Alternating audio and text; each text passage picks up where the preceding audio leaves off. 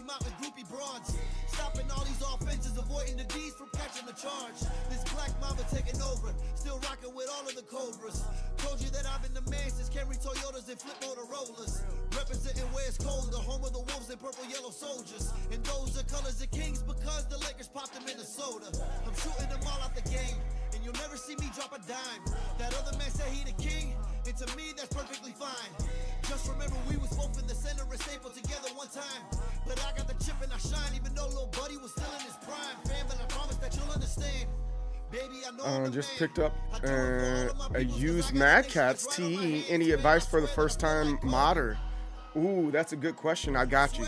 Let me turn on the stream and we can talk. Well, let me switch the view and we can talk about it, man. More than happy to talk about that, my guy. What is your Zaril John? Yo, we can talk about that a little bit. I swear that I feel like Kobe. All right. Whoa.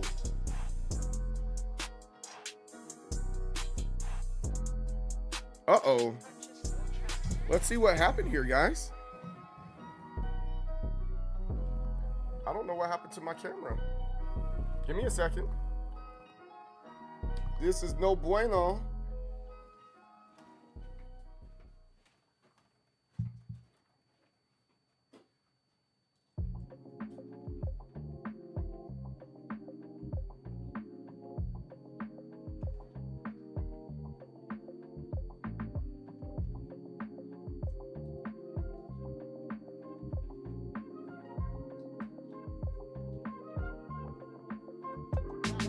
God's favorite, the one that made it, man, he must love me. Plus, he's the only one I care that would judge me. Watching above me, gave me struggles and said, trust me. And put a lot on my plate, cause I said I was hungry. I want the money, big house somewhere sunny. White neighbors who call me buddy, cause I got money. Really don't want the fame, attention does nothing for me. But I ain't getting mad if the baddies just trying to fuck me shit. I want my city to see that it's possible to make it out if you got a dream, but don't be logical. Cause people call me crazy probably for a reason. So I applied it to my there we dreams go. And I started believing. Working now. The difference between the dreamers and those who would do. And welcome one, welcome all.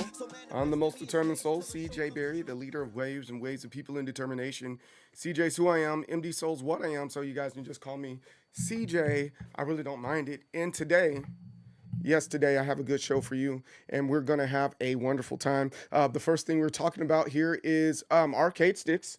So if you like arcade sticks, you're in the right place at the right time. We're going to talk about arcade sticks of Reddit. That's what we do every Monday. That's what I enjoy doing every single Monday. And then we're going to go and talk about the fighting game Mount Rushmores with characters.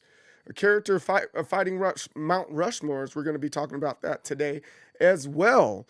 But I'm going to, I'm CJ and Zaril John. I'm going to call you ZJ.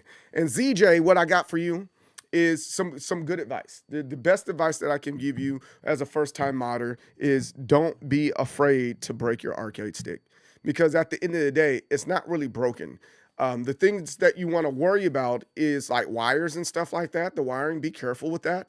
But overall, there's no really breaking your arcade stick. You know, it's very difficult to do that. Unless you're just snapping your PCB in half, there's always parts that you can replace it on.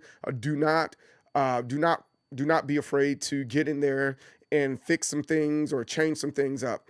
The first place I would start, as far as, you know, modding, start with your buttons. That's very easy. That's very easy. After that, look at how you can, like, once you figure out, like, oh, this is very easy to do, go and maybe work on your lever. Hey, buy a lever, right? Buy a lever that's like, hey, I think I'm gonna like this one. Take the old lever, take it apart, because at that point you don't care. Take it apart, put it back together. Then I understand this piece right here. Let me buy another piece to go along with it that I know might work, like a spring, the little springy or the spring part of the actuator, and just kind of mix and match. And then you're going to build up confidence on modding your arcade stick. Same thing with the buttons. Take the old buttons, take it apart, see what happens. Just see what happens. And then it doesn't matter because you already got the part to replace it.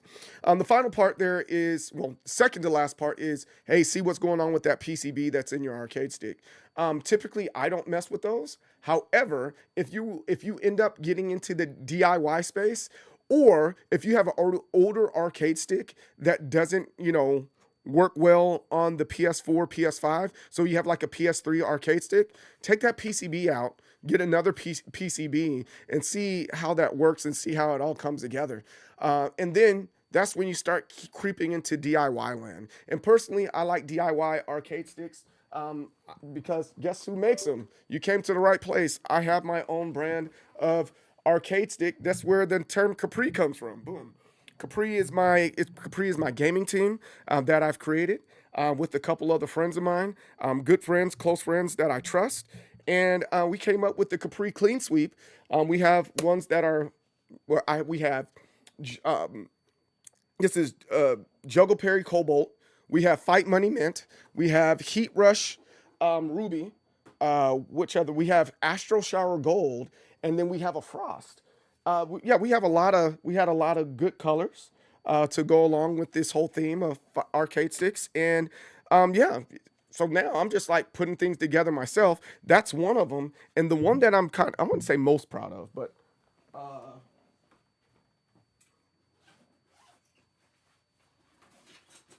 this is just my go-to now. I live in the city of St. Louis, and I'm a Cards fan, and boom, voila, we have the St. Louis Cards arcade stick right here with the Heat Rush Ruby plate on the side, on casing there. So yeah, that's my advice. Hopefully that's helpful. If I didn't answer your question and you have something a little bit more specific, please let me know. I don't mind talking about it. Fighting game Mount Rushmore, Street Fighter 2. It's the pioneer. Marvel vs. Capcom 2 is the most influential on modern fighting games. Mortal Kombat, it brought a new dimension to fighting games, and a ton of Mortal Kombat clones came out throughout the 90s. Final pick probably goes to Tekken. I could see an argument for Virtua Fighter, but I think Tekken is the more widely regarded of the two. I said what I said. Fighting game Mount Rushmore character Ryu, Chun-Li, King, Scorpion. Yikes. My short answer to that, because this is gonna be Bad Guy Maddox. I have a whole thing on it, and that's where the debate comes, right? Because are we saying that because that's what we know and that's what we understand, and then the other part that narrows it down that much more, it can't come from the same franchise. So it starts with, hey, these are the games that we're pulling from. These are the most influential games, and because they're influential, what character makes them influential? And we'll talk about that here in a bit. But thanks for your input. I really appreciate it. Bad Guy Maddox. Hey, make sure you gotta holler at my homie, Bad Guy Maddox. Great guy, has great contact with WWE. I got you. Order some parts. GP 2040 CE, quantum gravity buttons, Buttercade door, and Jason top panel replacement. I just said F it and went straight into deep end. Yes. Go. Just take a deep dive and take your time. That's the same thing I said with I took that same concept and applied it to my Steam Deck. I was like, what's the worst that can happen outside of spending more money? And I got the buttons and I got the back, and I kind of did what I wanted to with my stuff. And with electronics, that's what you got to do. In gadgets and gizmos, it's not a car, right? You're not going to die. It's not going to prevent you from going to work or anything like that. Have fun. Take as long as it needs. Unrelated, what you're talking about, I'm in a home gym with this show on for the background. I'm doing leg, shoulders, and today is a pyramid. Oh, gosh. I need to get back in the gym myself. I already knew I wasn't in my 20s anymore, but I definitely feel it today. No, I completely understand that. Right now, I think I'm in the weight loss mode. I don't want to bulk because I don't feel like I'm seeing results when I'm bulking, right? So what I'm doing, I'm losing the weight. So I was like at 185. I'm down to 179 now. And then I'm going to start, now that I'm at a comfortable weight. I really wanted to be 175, but now that I'm at a weight where I'm like, oh, I actually can see it. Now I can say, all right, how do we get cut? How do we get ripped? And if I eat this, it's gonna build this muscle like that, you know? So I understand you almost 40-year-old. My fighting game Rushmore, SmackDown, here comes.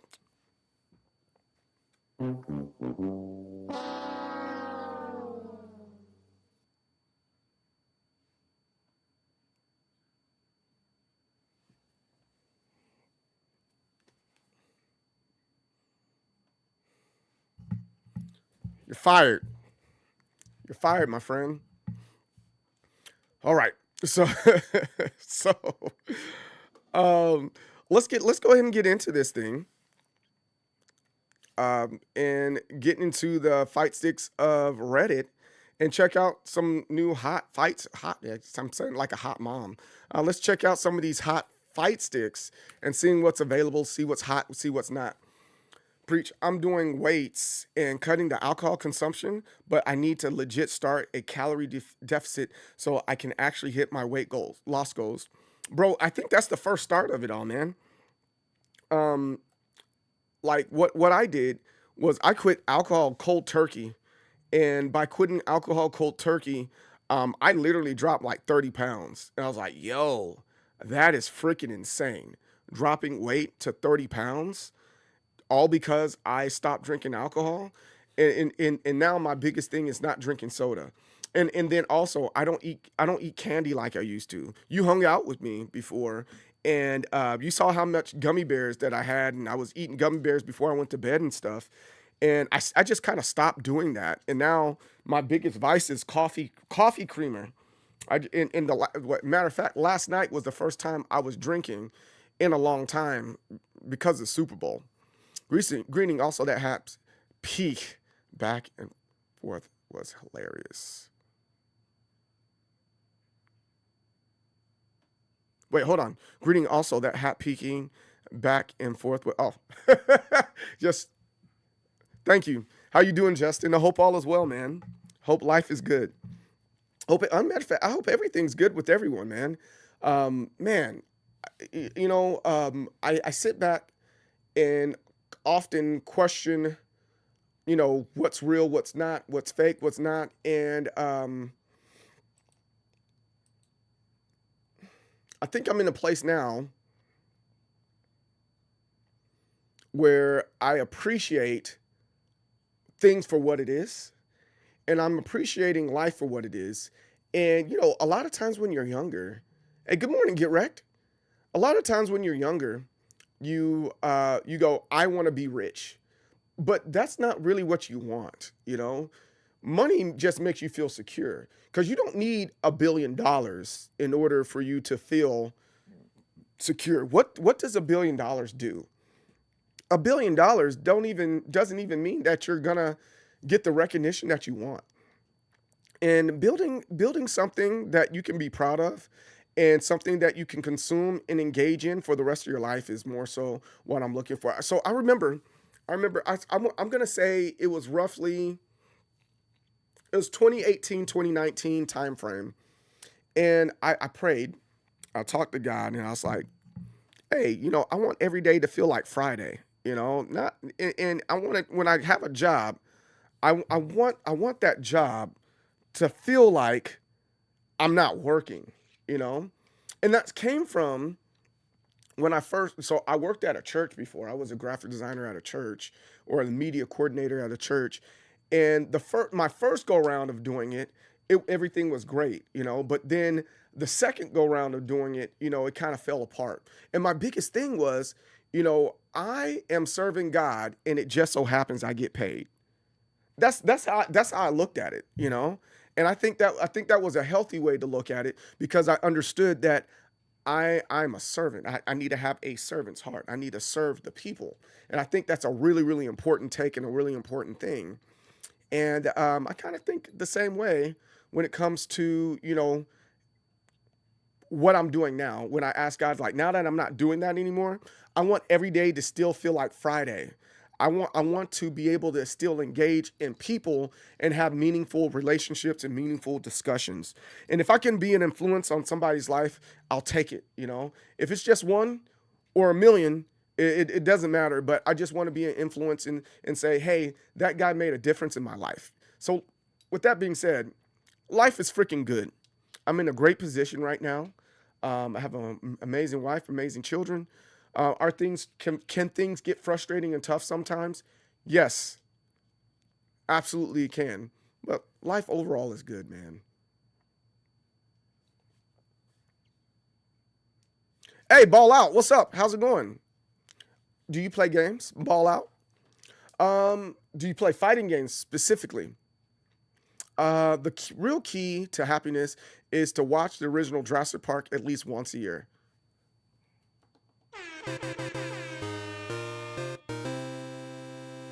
I respect that. I respect that a lot. Is it a morning in America? Yes, it is.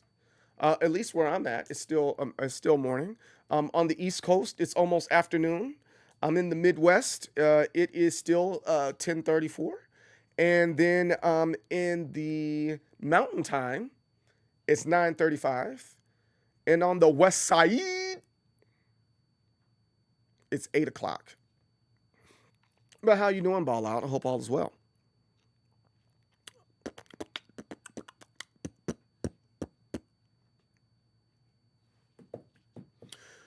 Oh, my coffee's ready. I didn't get my creamer in my coffee mug, so let's go do it.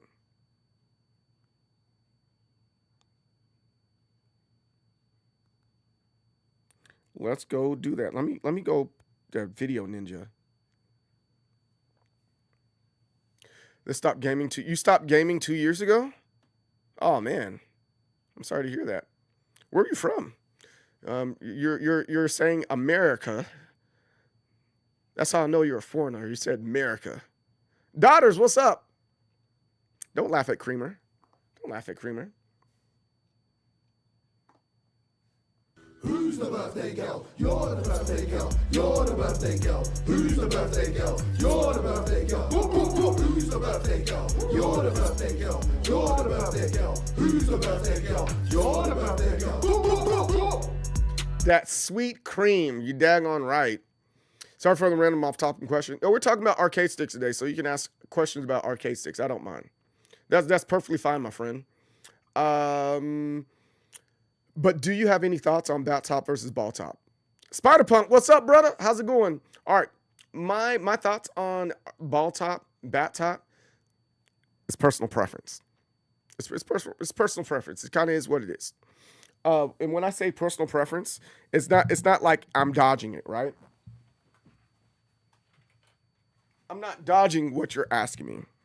I'm telling you that if you pick one and you like it, stick to it, right? But with that being said, I can tell you why I like bat top better than ball top. Ball top, first off, a ball top feels good in the hand. It feels good. It feels good in the hands, right? And the reason why it feels good in the hands is because if you are a Street Fighter player, you can do the sign language for motion inputs. It's very easy to do motion inputs because it rolls in your hand, right? Bat tops, though they can roll in your hand, they don't roll in your hand in the same way that a ball top does, right? So with that being said, a bat top, it helps you for directions. So I prefer to play and use my bat top for games like Tekken or some type of beat 'em up because it's easy to just take my hand and push and it's not going to roll in my hands when I'm doing that direction. Does that make sense? Does that make sense? So that's all personal preference. But the top that I like to use the most, that gives me kind of the best of both worlds, is the bullet top. I like that one the most. Moroccan. Oh, that's what's up. And Ghanaian. But I live. Oh, that's what's up, man. That's really cool. I'm doing well today, Spider Punk. I appreciate you asking. Bat versus ball versus bullet, I think comes down to preference. What feels better in your hand? Yes, it has to feel good in the hands. Since last Saturday, I have my first leverless controller. Okay. And I can nothing face from Germany. You're from Germany? Oh, where are you at in Germany? Where do you live in Germany? I used to live in Germany. I lived in Mannheim, Stuttgart, Heidelberg. I lived in Berblingen. I lived in a lot of places, man. Balls feel good in the hands. No pause. All Diddy. All Diddy. But yo, if you're getting here for the first time, again, I really appreciate you. Most Determined Soul, CJ Berry. We're talking about arcade sticks today, and we're talking about the Mount Rushmore fighting games and things like that.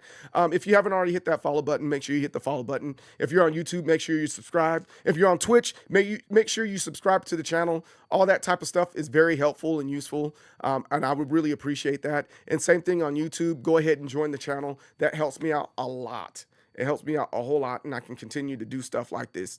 All right. But before we keep on going, let's go get some coffee.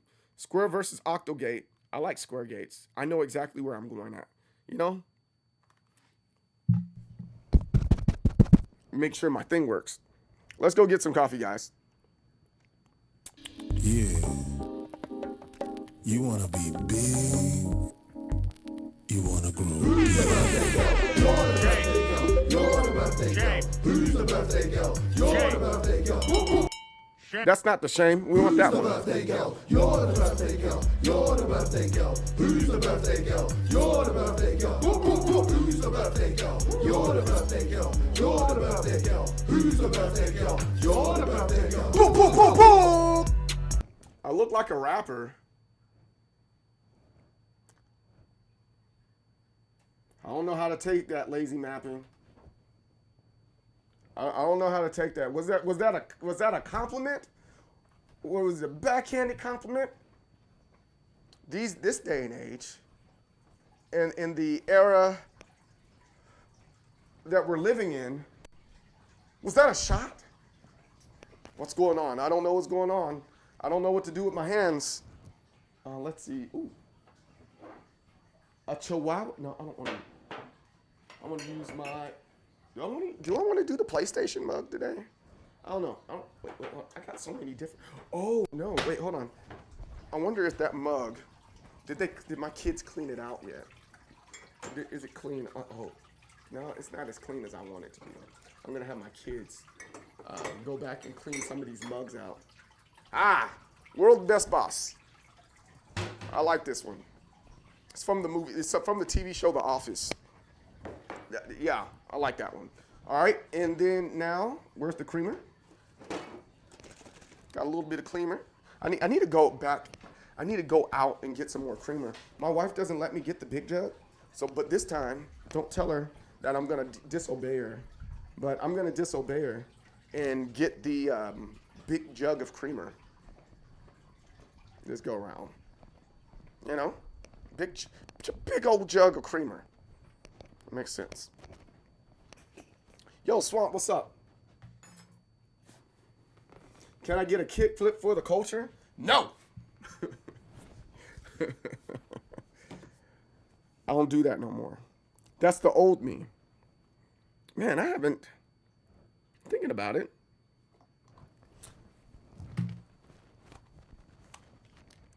I haven't skateboarded in so long. Like, I skateboard just to show, like, kids around. They're like, oh, are you able to, kick push? I'm like, yeah, I can kick push. And then they go, oh, okay. And I show them, and they're like, oh, that's what's up. That's kind of where I'm at with it now. Pour up this coffee to help my brain.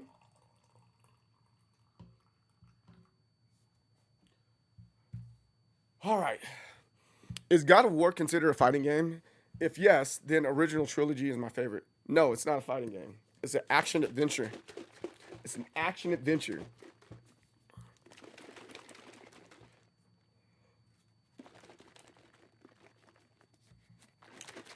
Just have finished my coffee.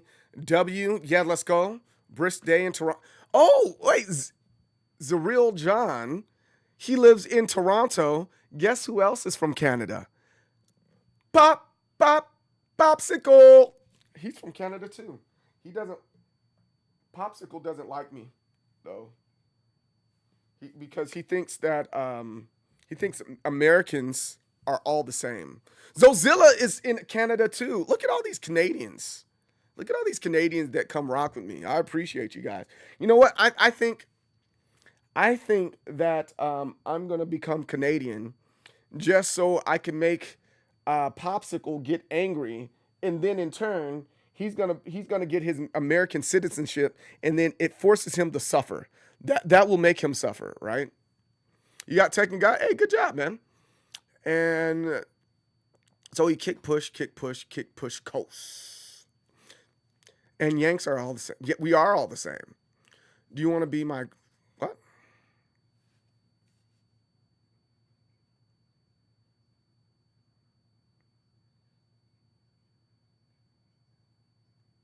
Freaking weird, man.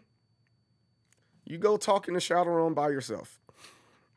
Oh, snaps. Yeah, see? Y'all should be all, you guys should all be friends. I'm surprised you guys don't know each other. I know how to trigger Popsicle. I bet you know each other. It's like, no, Canada is a big place. So, doesn't mean you might not know each other. You don't know why you get so pissy about that. All right, so I'm trying to find something to stir my coffee. What? I don't want to stir it with my finger. I don't want to stir it with the comb. Ooh, I might just have to stir it with the pen. Hopefully I don't get sick.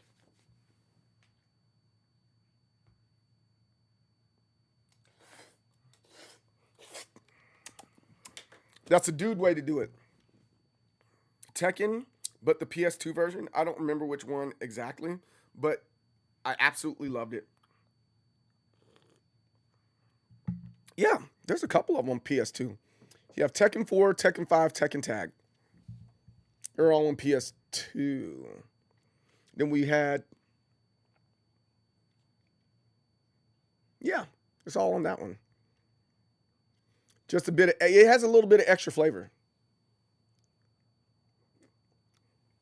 Normally I do. Get wrecked. I bought a whole thing of chopsticks, and I use chopsticks as my stir stick. I just don't feel like getting up to go get it because I have to wash them because they get all sticky and crusty.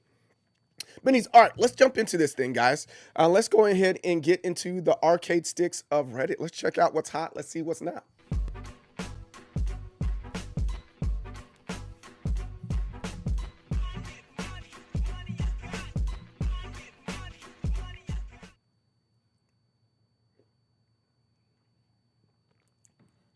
All right, so again, as you guys see, I made things a little bit bigger. I wanted you guys to be able to see these things a little bit easier as we continue on, and this is probably going to be one of my main screens moving forward.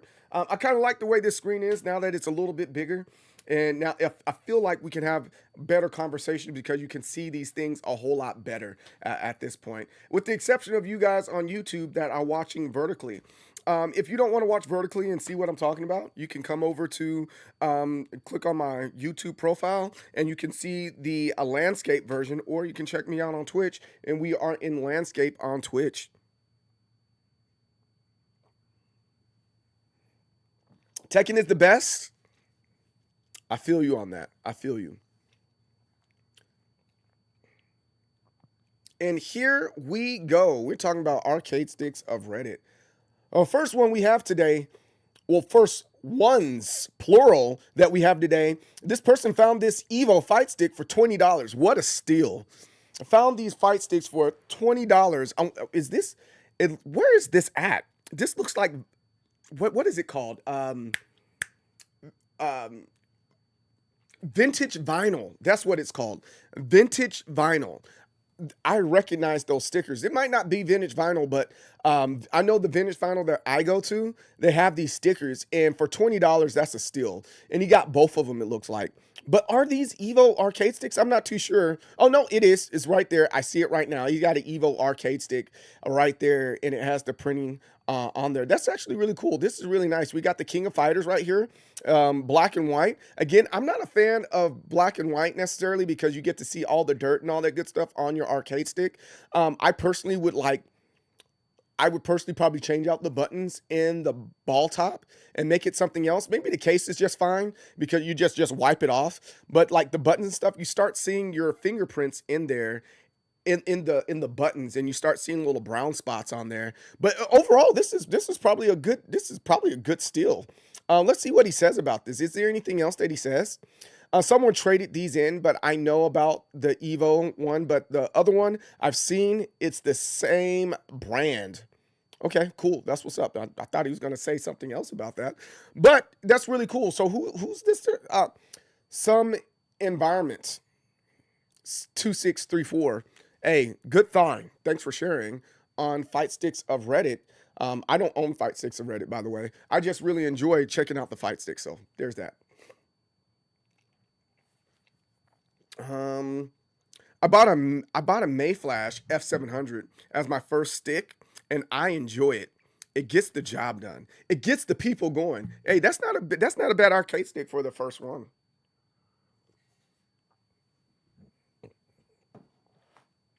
That is not a bad arcade stick at all for the first one, the first go round. Definitely for it.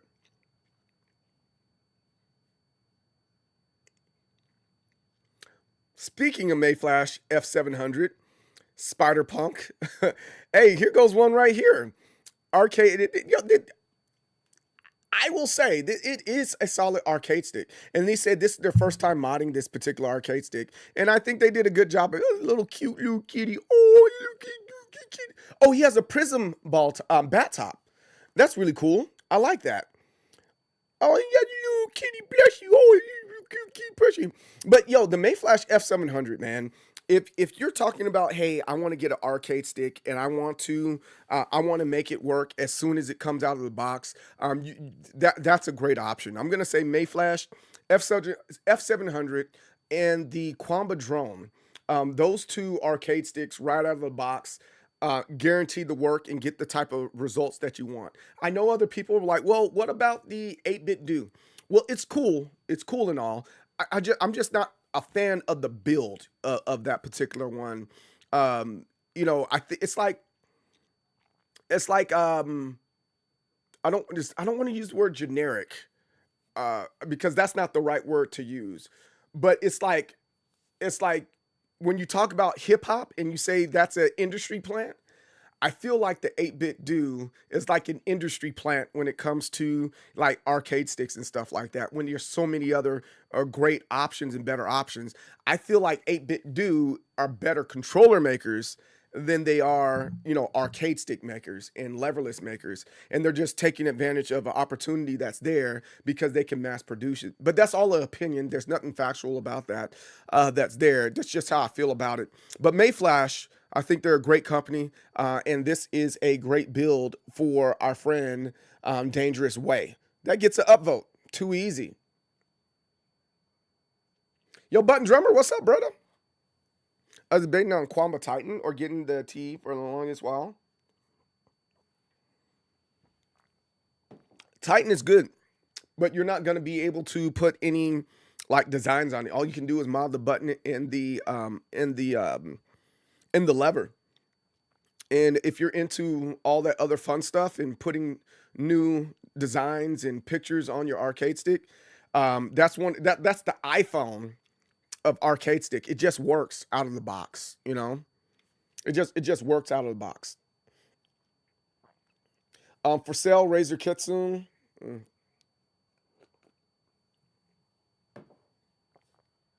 Also, Button Drummer had that bongo joint. That's freaking hilarious. The aluminum has been ruined by sweat. Any way I can fix. Stop sweating. Stop sweating. That's how you fix that. No, I don't know if there's a real fix for that one. Oh, this is a good one.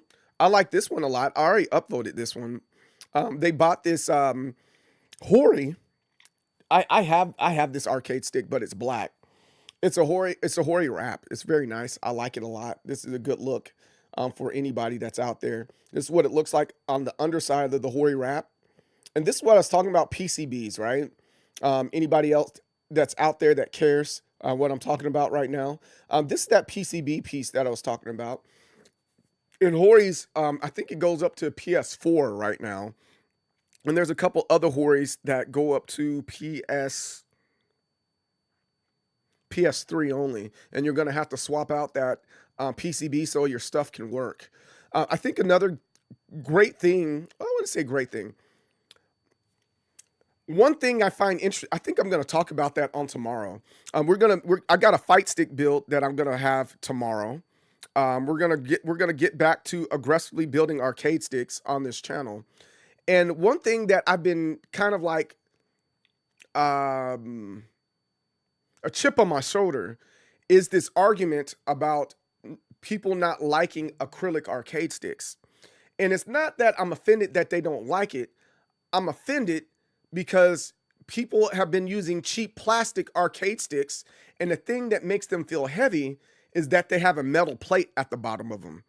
You can, like, no matter how you put it, you can drop any arcade stick out there and it's gonna break. Like, oh, if you drop this arcade stick, it won't break, but you drop an acrylic one.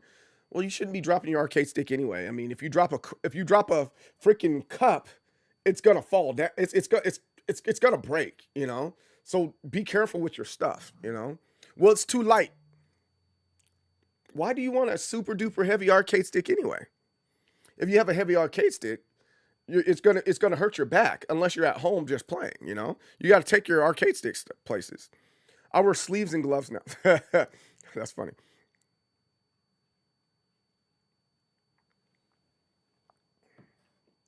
The only thing that scares me about this stream right now is the fact that you're using day mode on Reddit.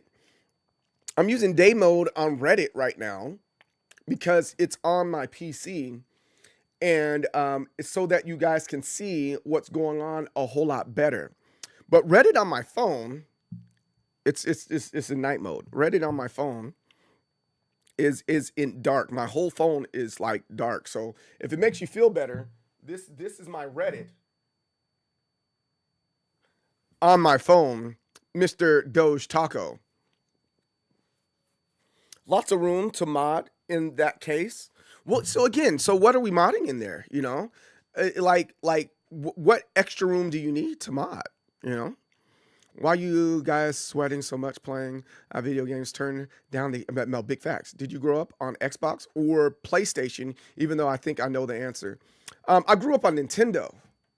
I'm a huge Nintendo fan. Boom.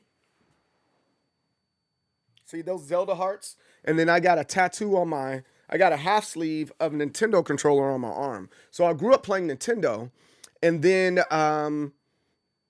I switched and transitioned to Xbox 360. And then when the PlayStation 4 and the Xbox One came out, I had both the PlayStation 4 and Xbox One, and now I'm part of the master race. I have a Nintendo Switch. I enjoy the Nintendo Switch, but I enjoy the master race that's out there. I am the master race. PC gaming and Steam gaming. Woo, man. You can't beat it right now, man. But did you grow up? So when are you going to play Street Fighter 6 ranked with a steering wheel? Never. Oh, that's funny. But I do need to get back to Street Fighter 6 before my skills diminish. I need to do that again. I wouldn't mind doing that. Do you think a reason people don't like acrylic sticks is because how it feels in the hand? No, I don't think that. I think it's just the fact that someone can't afford it and they think that it should cost less than what it actually costs. I think that's the biggest one. My arcade stick is 11 pounds. And you're crushing your legs. Jesus Christ. My Taki fell off my lap once and it broke the lever. Not a ding in the case, though. Actually bent the lever shafts. Oh, wow. Well, Itakis are made out of, steel, right? It was a brass shaft, though. Well, that's something because most Americans grow up Xbox, and I kind of find it funny because 85% of the world grew up on PlayStation. You're telling on yourself, man. You're telling your age. And I'm going to tell you my age, and the reason why my answer is different than what you expected. I am 40. I did not grow up in the 2000s. I grew up in the 90s, man. PlayStation didn't exist until like 1996, 97. So I did have a PlayStation when I was younger, but I prioritized my Super Nintendo. My good friend Seabrooks here, he had a Nintendo 64, and I feel like I played his 64 more than I played my PlayStation, man. I was at his house a lot playing Killer Instincts Gold, you know. I had Tekken 3 and Street Fighter Alpha 2 and stuff like that. But I played a whole lot of Nintendo stuff. But growing up on the Xbox, that means you're a 2000s kid, or you were born in the 90s and lived your teenage years in the early 2000s. See, so that's where the interesting thing comes from. When you talk to older gamers, they're not going to give you your expected answer. So as a 40-year-old, ask the other people that are in their 40s, or I'm going to say in between the ages of, I'm going to say 35 to 45. Most likely it's going to be between Nintendo and Sega.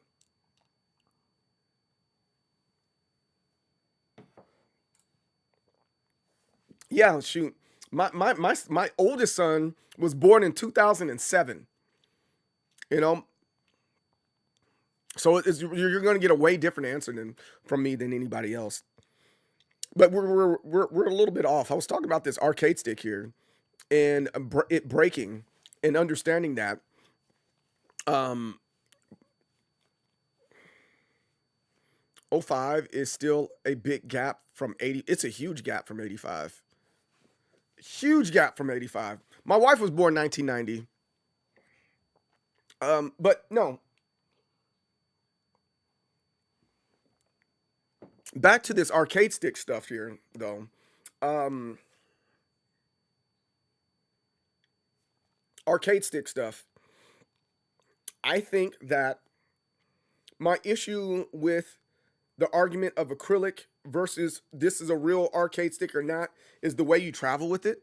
And if you travel with the arcade stick and it's heavy, you know, and it weighs your back, it's going to demotivate you to go to your locals. My arcade stick is too heavy and cumbersome, so I cannot get to point A to point B with my arcade stick, and I don't think I like that.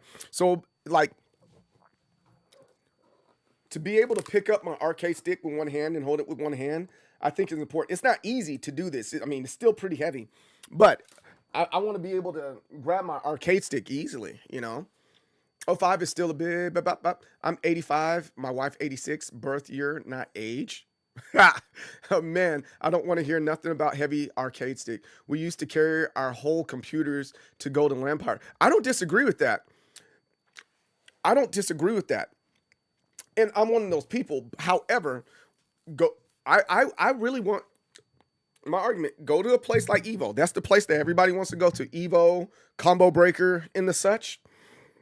Go to those places, and you'll see people carrying it around and lugging around their arcade stick, proud of their arcade stick, but their back hurts. Those people aren't built to be carrying around stuff like that. I mean, you both know they're not built to carry around arcade sticks and such, and they need something a little bit lighter. Oh, this is that arcade stick for the cat build. I like that one. So it's like, come on, man. Prototype arcade stick. I can't see what's going on here. I don't know what they're trying to build. I can't see the vision yet.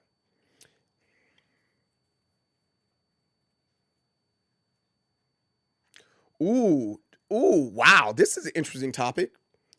Let's touch on this for a second.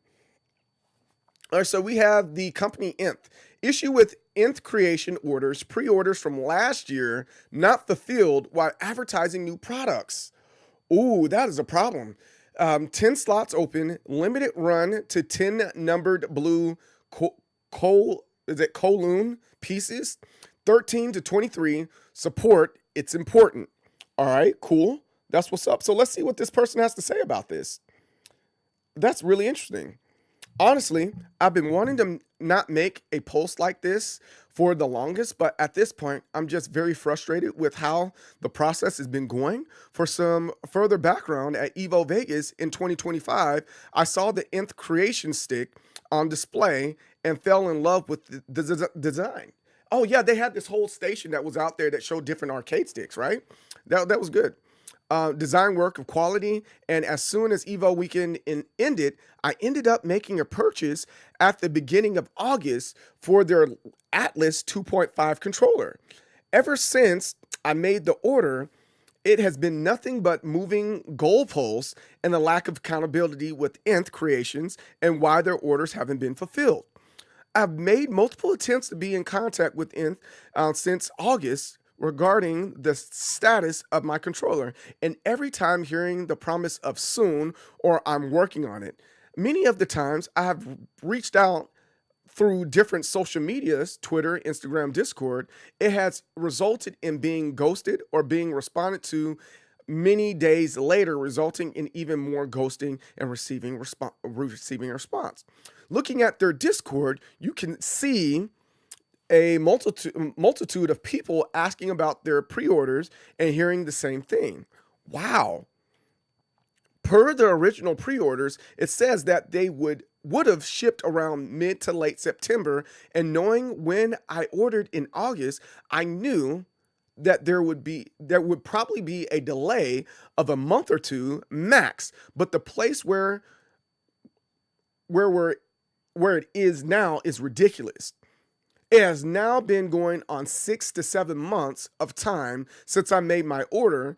As since then, Nth has come out with new product lines and publicly working on other projects other than people's pre-orders from last year. It is really frustrating when after spending near $500 for a fight stick that you see the creator work on other projects and just ignore the customer that made those projects possible. Feels like you found their R&Ds and new projects to sell even more pre-orders for. Meanwhile, you still have what you paid for. You still don't have what you paid for, excuse me.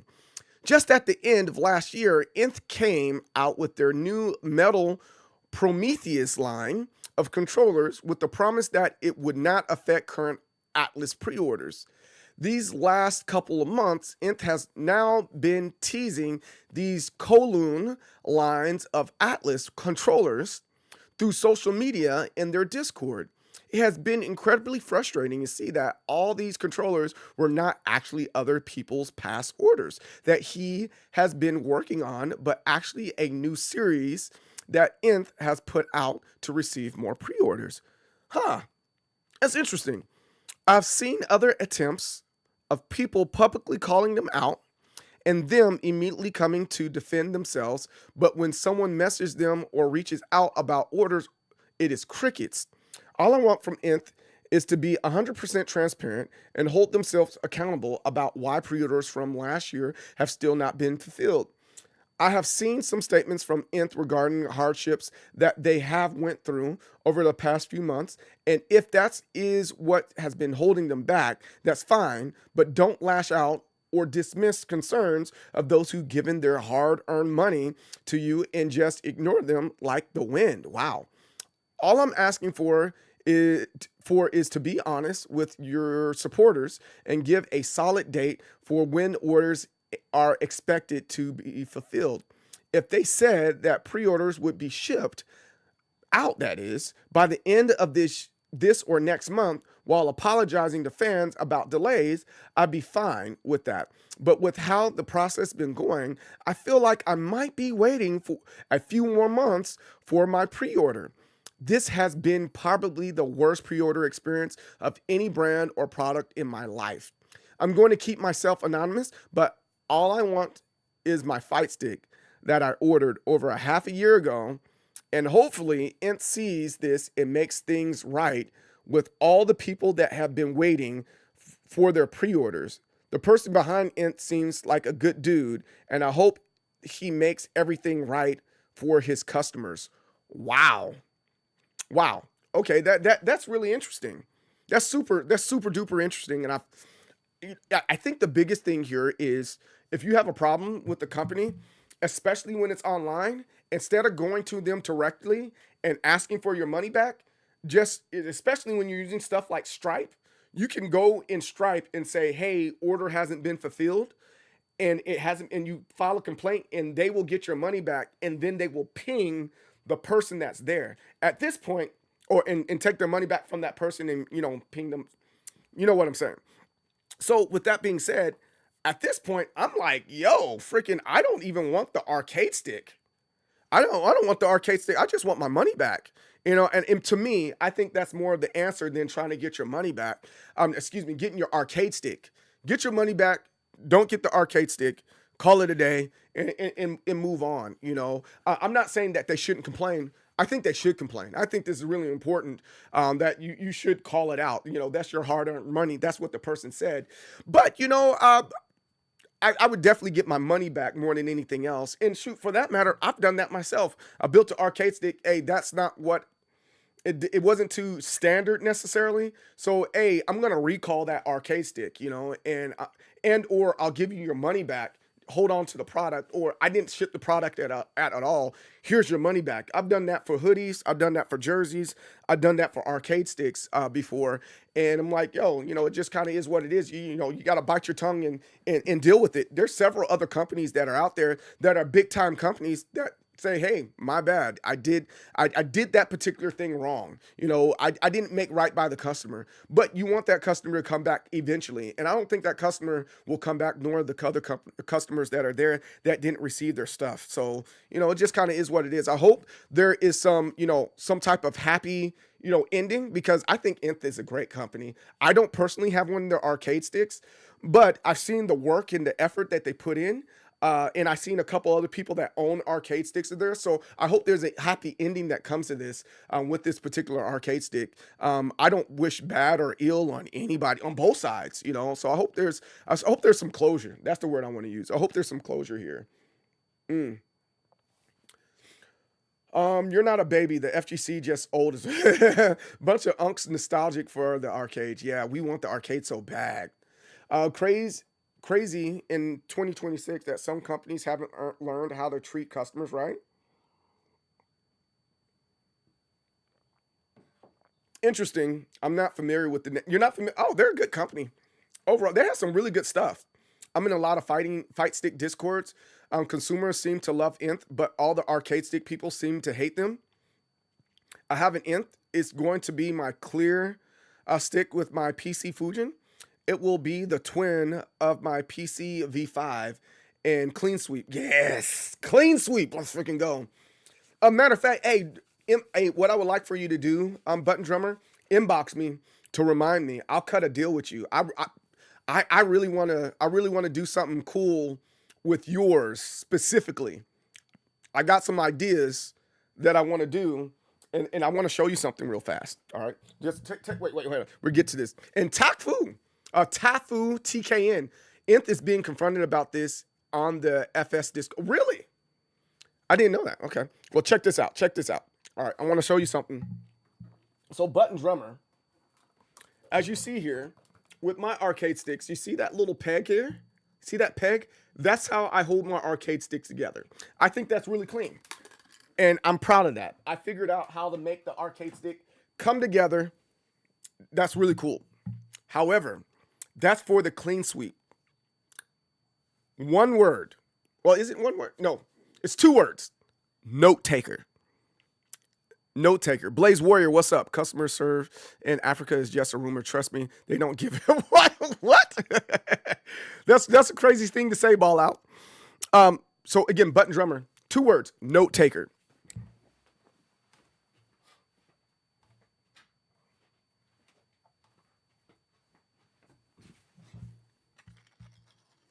These are the new pegs, or not even pegs. These are new stands for the Note Taker arcade stick. The Note, man, my fingers are like crusty. Jeez, need to do something to put lotion on. This is for the Note Taker arcade stick, Button Drummer. See, and now, look. They hold it in place with that line there, so it's a little bit sturdier of a hold. Oh, I've been cooking. me and Germs have been working together on some things because he 3D prints, but that's a story for another day. So exactly. So now it doesn't matter. It doesn't matter the shape. It doesn't matter the shape of, or the size of the arcade stick no more. Now that I have my own version of stands. You listen. You hear that? With that being said, note taker. I don't mind saying it because nobody's going to be able to recreate what I'm talking about or have the thought process of what I'm talking about. Button drummer, how many times have you been playing on your arcade stick and you're like, yo, that was a good idea, and you don't have nowhere to write it down? Are you seeing the connection there? Bigger arcade stick means more space. What are you going to do with all that extra space? Note taker. I'll leave it at that. Let's do something, button drummer. Let's do something, button drummer. Hey, Yogi, what's up, man? How you doing? Hope all is well, man.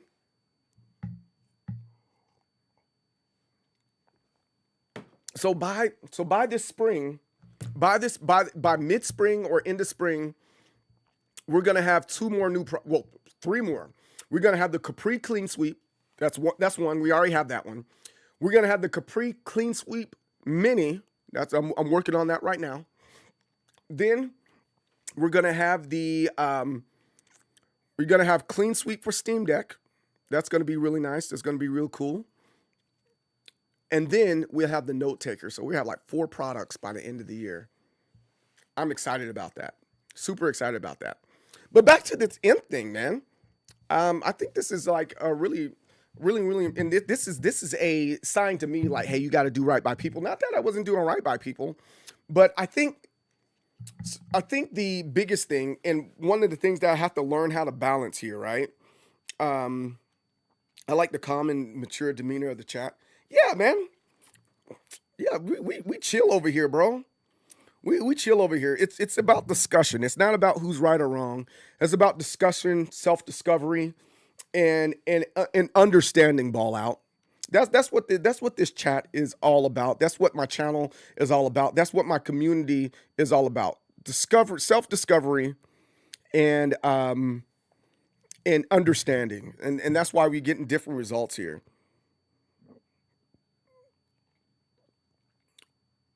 Right. I agree with you, Get Wrecked. Hey, Lenore, what's up, man? So here goes another part of this, right? I think that's the reason why I've been treating, like, I don't treat the Discord as an update hub of what I'm doing. Does that make sense? I don't treat the Discord like an update hub of what I'm doing. I treat the Discord like a community that, hey, I rock with him. He's a cool dude. So now I'm selling myself in addition to the arcade sticks and the other products. So like, for example, a new buddy, he's like, yo, you're a cool dude. I like the product. So he's able to, versus going to a customer complaint route, he just comes directly to me. And he's like, yo, my arcade stick, it has scratches on it. I'm sorry. Let me send you another sticker that goes on the arcade stick for you to put on there. He's like, okay, sure. Boom. Regardless if it was perfect, bad, or not bad, or whatever, he's like, the fact that he was acknowledged was very important for him. Then the second part was me and him had a good laugh at the end of it, because as he inboxed me, he said, hey, they put the numbers on upside down. I was like, they put the numbers on upside down? He said, yeah, the 2 5s on my jersey, they're upside down. I'm like, there shouldn't be any 5s on the jerseys, because I put on the jerseys that I have for the old school jerseys, it has 22 based on the year that Team Capri was founded. So I was like, are those did they take 2 5s and put them upside down and make them 2s? Or are those actually, he's like, oh, they're 2s. They're like, yeah. He's like, my bad, I'm silly. But I have that neither one of us got angry because we already had this mutual respect for each other as acquaintances turning into friends and buddies. And I think that's really important with a lot of these arcade stick companies, you know. And he spent a pretty penny on the product too. I was like, yo, bro. So he got a hoodie, he got a jersey, and an arcade stick. And then another customer just got an arcade stick, and they're just kind of waiting for their stuff. And now it's like, okay, now that we're in the Discord and people are becoming buddies and they're talking about their own arcade sticks and presenting their own arcade sticks. Now it's my turn. You show me what you got. Let me show you how excited my customers are that are already in the Discord and you already know them. Let me show you how satisfied they are, and they don't even have to do a customer review. Now they're just shutting it down. Like, hey, you got one of those arcade sticks? Well, I got this one. And look, you're not in their Discord playing Tekken and interacting with the interacting with the owner, you know. So why would you get that arcade stick, you know? And that's kind of my goal there. And that's not a shot at any, like, for example, hold on. My first arcade stick was for Dreamcast 10 years ago.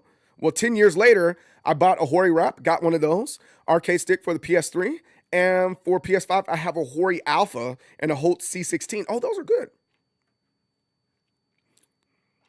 My half a year after paying the minimum communication sounds painful. Yeah.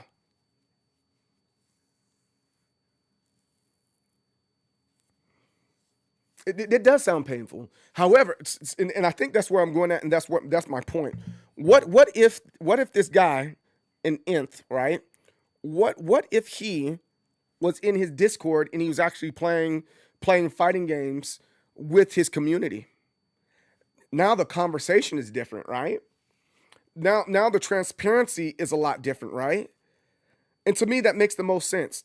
So the next example, and we'll keep on going talking about these fight sticks and stuff like that, is the homie Johnny, right? Johnny Fraze is the guy that kind of, like, I was already into buying fight sticks, but he's the guy that kind of got me into DIY fight sticks. As you see behind me, I have one of the B&B arcade sticks that kind of reminds me this is where it started, right? That's the top plate for that particular stick. That kind of reminds me of that, right? But a lot of people come in, oh, I got one from J&K Design, or I got the For the Dub arcade stick. I'm like, oh, okay, cool. But Johnny doesn't play Tekken. Johnny plays Street Fighter. So you come into my community saying, hey, I got this one. Well, what about everybody else in the community that got a clean sweep? Now you're the oddball. You're talking about how great we got a whole group of people that have an arcade stick that's manufactured for them with the thought of Tekken, with the mindset of Tekken, you know, instead of Street Fighter. Johnny's a Street Fighter guy, and he builds his arcade sticks for that, right? And not to say that he's not a good build, because again, I have two of his arcade sticks. I think he's a wonderful builder. I think he's amazing. I wouldn't pay for it if I didn't think so. And for that matter, I might just get a For the Dub just because, right? But he doesn't play Tekken with the community, and I think that's a really important thing because he plays Street Fighter with the community. I'm not building a Ninja Gaiden stick for you, but no. He plays Street Fighter with the community, and it's easier for that community to communicate and talk to each other about Street Fighter and how their arcade sticks work, right? Where if you are a Tekken guy and having good communication with other people that play Tekken and understanding, that lever isn't built for that, right? These buttons aren't built for this, right? These buttons need to do and you need to set your stuff up like this, and we all can communicate in a very positive way about the setup of an arcade stick or have very special input with particular arcade sticks. So, and then obviously I use the product to play Tekken, and I'm pretty decent. All right, let's keep on going talking about these arcade sticks. Man, that's crazy. I hate that happened with them. Oh, here we go. Ooh. Okay, so one of the big things that I've seen a lot of people have issues with is having straps with their arcade sticks. I think it's a really good idea to have straps. My only issue is how fragile some of the boxes can be. And so like you can't just have a thin piece of plastic, a thin piece of acrylic. So you have to be very mindful of what you're putting on there and then what's being, how weighted that particular arcade stick is, right? I think that's kind of my point with like acrylic versus metal versus insert thing here and how these straps all come together. So this is coming from DC Theo, Fight Stick Strap Mod concept. I've been testing various visions, I think he meant versions, of attaching picture hangers to sticks for the last 2-ish years, and it's been very successful. Wanted to show it off here since it's a $4 USD mod, and it's pretty easy in most cases. So let's see what he has here. Oh, I see what he did there. That's not bad. And then this is a hitbox. Hitbox is fairly light, so that kind of makes sense too. And so he has a little strap here, and he kind of screwed it on. Okay, that's actually really cool. That's actually a really good idea. And I see like he has it for the cross up as well. This isn't a bad idea at all. Oh, and he has it also for his hoe. I'll buy that. Oh, this is for hanging. I like that he figured out a way to hang this. And this is an Evo build. Oh, and it has a Brook Fight Stick. So that isn't a hold if it has the Brook PCB in there. So I don't know if this is a hold. I'm just going to say it's a hold anyway. And there's the back kind of showing how this all comes together. And oh, here goes another one. That's from Hitbox. Okay. He has quite a few arcade sticks, so he's really putting in the time and the effort in this. So I got to give this man his props on this one. And this is a great idea. Hey, good job, DC Theo. I hope he has success in trying to figure out how to get these straps to work perfectly in the right way. I think straps are a great idea, especially if you don't want to carry a book bag around. And you kind of see that on Tekken. I don't know if anybody's seen that on Tekken as your little avatar, but I think that's a good idea for different arcade sticks here to have straps so it's easy to transport, because you just don't want to hold on to it or have a handle. It makes sense. It makes a lot of sense. Yeah, straps are great for walking. In I've been wanting to do this. I want to do a guitar strap or something like that. The guitar straps you can find really easy at Guitar Center, or you can order them online, and they have these little nodules that you can just slam. And I don't want to use the word slam, but you can screw in without an issue. I think that's probably a good idea, and I think I'm going to put that on the note taker. Very nice Virtual Fighter stick. Guitar strap. Yeah, the guitar strap lock. So, all right. So that's the next part of it. Yes, you're right. The lock system on the guitar strap, you don't want the strap on there and then have the strap then get in the way and you trip over it. So you want it to have easy release. And I think a lot of guitar straps do that. Got to consider weight when choosing your strap hardware. Yes, for sure. For sure.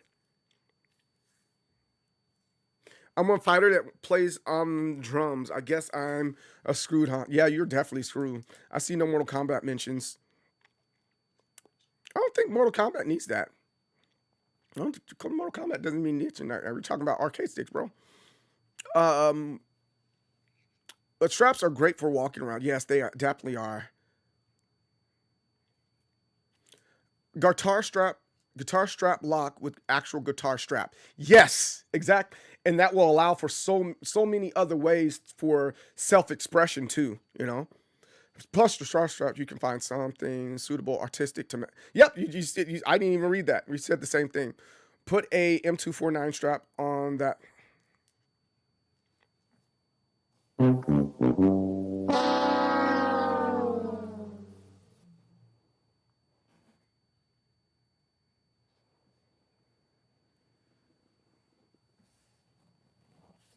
No, no, we're not. We're not putting weaponry accessories on our video game equipment. Oh my goodness, that's hilarious. If somebody's going into the armory stealing stuff from the military just so they can use it for their arcade stick. Oh my goodness. That's hilarious. That's good. I wouldn't be surprised if there's someone out there that does custom guitar straps too, so you could get your favorite fighter or whatever on the strap. Yeah, yeah. I think, and again, I think Johnny already does guitar strap version of his, and there's a couple other people that are doing guitar strap versions of their arcade sticks, and it's matching. So yeah, it shouldn't take much. As a matter of fact, let's see. Let me see something real quick. Like, let's type in guitar Amazon. You should just look on Amazon right now and go guitar strap. And so look, they're already showing off a whole lot of great and different options here. My goodness, a lot of options already. You know, come on, a lot of really good options. I mean, they got flowers, they got stripes, they got electricity. Oh look, this is custom. It looks like it's customly woven and stuff. Like, the incredible idea. And then let's see, guitar strap, and then then you can easily get a guitar strap lock. Oh, come on, man. This is freaking great. Freaking great idea.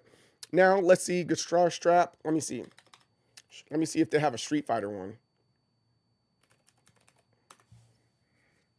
Let's see if they have, they gotta have a Street Fighter guitar. There's no way you can put your own text here. You can say Street Fighter right there on there. Man, I'm not seeing a that's a skull one. That's kind of cool. What's this? Yeah, they got several options here. Let me see, guitar strap. Let me just type in video games, right?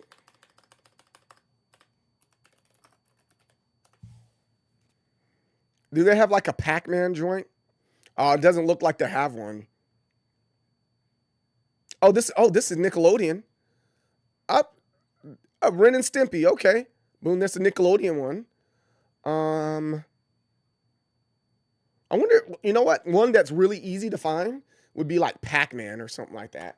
Let's type in Pac-Man and see if that one's there.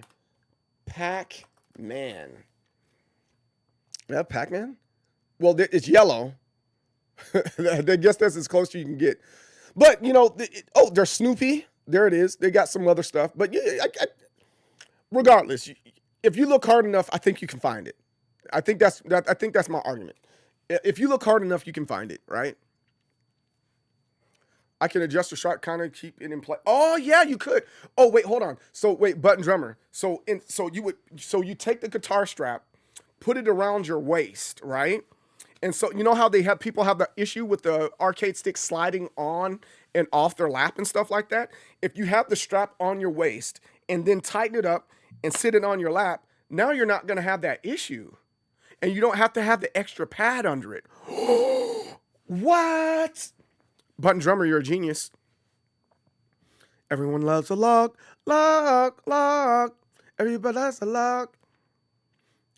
Bro, I just had an idea. You know these lap desks for using your laptop on the couch? What about building a fight stick out of something like that? I mean, can just set a stick on your lap anyway, but was a thought. The problem you run into with that one is the item, like how you can build it. And Etsy would probably have a lot of cool You're right, Zozilla. You're absolutely right. You're absolutely right. All right. So get wrecked. The problem, what you say is a great idea. The problem that you run into is the stuff that's needed to actually, the equipment that's needed to actually do that is expensive. So for example, a drill isn't that expensive, and then I can use it for everyday use, so it's multi-functioning. So there's certain things that I need a drill for an arcade stick so that it will work properly. And I think that's really important. And so that, it has little grooves so that you can put the screws in so the screws are flush, right? However, there's a big machine that does it better, right? And that machine, you also can use to drill holes in your arcade stick. But the problem that you run into is, the first part is it's expensive. It's about $200, $300 for that particular product, or that machine, that useful machine. The second part of that is it's heavy. So you have to buy additional equipment in order for you to use that said machine. So that's another $200, $300 so that you have stable equipment for it. So if you are not selling your products or aggressively getting at the product, then it's not worth it. So now, in addition to that, the insides of a arcade machine is the arcade stick is the most expensive stuff. Like, I'm not going to tell you my prices, but I'm just going to say the typically a case, the person that's making the case, they can, for the most part, they can get it under $150, right? Generally, they can get it between $100 and $150, right? That's one part of it. But then you got the buttons. The buttons easily can be $100. The levers right now are range between $60 and $100. Then you got the wiring. That's another $20. So it's like, boom, yo, this is all expensive. So now we got a lap desk version of the arcade stick. Let's take a look at how much a lap desk is. And then that lap desk, even though we turned it into something,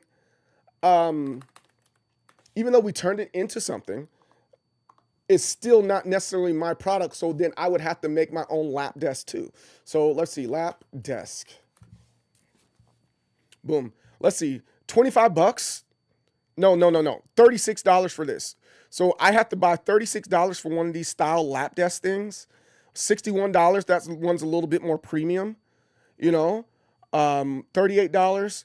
So I'm like, at that point, I'm like, I might as well get, you know, the other stuff. So then on top of that, there's a bottom part of this, right? That bottom part, I have to figure out a way to close that up. And if I can't figure out how to close it up, then I'm still losing, right? I'm still losing. Like this one, for example. So the first part, this is great. I think this is amazing. But look at the bottom here. I have to open up this bottom, and then I have to reseal the bottom, and it just made a mess. I don't know if it's worth the effort more than anything else, in addition to buying the drill and all that good stuff. So, oh yeah, I didn't consider. You have a machine for cutting the plastic, right? Yes, I do.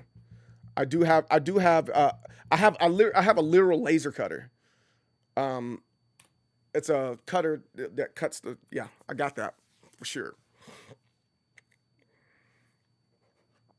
Got to make Home Depot run for that. Yes, Joel.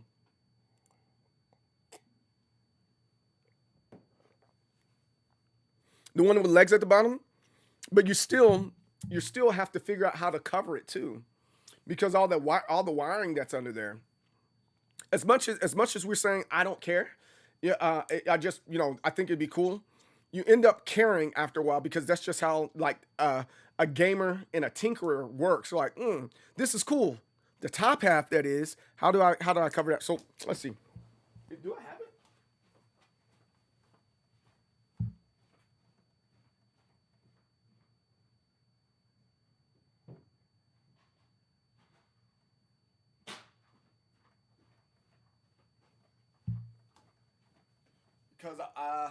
Because I love my wife.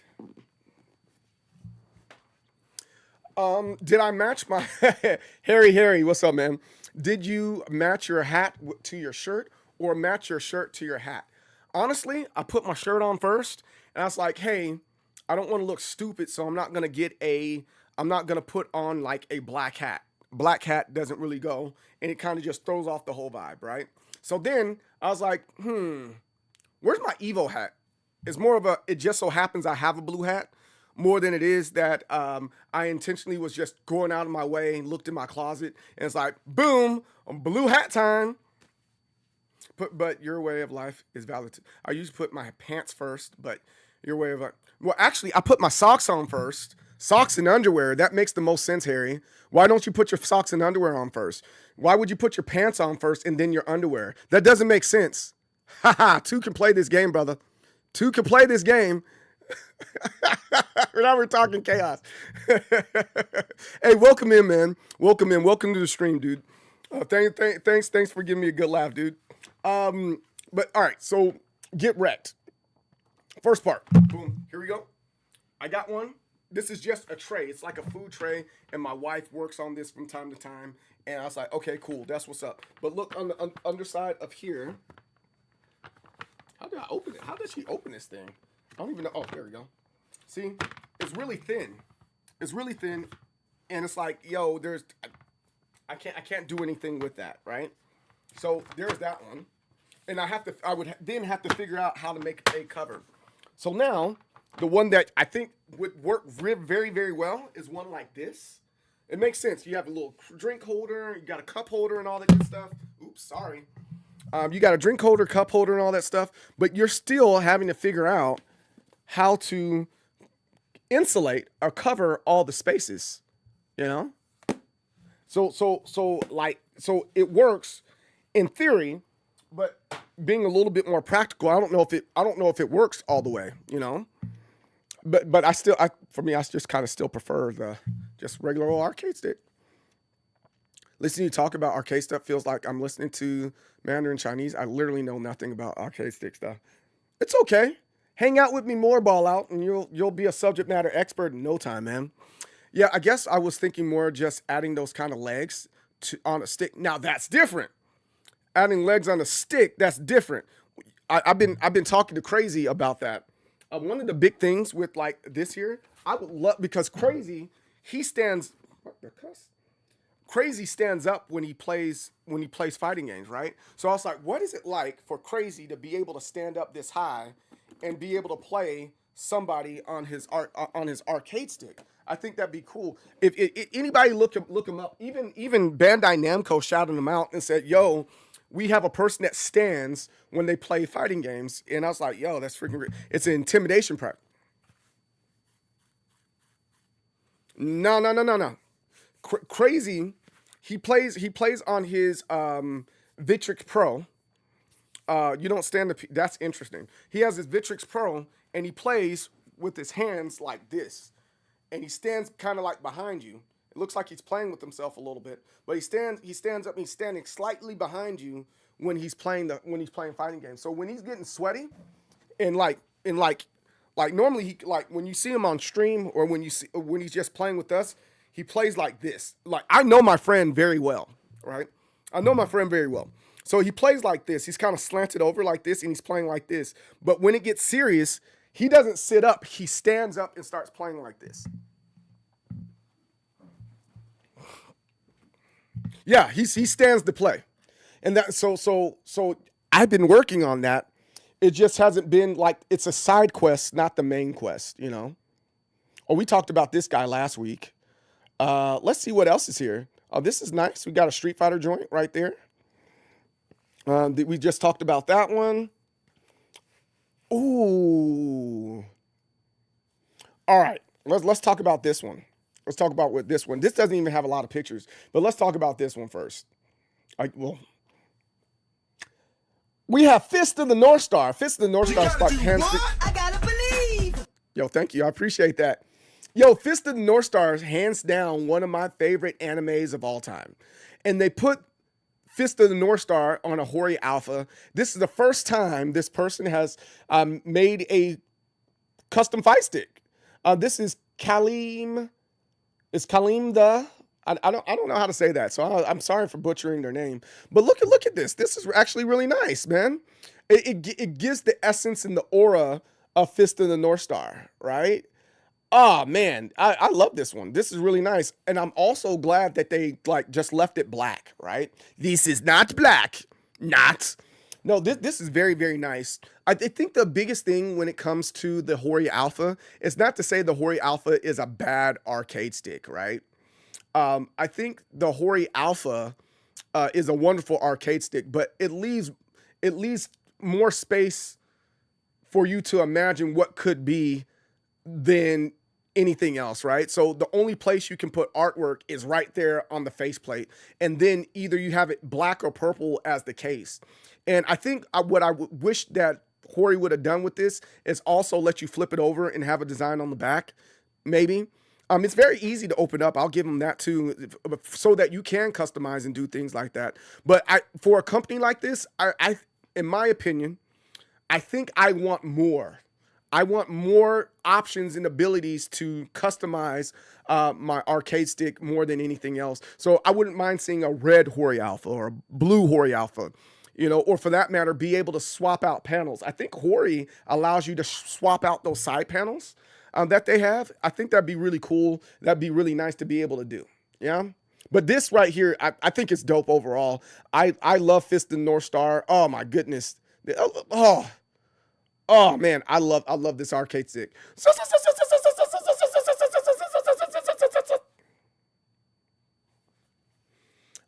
Hey, again, Harry, thanks for the follow. I appreciate it.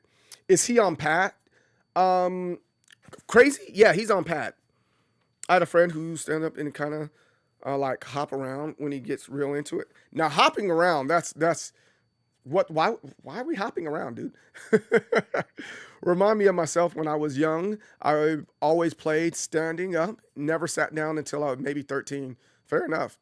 To make a standing stick work, you must buy a 0.00001 pound level spring. Oh, yeah. Tetsuhara is the greatest manga. Yes, I could agree with that, Joel. My problem with Alpha is that the space between top and bottom when closed. I'll buy that. I can see that. I don't believe in arcade sticks, but then again, I'm mid-level scrub. Well, you know, the thing that I say, Harry, pads are for women. You see what I did there? The Fighting Edge was way better than the Alpha. Yes, I agree with that. I don't know why Hori went cheap. I don't either. The Wrap and the Wrap Pro and a couple of their other arcade sticks are like way better. They're just way better like builds, in my opinion. I wish they would like have a an updated Hori Wrap. I think that'd be the next level of things, man. I bought my Alpha because it is licensed for PlayStation 5. I mean, that's fair. I respect that. You want something that's guaranteed to be compatible with your stuff? I'm okay with that, man. How old were you when we learned that hitting the button harder doesn't do more? I don't know.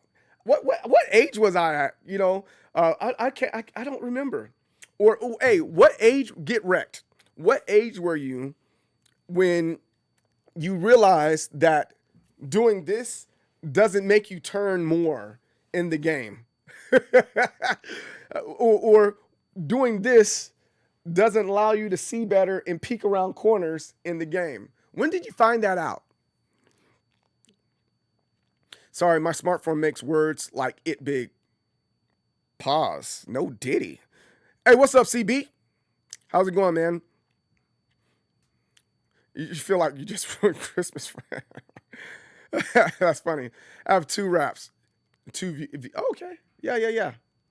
Bro, I still can't sit still when it gets red. That's funny. That's what my parents did in Mario Kart, and they did like, it was funny.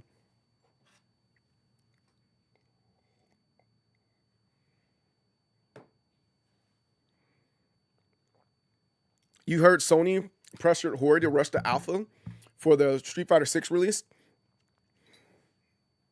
You know what? I don't think it would make a difference. And here's the reason why I don't think it makes a difference. I went to Evo, and a company, the Hori was there, and I was talking to their American liaisons, right? And I picked up the controller, I started playing with this. Like, oh, you like this controller? I was like, it's all right, you know. I think there's a lot of stuff that can be worked in this controller. It's very light, and it feels it makes sense that it sounds mechanical and the push buttons are there, but it feels like cheap plastic. Yo, hey, brother Combs, what's up, brother? Long time no see, man. But the guy said, oh, tell me more. I said, I made a whole video about this, and in this video, I talked specifically about like the controller. And he said, well, we tried to make a lighter controller, so there's only but so much we can do. I said, but while making a light controller, it's the feel of it. So if it was a light controller and it was aluminum, it'd be one thing. But you made a light controller that's out of plastic, and it doesn't have the feel of something that's sturdy. And this is the controller I was talking about.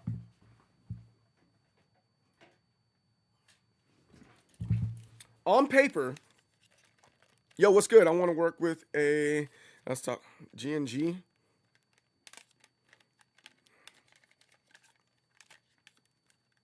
Boom. Here you go. There you go. So here goes this is one of the latest ones that they have. They have a Street Fighter version of this as well, right? There's a Street Fighter one of this well. And I'm like, on paper, this actually works very well. To me, this makes sense. The problem is, I shouldn't be able to do that with the controller. I don't feel like I'm in danger of damaging this. I don't want to be sensitive about this controller. When I get upset, I'm gonna throw it down, and I'm okay that it breaks. And for its price point, I don't think that's good, right? I bought this controller so I can review it, right? Whereas I can find a better controller for cheaper. So what, this is like $80, right?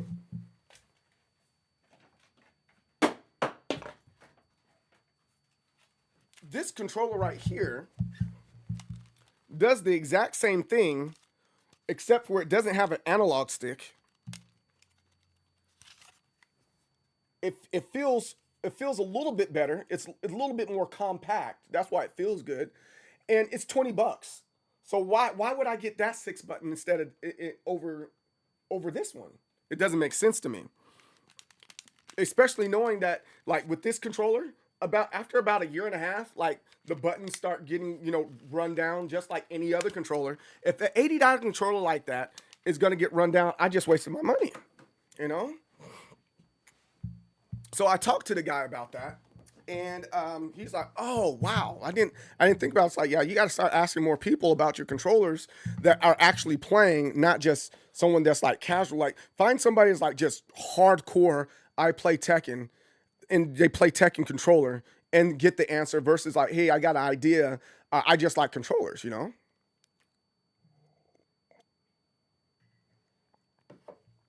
But Curry, #1 fan. No, I don't need any logos. I'm a graphic designer myself. But you can give me a sub. I appreciate it. Sony needed a PS5 stick for the Street Fighter 6, so they made Hori Rush. Yeah. It's a shame because what's even crazier now, Sony's getting ready to release their arcade stick, and that mofo is gonna sell like hotcakes. I wouldn't be surprised if that ends up turning out to be industry standard and saying, hey, the only fight sticks you can use are from these approved companies. That wouldn't surprise me at all. Especially when you're talking about majors and stuff like that. I wouldn't be surprised at all. Oh, I've got something like that. It's that Hori Octa. Yes, the Hori Octa is really nice. The PS1 emulator needs that touchpad. Yes, it does. Without this, I can use my Hori Wrap and Wingman very well in PlayStation. But I can play games like Tekken 3 because missing touchpad. So yeah. Yeah, that's a problem for me. I think I don't think, like, the touchpad is important, but I think that's my beef with Sony right now. They make a lot of their streamed games or their old school games, you got to use the touchpad. I think that's stupid. Lucky if you get a year and a half out of the expensive controllers. They wear out in like 3 to 4 months if you play a lot. No, that's true. That's very true. Let's get a few more of these. Let's get 1 or 2 more and we'll call it a day. Ooh, this is nice. This one is a Jury custom fight stick from El Gato Rosso. This is actually really nice. Here's my 2 cents. This is a cross up without being a cross up. You'll notice the button placement here. it has all the elements of a cross up, but it's been placed differently. So this makes me wonder, now that he has 4 buttons on top here, and then he has an additional button right here, I'm like, okay, which is which and what is what? Are these like R3, L3? You know, I'm not too sure about that, but ultimately, I think I like this. This is actually, and is that a pill? Is that a pill top? Oh no, it's just a regular ball top. From above, it looked like a pill top for me just a little bit. But I'm glad he's able to get that other angle there. That's actually really nice. I like the direction they're going. So, oh wait, hold on. This MF glows. Wait, hold on. Is that the lighting that he has in the room? It kind of looks like it, because on this side it doesn't look as vibrant. But still, this is a very nice arcade stick. And any of you guys that are jury fans out there, I'm pretty sure you guys appreciate this stick too. I'm loving everything about it. Look, it even has a cute little charm there. That's a nice little touch, kind of showing like, oh yeah, I thought about this. I'm going to include the screws in this, you know, arcade stick, and, you know, put a little design charm on there. I think that's really cool. I like that a lot. Hey, good job on this particular arcade stick. El Gato Toros, or Rosso. I'm saying that right. El Gato Rosso. Good job. That gets an upvote. That definitely gets an upvote. I like that one a lot. Like it a whole lot. Yeah, I love the colors too. Like, I'm not a fan of purple, but when purple's done right, I like it a lot. Like, you can't just throw purple anywhere. You got to make sure it blends the right way. The Pony PS5 stick is going to have a digital lever. Yeah, I think that's going to be cool. I like the overall design. The art and the hardware colors go perfect. Yeah, it goes very well. One button super. No, Joel, why are you like this? No one button supers. Why are you like this? For you nasty feet lovers out. Yeah, it's definitely for the nasty feet lovers. You're right. Oh, this is a nice one too. I like this. Just got a Quamba Sapphire solid build. Great value for $165. Yeah, that's not bad. And let's check out one more that we can do for a video. Hey, oh, wait, hold on. I think that's probably, yeah, I think that's going to be the last one we talk about today. I think this is a good place to end it at, all right, for this section of the stream. Earlier, we were just talking about how the Hori Alpha is a step down, or maybe even a downgrade compared to what Hori used to build. And here it is. Naughty Boy 5 found this on a local marketplace, another Hori Vulix or VLX. And I think this is one of the best Hori arcade sticks that they ever made. And I don't know why they don't go back and revisit this arcade stick. I think it's an incredible arcade stick. It's like, it has the just right amount of big, heavy, and this is my arcade stick out there. I think it's hands down the best one that's out there that's built like this. And it's an amazing arcade stick to make you feel like you're playing at an arcade cabinet, one of the Japanese arcade cabinets at that. And it's just a gorgeous design, and it's just big and wide. And I love it, man. Let's take some other looks at it. So he has it on the side here. He's an arcade stick collector. So yeah, I'm pretty sure he's very happy. Oh, he has 2 of them. Excuse me, sir. You have 2 of them. What a flex! Wow.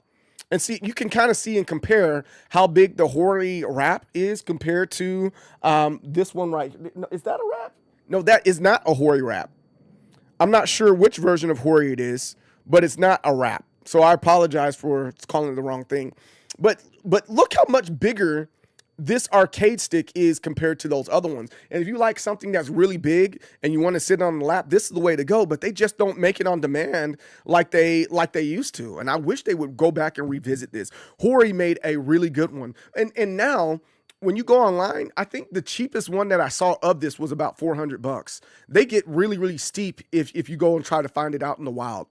Hori, please revisit this arcade stick, or take the Hori Alpha and rebuild it and make it longer, right? Make it long. This is sign language for longer. Make it longer, make it wider, make it fit all the way in your lap, like so.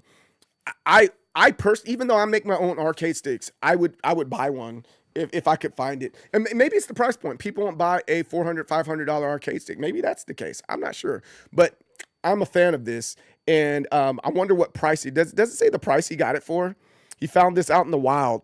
Oh, he got it for 100 pounds. That's pretty good. So what's that translate to? 150, $200 in American dollars? I'm not sure. I don't know how to, do the whole marketplace thing, but that's a pretty daggone good deal, man. That was a good find, dude. A very, very, very good find. Big shout out to him. Naughty Boy 5. Good job. Like it a lot. Susie Monster, what's up, girlfriend? Yeah, I did. Yo, Susie, I had that for like 3 or 4 years. It was time for a change, yo. I didn't want to look like a smart ass. That's what it made it look like. Yeah, the Horde of Ulix is nice. Love the wide case. Yes, I love them a lot. I love a big body like that. Yes. It's great for the house, but man, it's bigger and heavier than the dragon. Yes, I know. This freaking crazy. And the dragon is a heavy one. The Nacon Deja, I have a Nacon Deja, and I don't like that one that much. I thought I was gonna like it, but I don't like it at all. The king of the king of sticks. Yes, they're $600 a pop. Yeah, that's stupid. It is a 6 out. I saw a new one sell on Arcade Shock for $700 a couple months. Ooh, they kept it new in the box in storage. Wow, they made partnerships with Tato to make the Vulix. They could do a partnership with Capcom to make that thing, man. I should. That's what that red one is. You're talking about that's what the Deja. Yeah. That's the PlayStation. No, that's the Xbox version of it. The PlayStation version has a white outline on it. Now I gotta pay attention because it's white like everybody else. Yes, it is. All right. Yeah. And I think that's where we're gonna stop today for now for arcade sticks of Reddit. And we can go on to our next thing and we can start officially arguing about stuff. I think this is going to be fun. Let's argue.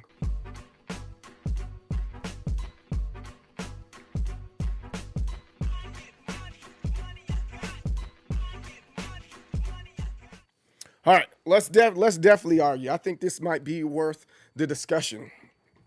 I definitely think this is worth the discussion. Put my argue hat. Let me flip this around like Ash Ketchum. No, I'm kidding. So this isn't really it's not a true argument, but I think that it's worth talking about,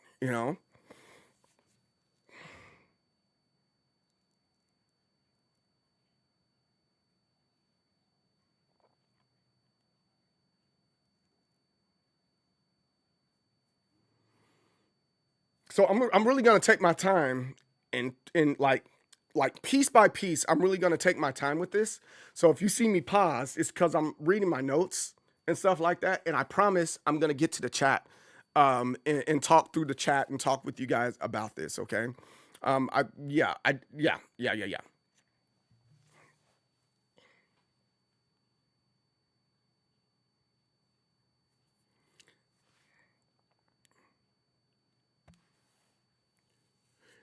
Greetings, most determined soul. CJ Berry, the leader of waves and waves of people in determination. CJ's who I am, MDSoul, what I am, so you guys can just call me CJ. And today we're talking about fighting game Mount Rushmore, not specifically the game itself, but we're going to break it down to say, hey, these characters are on my Mount Rushmore, and these are the things that define this genre of gaming. I think that's fair.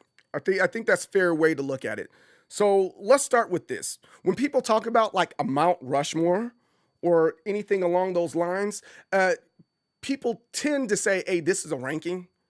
And I'm like, no, Mount Rushmore doesn't necessarily mean that there's a ranking. Or say, hey, this is strongest, who wins the most, or, I really don't think that's what a Mount Rushmore is. So we have to establish what a Mount Rushmore is, right? Because I really don't think Mount Rushmore means that they're the best or they're the strongest, right? When you look at the Mount Rushmore, we had Teddy Roosevelt, Abraham Lincoln, George Washington, Jefferson, all that good stuff, right? And are those the best presidents? No, Abraham Lincoln, sorry. Thomas, no, wait, you got Abraham. It's not about the Mount Rushmore itself. That's not the point. Get off of that, all right? But what I'm saying is those presidents that are represented on Mount Rushmore, they're not necessarily the best presidents ever, right?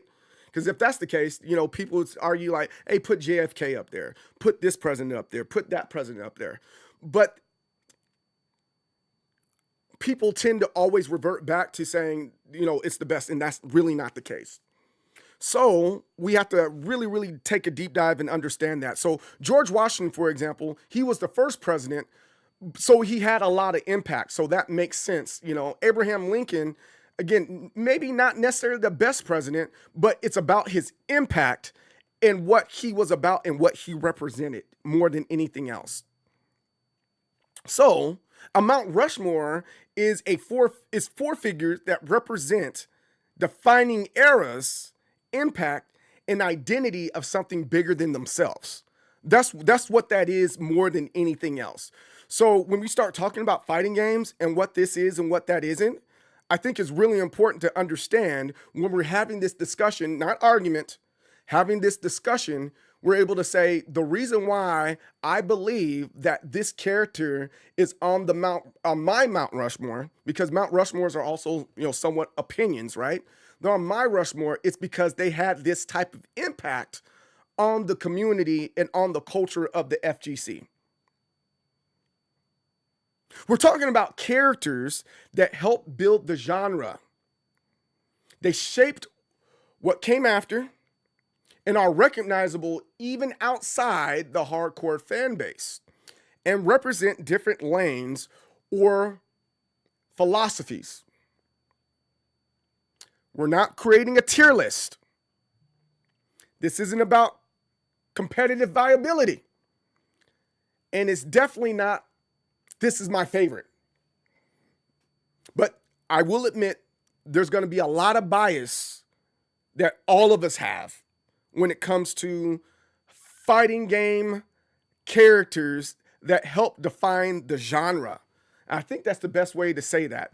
This is my Mount Rushmore of fighting game characters that help define the genre.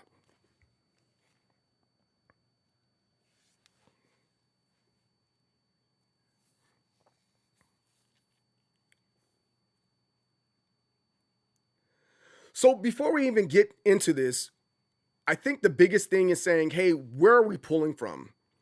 And we have to pull from franchises that are the most influential and defining of an era, right? And right off the rip, we can say Street Fighter, Mortal Kombat, Tekken. Very easy to do. I think we all can agree those are the big three when it comes to fighting games, period. But that fourth one, that's a really important one that we have to put there. And with that, I'm going to have to say that fourth franchise is going to be between SNK and Smash. Now, I get it. Some people like Smash isn't a fighting game. I get it. But technically it is. It's like saying Apex isn't a first-person shooter, and it is. But for the sake of the argument and talking about defining a genre, we're going to stick with SNK, and we're going to take a focus on KOF. So KOF is going to be our fourth one that we're going to put emphasis on and saying, hey, we're pulling from these four franchises right here. And from these four franchises, this is what's going to describe our Mount Rushmore.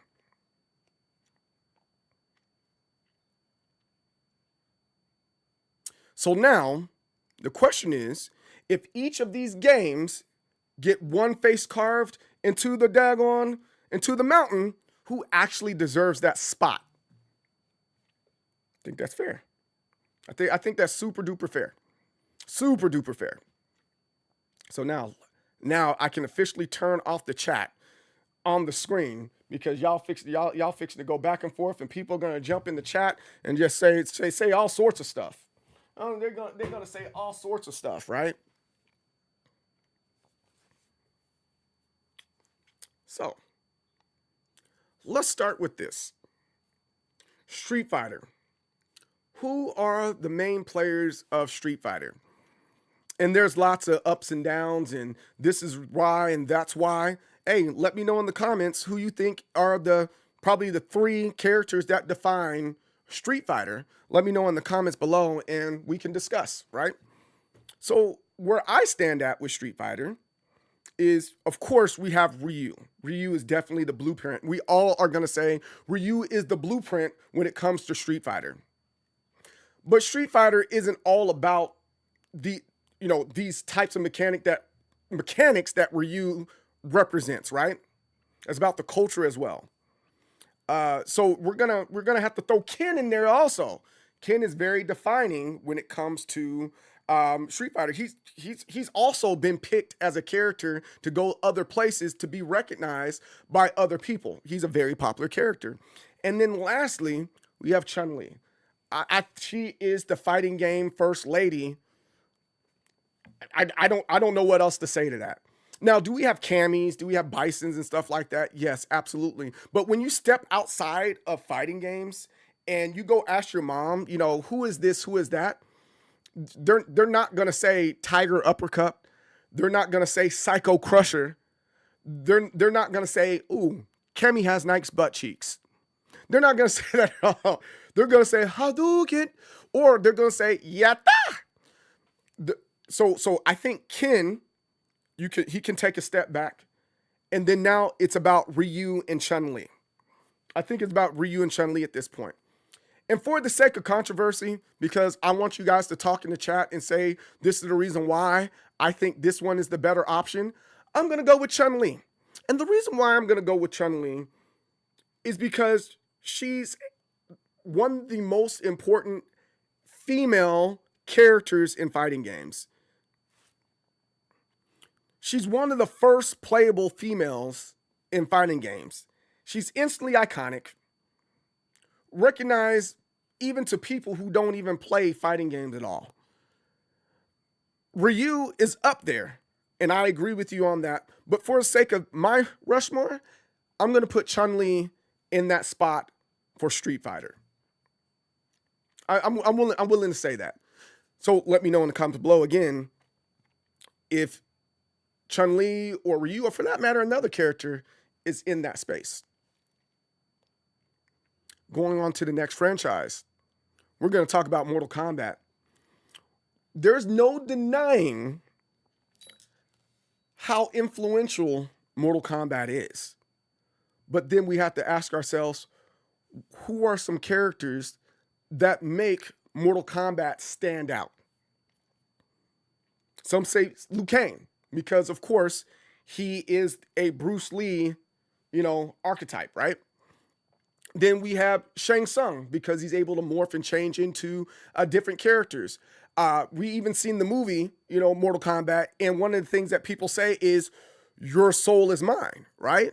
That was an iconic phrase, right? But even though I'm like Liu Kang, Shang Tsung, they're great guys. Mortal Kombat, nobody cares about those guys. Like, really, we don't care. We care about the ninjas. We care about the ninjas, and one of the most iconic ninjas that are out there, Scorpion and Sub-Zero. And honestly, I'm surprised there aren't as many, stories that pull in Scorpion and Sub-Zero that much more, making them the main character. Lately the focus been like Liu Kang. He's the god Liu Kang and talking about the Outer Worlds. But really, we all want to talk more and learn more about Scorpion and Sub-Zero. So now we're there. Which one do we want? Scorpion or Sub-Zero? And it kind of is what it is. I'm gonna have to roll with Scorpion. And here's the reason why I'm gonna roll with Scorpion, right?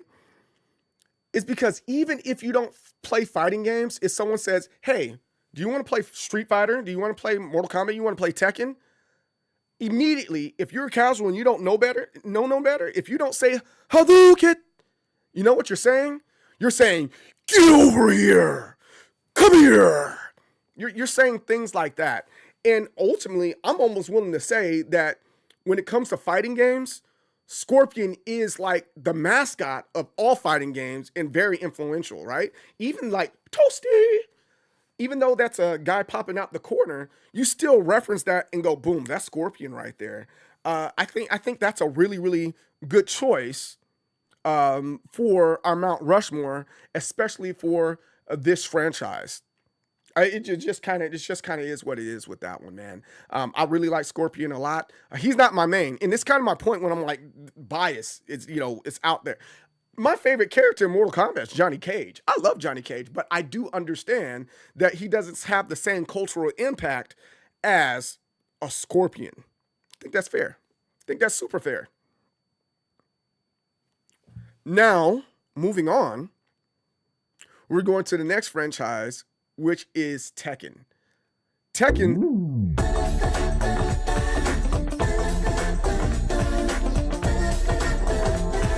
You gotta do what? You gotta believe. Yo, Crazy, what's up? Thanks for the raid. I really appreciate you on that one. Thank you so much. And welcome in raiders and welcome in everyone that's there. Thank you. Thank you, thank you, thank you. But let's get back to this. Now we go into the next franchise, which is Tekken. The king of the Iron Fist tournaments enter the Tekken. I think this one's a little bit harder to break down because there's so many great characters, from Kazuya to Hayachi to King, Nina, Anna. This is a game where there's more character experts than any other game. I don't know the stats on that, but I just feel that way because there's so many different moves for each character. So you have a bond with the character that you've chosen, right? If you play Brian, you're probably not going to play any other character. But that's not to say that there aren't people out there that play all the characters, have a general knowledge and a good knowledge of the characters out there, right? That's not what I'm saying at all, right? But we're talking about general impact, right? When it comes to the game. So I'm going to say that you got a character like Kazuya, who represents the origins of this game, right? He's a good choice, right? Then we have characters like King. I'm gonna say he represents the people. He's the people's champ, right? Everybody loves King. Everybody loves that grappler because he's so relatable, right? He's very, very relatable. But the character I'm gonna choose in this spot here is gonna be Jin. And the reason why I think it's Jin is because Jin, I'm willing to say that he carried the game into the modern era. It just kind of is what it is. You have Tekken 1, Tekken 2, and then you got Tekken 3. Boom, here's Jin. Jin's amazing. He has the moveset of his mom and his dad. His mom and dad are out of the game. He is the main character of Tekken 3, and a lot of things surround him, and he ushers in the new era of Tekken, and he continues to hold that spot. Now, as other things come about Tekken, you still see him. And what's the thing that you recognize the most when it comes to Tekken? You recognize that glove. The glove that's like that has a little triangle and that glove. Now, does Kazuya have that? Yes, but I think it's associated with Jin at this point, right? And then also the logos that are there, that tattoo that's on Jin's arm. Yo, people wear that as a shirt. I'm like, yo, that's a freaking great shirt. Outside of the Mishima Zaibatsu and G Corp and all that good stuff. I know it's one's Hayachi, one Kazuya is still influential, but like Jin is definitely like the guy that kind of represents, Tekken. But now, if you think that's another character that's there, please, let's discuss in the comments, we don't have to be nasty in the comments or anything like that. This is a normal adult conversation about, hey, this is how I feel about this character, and this is my Mount Rushmore, and this is the character that I believe should represent these games or this game, right? So leave a comment down below and let's talk about it right there.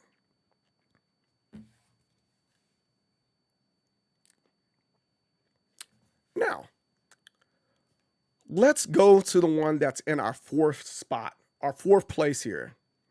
We already argued and discussed. I don't want to use the word argue. I'm sorry. Let's use the word discuss. We already discussed why we're choosing SNK over Smash. And then on top of, choosing SNK over Smash, we're saying we're kind of folks have a good focus on, King of Fighters. It's very difficult to just stick with King of Fighters, but I'm just gonna stay in that space. There's so many great characters that are in the SNK franchise. No different. There's so many great characters that are in the Capcom franchise. You know, like with Darkstalkers, Morgan is a great example of that. Morgan's a wonderful character that probably could fit on the Mount Rushmore of fighting games when it comes to influential characters, right? But with SNK, I'm gonna stick with King of Fighters, right? The reason why we have to do that is because we got to think about the cultural impact and the history and the identity of fighting games. So that's kind of why we're leaning really, really hard in that. So the part that I'm willing to argue, this is actual argument here, right? I don't mind this debate right here. SNK kept fighting games and fighting game culture alive globally, right? Team-based fighters, arcade loyalty, and characters that became icons outside of the United States, right? There's like, it's huge in Mexico. And, you know, that's a story breakdown and why that is for another day. But generally, it's because you were able to swap out those carts in the game, and it was a lot cheaper than buying a whole bunch of arcade machines. But again, that's not the point. We'll talk about that another day on why SNK is great. But SNK globally had a great influence, right? And if you have to choose one of great influence, choose one character of great influence, we could say Terry Bogard, yes. We can say Kyo, we could say Rio, yes. All those guys are great. But for the sake of discussion, I'm just going to go out of the box and talking about influence, right? I'm going with Geese Howard. Geese Howard. And the reason why I'm going that route isn't just because I'm like, oh, you're rage bait, you're rage bait. No, I'm like, I don't, my intent isn't to make anyone angry. My intent isn't to make you upset, right? My intent is to get you talking because I want to know your opinion about this type of stuff. But I'm going to say Geese Howard. He's a villain that crossed franchises, crossed eras, and stayed relevant long enough to earn that spot more than anything else. So let's think about that. You know, Geese Howard was in Fatal Fury. He was in King of Fighters. He was in a lot of stuff. He even crossed over into Tekken. I guess you can have that same argument about a character like Akuma, but I didn't want to use Akuma. So again, you can argue and discuss that in the comments. But Geese Howard, I think he's very recognizable and probably hands down one of the most frustrating bosses out there. Now, we could talk about Gil, we could talk about Bison, we could talk about Hayachi, we could talk about True Ogre, but the level of frustration that Geese Howard had, it was shared across the playgrounds. It was shared across the workspaces. Geese Howard, he's a jerk, and people will talk about him forever as being one of the hardest bosses out there. Are there other hard bosses? Yes, it is. But I think he represents the SNK franchise very well outside of characters like Terry Bogard, which was in Street Fighter, and Mai, which is in Street Fighter as well, and Fatal Fury and all those other games. But I think he does a very, very good job of representing that franchise in general. So I'm going to put him on the Mount Rushmore of mine for sure. For sure, put him on there. So here it is. My Mount Rushmore, my 4 characters of influencing the FGC or the communities that are out there, right? I'm going to go with Chun-Li from Street Fighter, Scorpion for Mortal Kombat, Jin from Tekken, and then I'm going to go with Geese Howard from, you know, King of Fighters or SNK games. And here's the thing. I want you to disagree with me. I want you to disagree with me. And it's okay that you disagree with me. What are some characters that influenced you? What are some characters that you believe had a large impact over all of gaming within fighting games? Please let me know in the comment below. I really appreciate it if you were able to articulate You're Mount Rushmore outside of going, no, you're rage baiting me. You don't play fighting games. I ain't trying to hear all that. Be smart about this, guys. Be smart.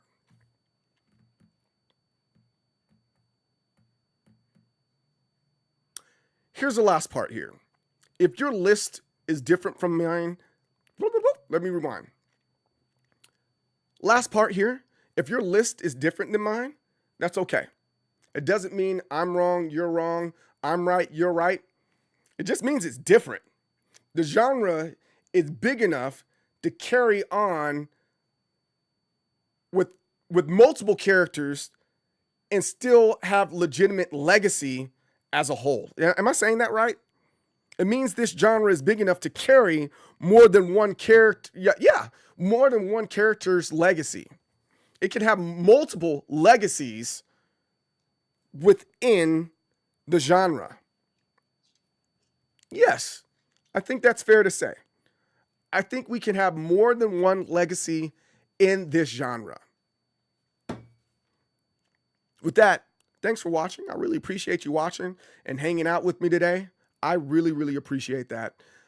I'm the most determined soul, CJ Berry. Don't forget to like. Don't forget to subscribe. Make some comments down below. Success and victory. Don't block with your face. And I will see you on the next time. Peace out. All right, here we go. Let me see y'all. Let me see what y'all got over here. All right.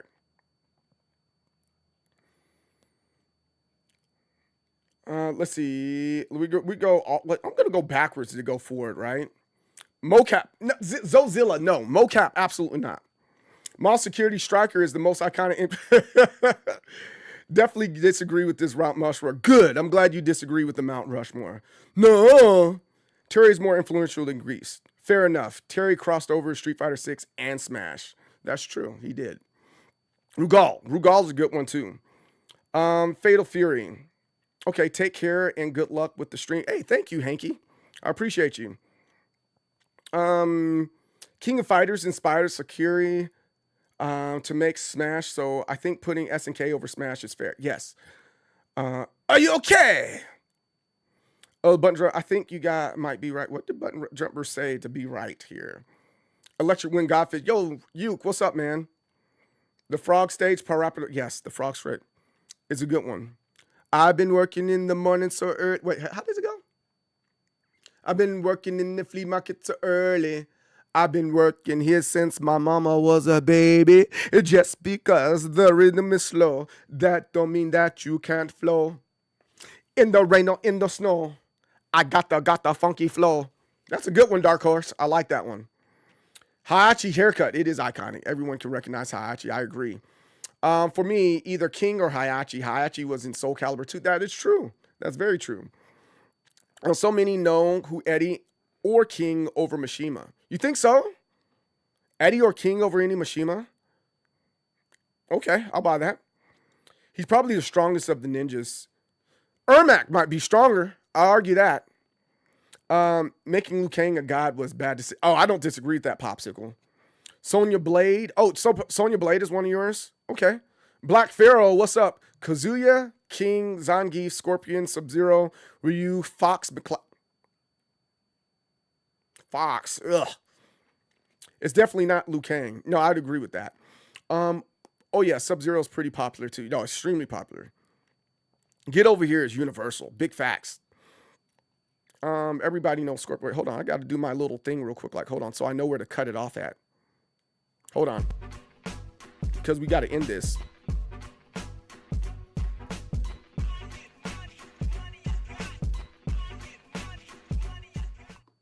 All right, there we go. Ryu is a co-mascot of Capcom. He is Mr. Street Fighter. He is. Chun-Li is only significant because of her aesthetic. Nobody knows her moves outside of Street Fighter fans. We know the word. People know Yatta. Chun-Li does have her own movie too. Yeah, she does have her own movie. That's right. Yet CJ gets mad when I say SmackDown, Here Comes the Pain is a fighting game. No, I get more annoyed than anything, Popsicle. Look at certain president to replace the four faces by a giant golden face of himself. That's President Peanut is ain't Teddy Roosevelt was there just because he happened to be the president at the time it was made. I can't remember how that worked out. Ryu, Hayachi, Scorpion, Mario.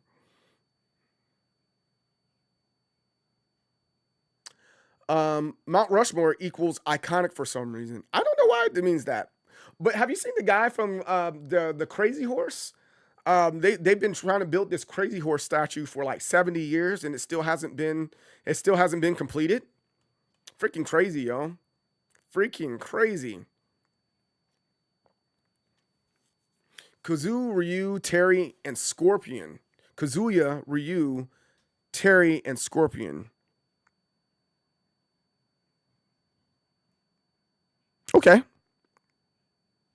Okay. It's because you're more of a SmackDown, shut your mouth. It doesn't matter what type of guy I am. It doesn't matter. All right. So now I think that Tekken has a new update. Oh my goodness. I think they got update 2.09, if I'm not mistaken. Let me see if they actually have that, and maybe we can discuss it a little bit. Anybody know about Tekken and their update by chance? Terry Fulgore. Okay, Zozilla. I can accept this. Solid Mount Rushmore. Talk to me about Fulgore. Why did you choose him? Because I'm almost willing to throw Jago, TJ Combo, or Orchid in there first before Fulgore. And then, why did you pull from Killer Instincts? Because here's the other part. We can say, yo, we know the sounds of Killer Instincts, but that would be most iconic, most iconic announcers. There we go. Most iconic announcers when you go combo breaker. That's an announcer thing more than anything else. Today, Monday sucks. Monday does suck. Monday always sucks. Fulgore was the face on the Xbox. You got to see him everywhere. Ooh. Not on the Xbox, on the box. I'll buy that. But on all the magazine covers, the part that I lived, it was Glacius tearing a hole and TJ Combo. It was Orchid showing her butt cheeks better than Cammy's butt cheeks. I mean, well, you know what? Let's see. But it's not to negate how you feel about your Mount Rushmore, right? But KI isn't known outside of the United States. Oh, that's a good point too. Let's see here. Ads. Let's see some Killer Instincts ads and magazine covers, right? Let's see. Especially after the Super Bowl. Yeah. Whoa. Super Bowl. You didn't like the Super Bowl performance, Orlando? Bro, hey, I'm going to have to call you up, man. I have to call you up. I enjoyed the Super Bowl. The key word there is performance. I don't think it was a show. I think it was a performance. Just like Kendrick Lamar, his stuff was a performance, right? So let's take a look. So we have Fulgore right here. And then I see where you're talking about with the box, right? For the Game Boy game and the Super Nintendo game, I see that. I also see it right here for the retro stuff, but I distinctly remembered like TJ Combo also being one of the faces there, right? TJ Combo like front and center right there, and Fulgore's taking a back right there, right? Here goes Orchid right there. She's another one that's like up. Here you go, to your point, Fulgore and Tusk going at it. I'll buy that. Fulgore and Jago. Okay, I'll buy that. They're going at it. Let's go. We're going ads. Let's see magazine covers. So we had Chief there. We have Tusk beating up on Spinal. Here goes one of Fulgore, and here's what I was talking about: butt cheeks. Look at that. I like them butt cheeks, man. Saberwolf. We have what's the reptile's name? Is it Reptor? I can't remember his name. This name slips me right now. We got Kim Woo and Jago. You know, I think in general, maybe Killer Instincts has just a lot of options here. I don't think there's just one character that just flat out stands out and says this represents the arc. This represents this franchise. You know, here goes Orchid again. You know, she was on the side of the arcade cabinet, right?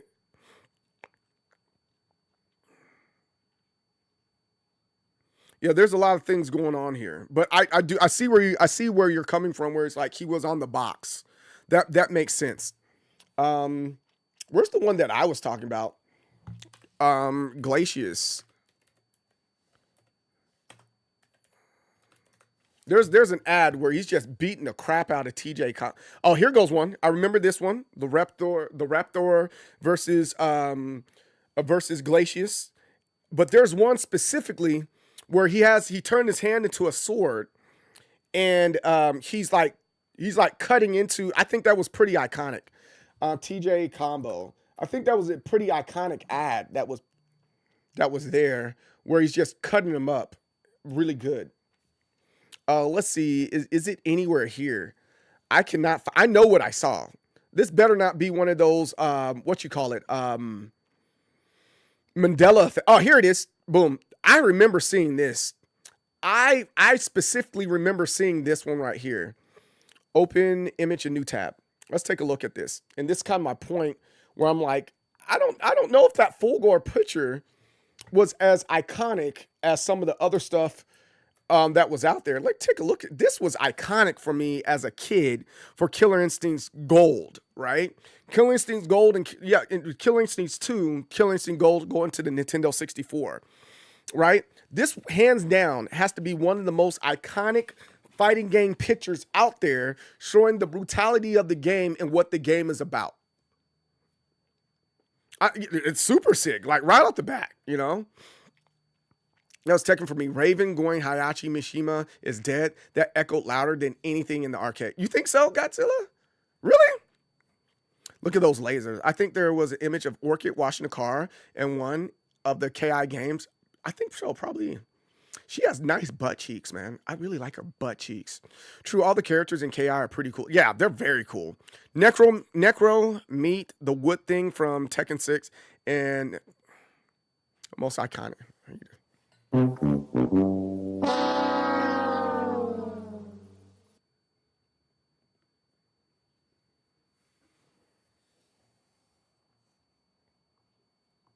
don't know. I don't know about that, man. I don't know about that.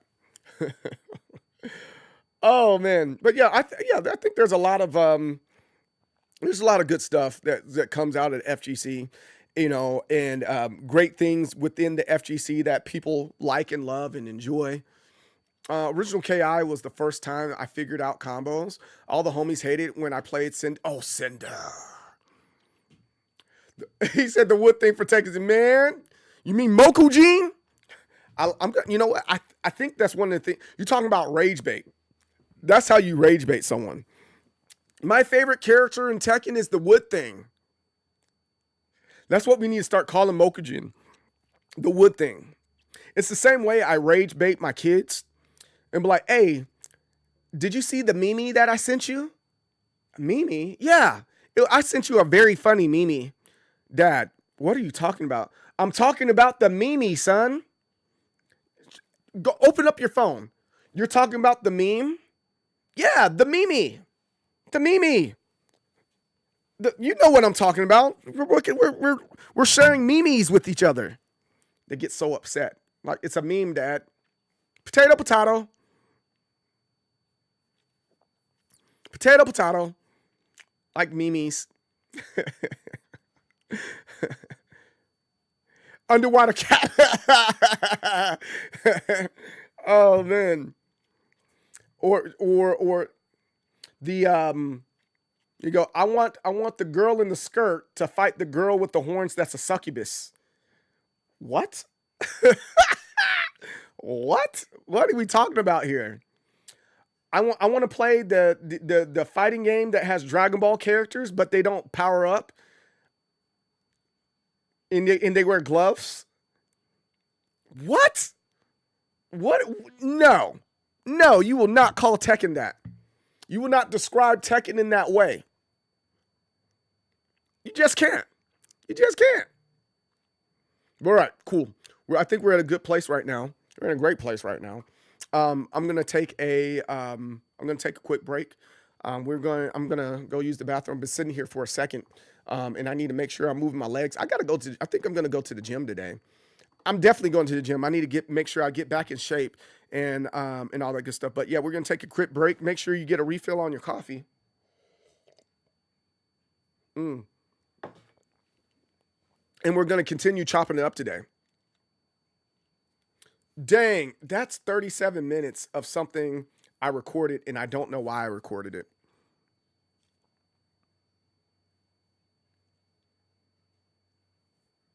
Oh well, such is life. Don't go play with that wood thing. I won't play with my wood thing. Be right back.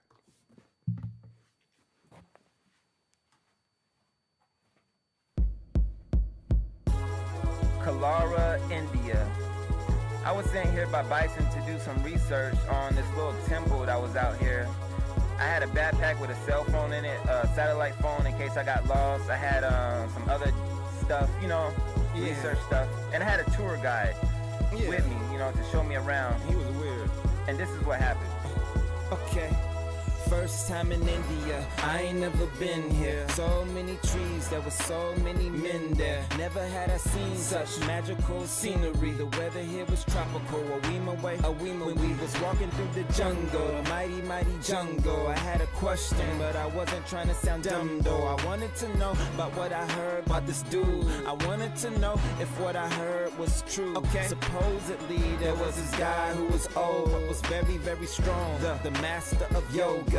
He was well known, admired with clout. His limbs could stretch long. He spat fire out his mouth. Wait, fire out his mouth? Yeah, I didn't believe that. So if ever I saw him, then I wanted to see that, believe that. I turned around to ask the tour guide, but when I turned around, he was nowhere in sight. I was like, yo, where he go? I don't know. Did you see him? Nah, fam. Heck no. Heck no. It's like, it's almost like he teleported or something.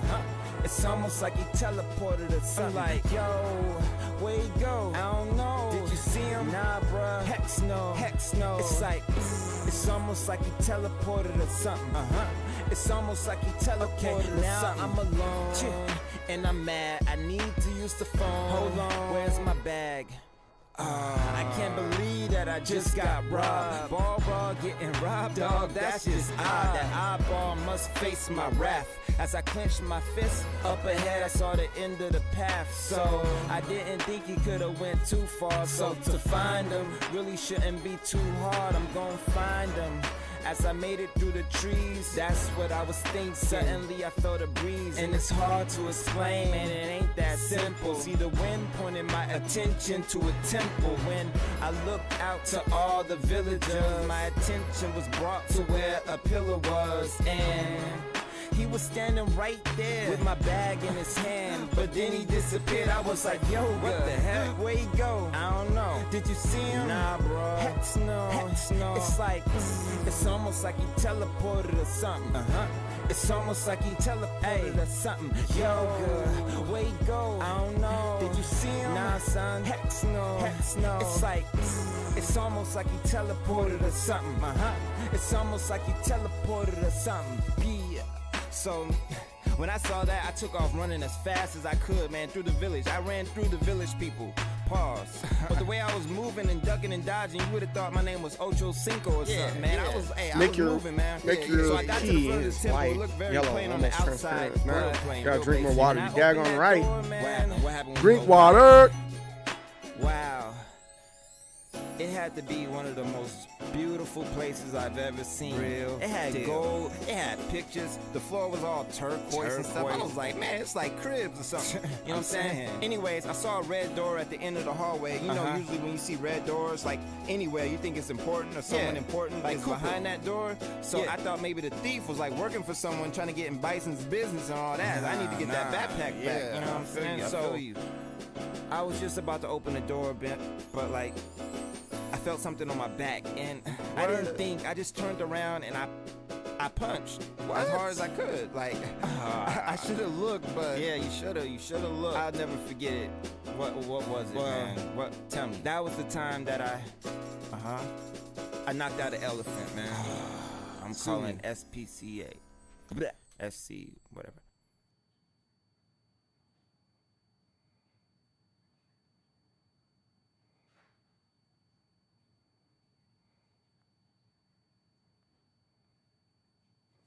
All right, let's get back to this. I don't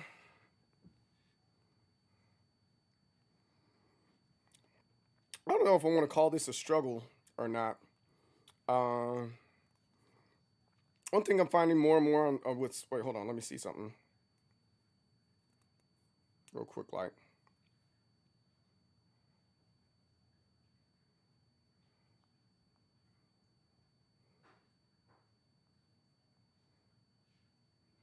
Trying to see something. Lately, I've been doing a whole lot of different things on I've been doing a lot of different things on social media platforms, and boy oh boy,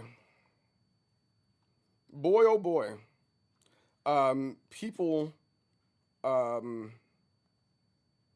people really take a lot of these things to heart, and really personally. I just find that really interesting.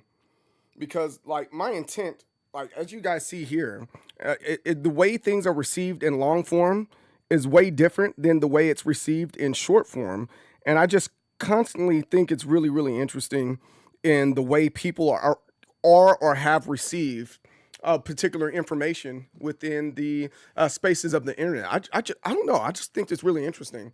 And so, even though you got a lot of people on your side, at the same time, you got a lot of people that are just like, I'm angry and disgruntled. You know, I just always thought that was just really, really interesting. And the way that people consume social media and things like it, you know, it's kind of is what it is at this point. And understanding the psyche of human beings, especially ones that are uncomfortable when something's been said, right? Like the call outs, right? Or I don't know what type of, you know what? Here goes one, because I think it's funny because it's for guys like Popsicle. It's very difficult to hear something about your country and not get rage baited by it, even though the intent isn't to be rage baited, right? So I can say, oh, look, Zozilla is from Canada. Popsicle, you must be from Canada too. And because you both are from Canada, you guys should be friends. Immediately, the natural instinct's like, how dare you say I'm from Canada and we should be friends? Canada's so huge. We're two different people. You're wrong.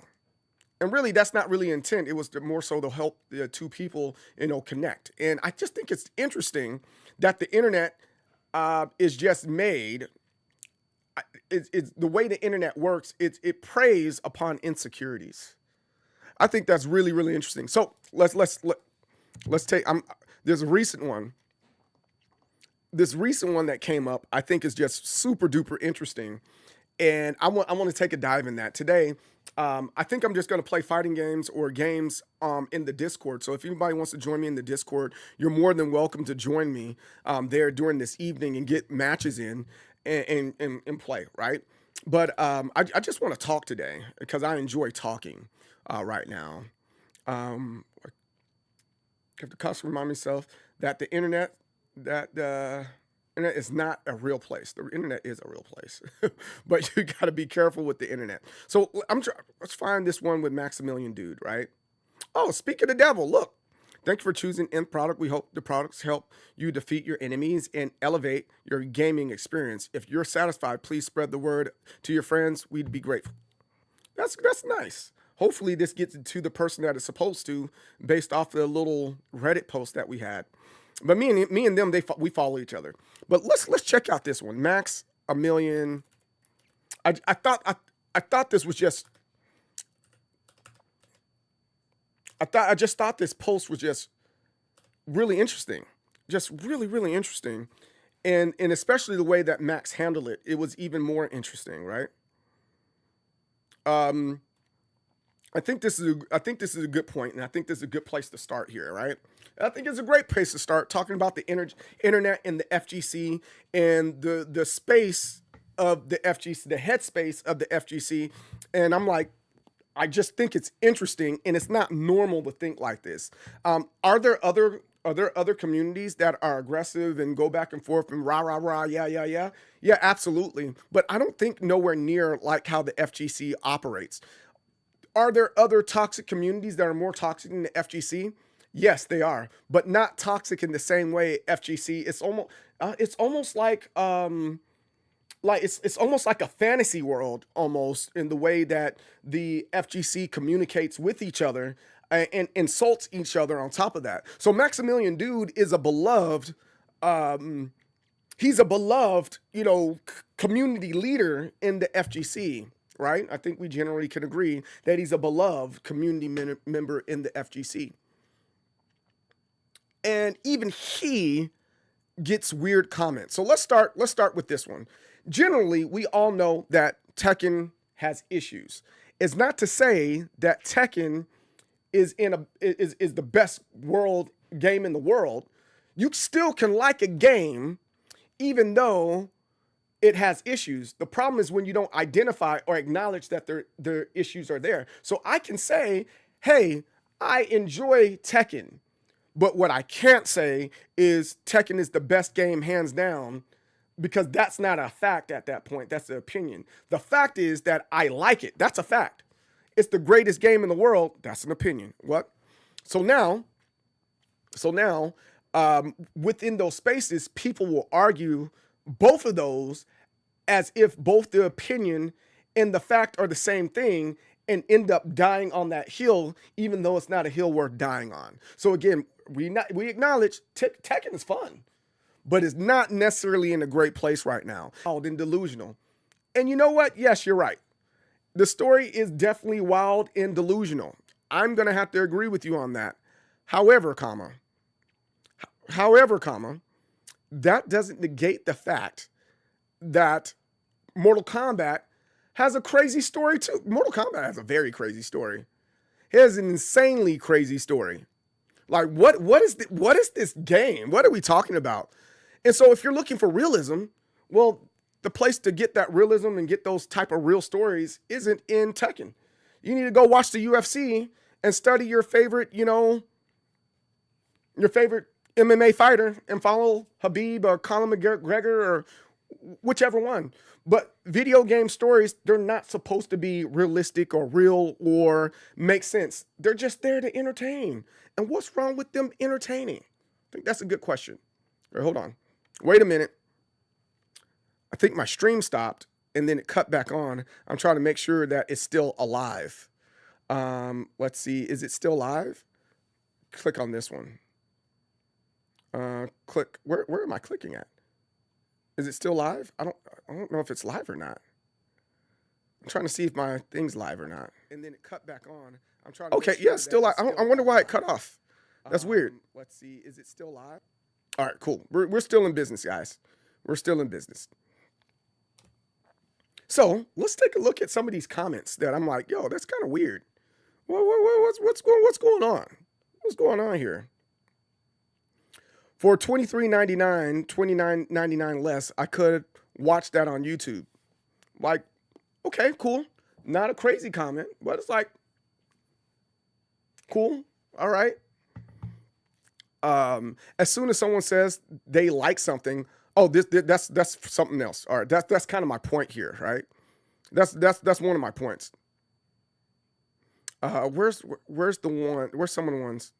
Here it is. The story mode literally, I can't read.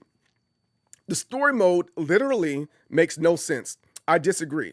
It looks good, but it's just a terrible product in terms of writing. Terrible. But it's like, but that's games. Mario makes absolutely no sense, and people still play it. People still play it. T8 has cool moments. Let's see how the upcoming season 3 will switch around. Well, that has nothing to do with the statement that he's making here.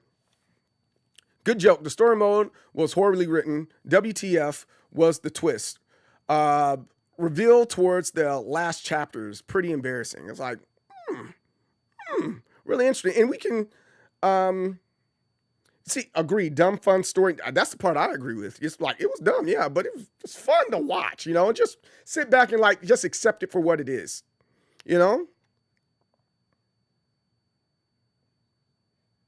Let's see.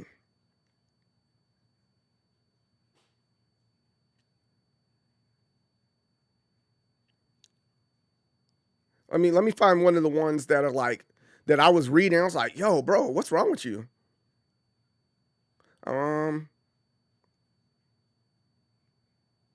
Because I saw one that was like, I saw like one or two. I was like, yo, bro, are you okay?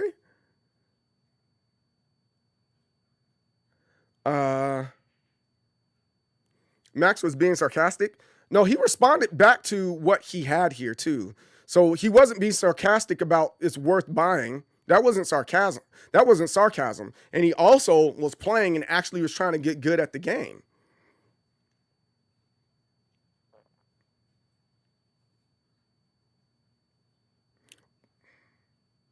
So wait, hold on. I'm trying to find it. But there was some, man, this had so many more stuff added to it.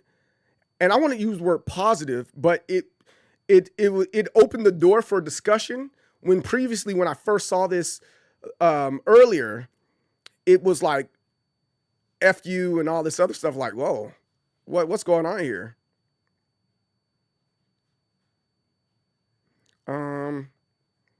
Let's see. So true. Junior Prince like Tekken 8. Huh. Why can't I find these now? I guess they got buried down. They had some awful things to say.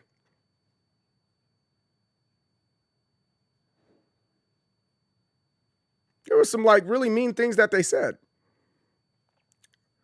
Tekken 8 story mode is fun. The first fight had me rolling though. I'm Jin whooping Kazuya's butt, but the cutscene keeps having Jin losing the fight. Yes, I know, right?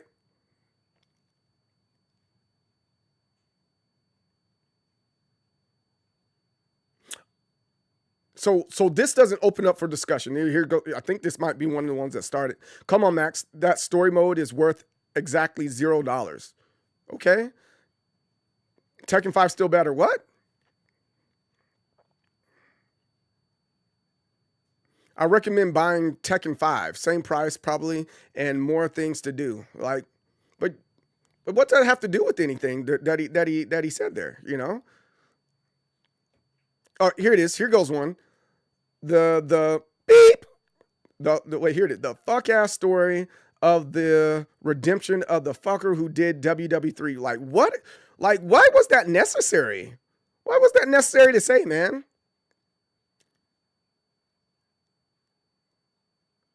If that's the case, watch the story on YouTube like we do for Mortal Kombat games, which has a better story. Like, what are we talking about, man? Like, why are we being jerks here?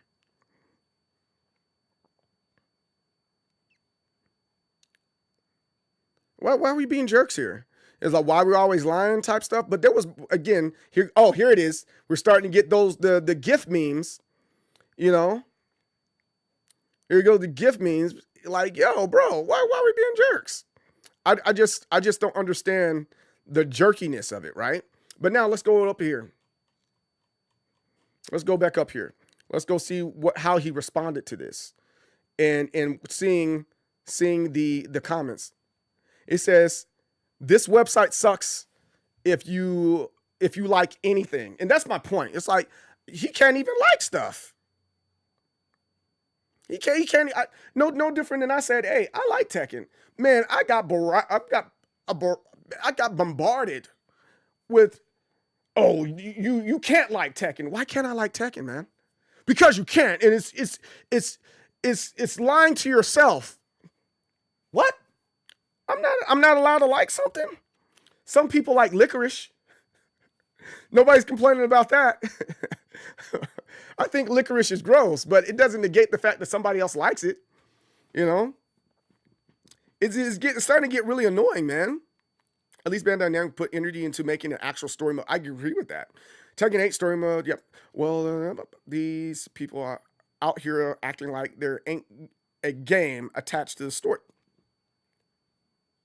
And that's kind of Max's point. It's like, yo, I like the game off of story mode alone. If anything else, the story mode is enjoyable. You get 2 stories. You get 2 stories. Did we not forget that? We get 2 stories we get to play through. True, tired of all these whack people saying some of the most crazy stuff, and it affected my game. Man, I feel you. Didn't they republish broken moves for Tekken 5 and Tekken 8? I don't know. Twitter encourages hot takes and dunking. It does, but it's like, but that doesn't mean you respond to the hot take inappropriately, right? Like I can sit here and say, I enjoyed Bad Bunny's Super Bowl performance, and someone's going to be like, well, suck Bad Bunny's dick. You're like, whoa, hold on. What's that have to do with anything? Like, I just said I like the performance. You know, it was like, why are you attacking me like that, right? That doesn't make sense, you know, because I said I like something. And for that matter, it's not even a hot take, you know? Or on the flip side, you could say the Tesla is the worst car I ever driven. And it's like, okay, cool, that's what's up, man. That's nice. Keep it moving. But if you're not there to discuss and have dialogue, that's the part of the internet I don't understand right now. The lack of discussion. And some of it's because people don't know how to read and write. It just is what it is. You know, there's some people they can read it but don't know how to write it. There's a lot of stuff they don't know how to do. And it's like, bro, like I get some weird. You can just grab it, baby. I get a lot of weird responses, like even in my stuff, and I'm not even that big yet. I'm like, bro, like, are you okay? Is something wrong? Tekken isn't fun if you lose all the time. That's true too. I don't lose all the time, so I enjoy it. No disrespect to Mac, but he knows his influence in the FGC, and he knows sure the heat Tekken 8 is getting right now. He's a public figure. That's true, but even as a human, if you like something, you like something, man. Like for example, let's take Nicki Minaj. She knows what her influence is. She knows exactly what her influence is. And you know, even though she knows her influence, she doesn't necessarily deserve the hate that she's gotten for her political stance. You don't get to go in there and send hate mail because she said, hey, this is who I support. Like, there's other nuances behind it, but if you're not willing to have dialogue and truly question, like, why did you choose that stance when I've been supporting you this long, and this group of people don't support LGBTQ, and they don't support, you know, the same things that we all believe in, and how I became a fan of yours to begin with. If you're not willing to have that dialogue, then, you know, shut up, you know. Dude, I want the truck she showed up in. Yeah, you like the most popular artist in the Americas. Huh, what? People are incapable of separating the art from the artist these days. If you listen to someone's music, you have to agree with all their opinions or something. That's true and not true. You know, like my wife took a stand and said she will not listen to R. Kelly music. And I was like, well, that means you can't listen to Elvis Presley music either. You know, there's a lot of artists out there, and like this you know, self-righteousness that's out there. If you don't listen to one, you can't listen to a lot of other people too. So I don't really take that stance. And you know what? R. Kelly wrote a lot of good music. You know, it just kind of is what it is. You know, Kanye West, he's anti-Semitic. Well, there's a lot of people that are racist and don't like black people too. So why are you standing on one and not the other? You know, there's a lot of hate towards African American culture and African American people. So why do you stand with one and not the other? You know, Tekken 8 Twitter is on fire right now. So it seems like Max was poking the hornet's nest. Games by the 1,000. What's up? How's it going? A lot of people too just want to join in on the dog pile. They hear people dissing something and they just want to feel like they're a part of something. Yes, that's true. Nuance on the, yeah. I squint at that too. Nuance on the internet. It's like, come on. Is that the dog? Is that the dog pile of crap that you're willing to lie on right now? So, yes, read the room, right? I think there's a difference between reading the room because someone has done something toxic and dangerous, and reading a room because somebody likes something even though it's on fire right now, right? Like it's like having an ugly girlfriend, right? I love my girlfriend. I think she's wonderful and beautiful. And then all of a sudden everybody starts attacking you. And then they tell you, read the room. You should know that your girlfriend's ugly. But it doesn't mean that I don't love my girlfriend and I enjoy her company. Why can't I enjoy that? Why can't I like that? What's wrong with that? Why can't we do that?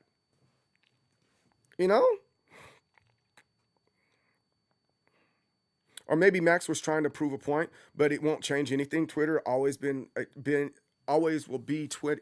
Twitter will always be Twitter. Yes, I don't disagree with that either. Twitter is always going to be Twitter, but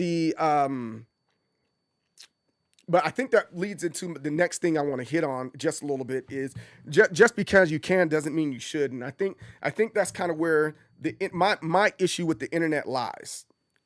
That's where my I love the internet at the same time that I hate it. Same way that I feel about the military. There's so many pros for the military that it outweighs the cons. But the cons that are there, whoo, they're damning, right? And same thing with the internet. I love the internet. There's so many pros that outweigh the cons, but boy, oh boy, the cons are damning, right? And I'm just like, yo, what are we trying to prove here, man? What are we trying to do here? See, and even some of the other people are trying to make sense of it. How dare you like something? This site is only for hate. Did I just catch you having fun? Yeah, it's exactly that. It's exactly that. Because here goes the next one, Joel, and where I'm like, where does it? Because there's two sides of it, right? With Max specifically, and where you're like, hey, how do we separate this, right? How do we separate this? And kind of my point is saying read the room and all that good stuff.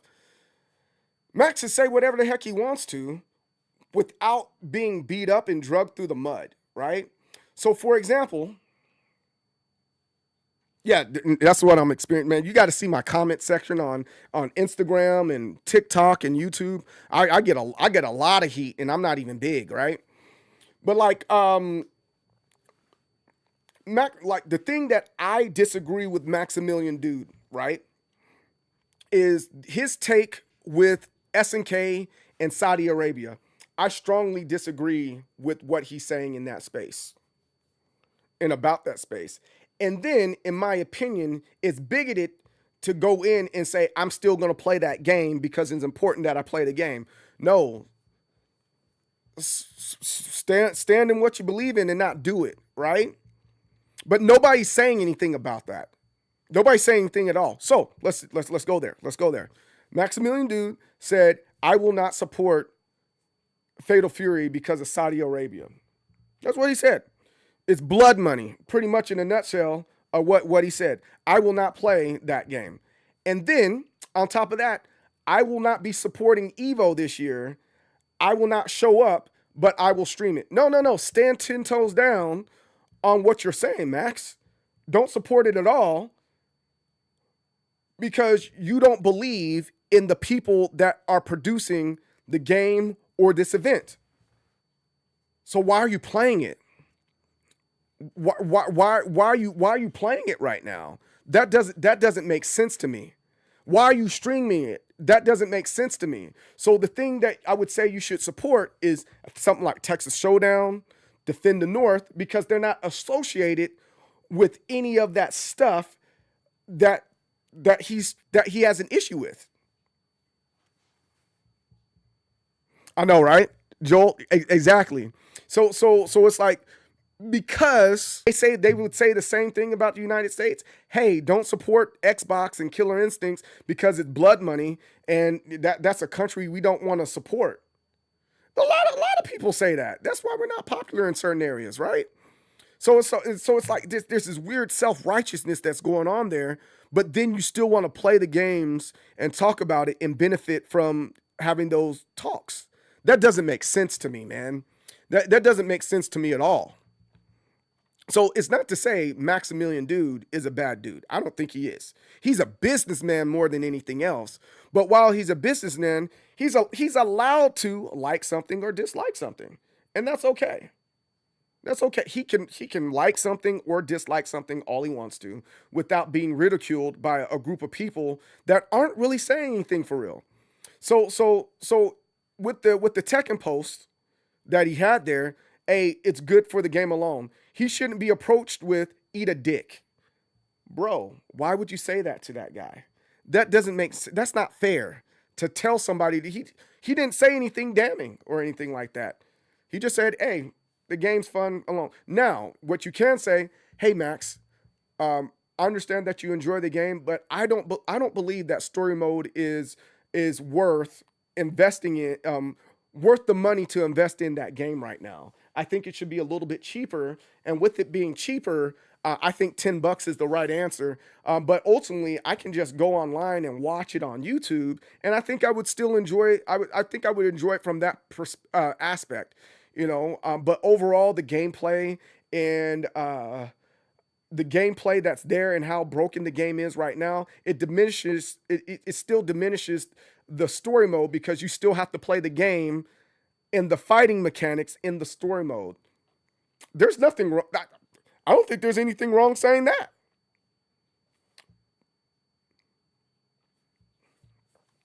Hey, what's up? Oh, Elderberry. What's up, man? How's it going, Barry? We get our oil from Saudi. Yep. Don't quit ya. Gaming sponsor Street Fighter 6 as well. Guess anyone can't play Street Fighter 6. Zozilla, I know. Not gonna lie, putting in the soccer guy and the DJ guy immediately gave me a bad taste for Fatal Fury. That's like a Call of Duty type of play.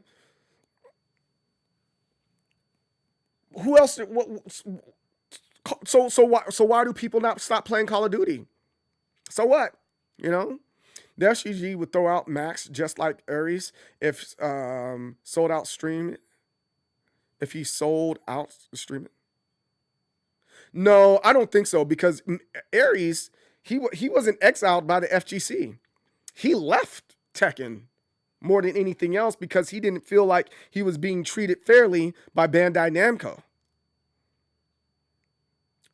Who doesn't like freaking Ares?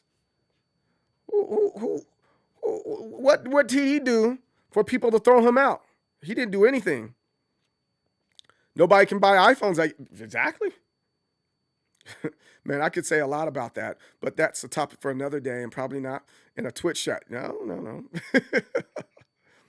Puddle left Tekken, exactly, Joel. Tekken didn't leave Puddle. Puddle left Tekken. When I see comments like that, I just know that's a low IQ way of saying they don't understand the game and they don't want to eat their Tekken vegetables. Yeah, exactly. Button Drummer, I agree with that. Call of Duty has lost a lot of people for that stuff. They're hurting for it long term. They release a new game every single year and people buy it. I don't think they're hurting.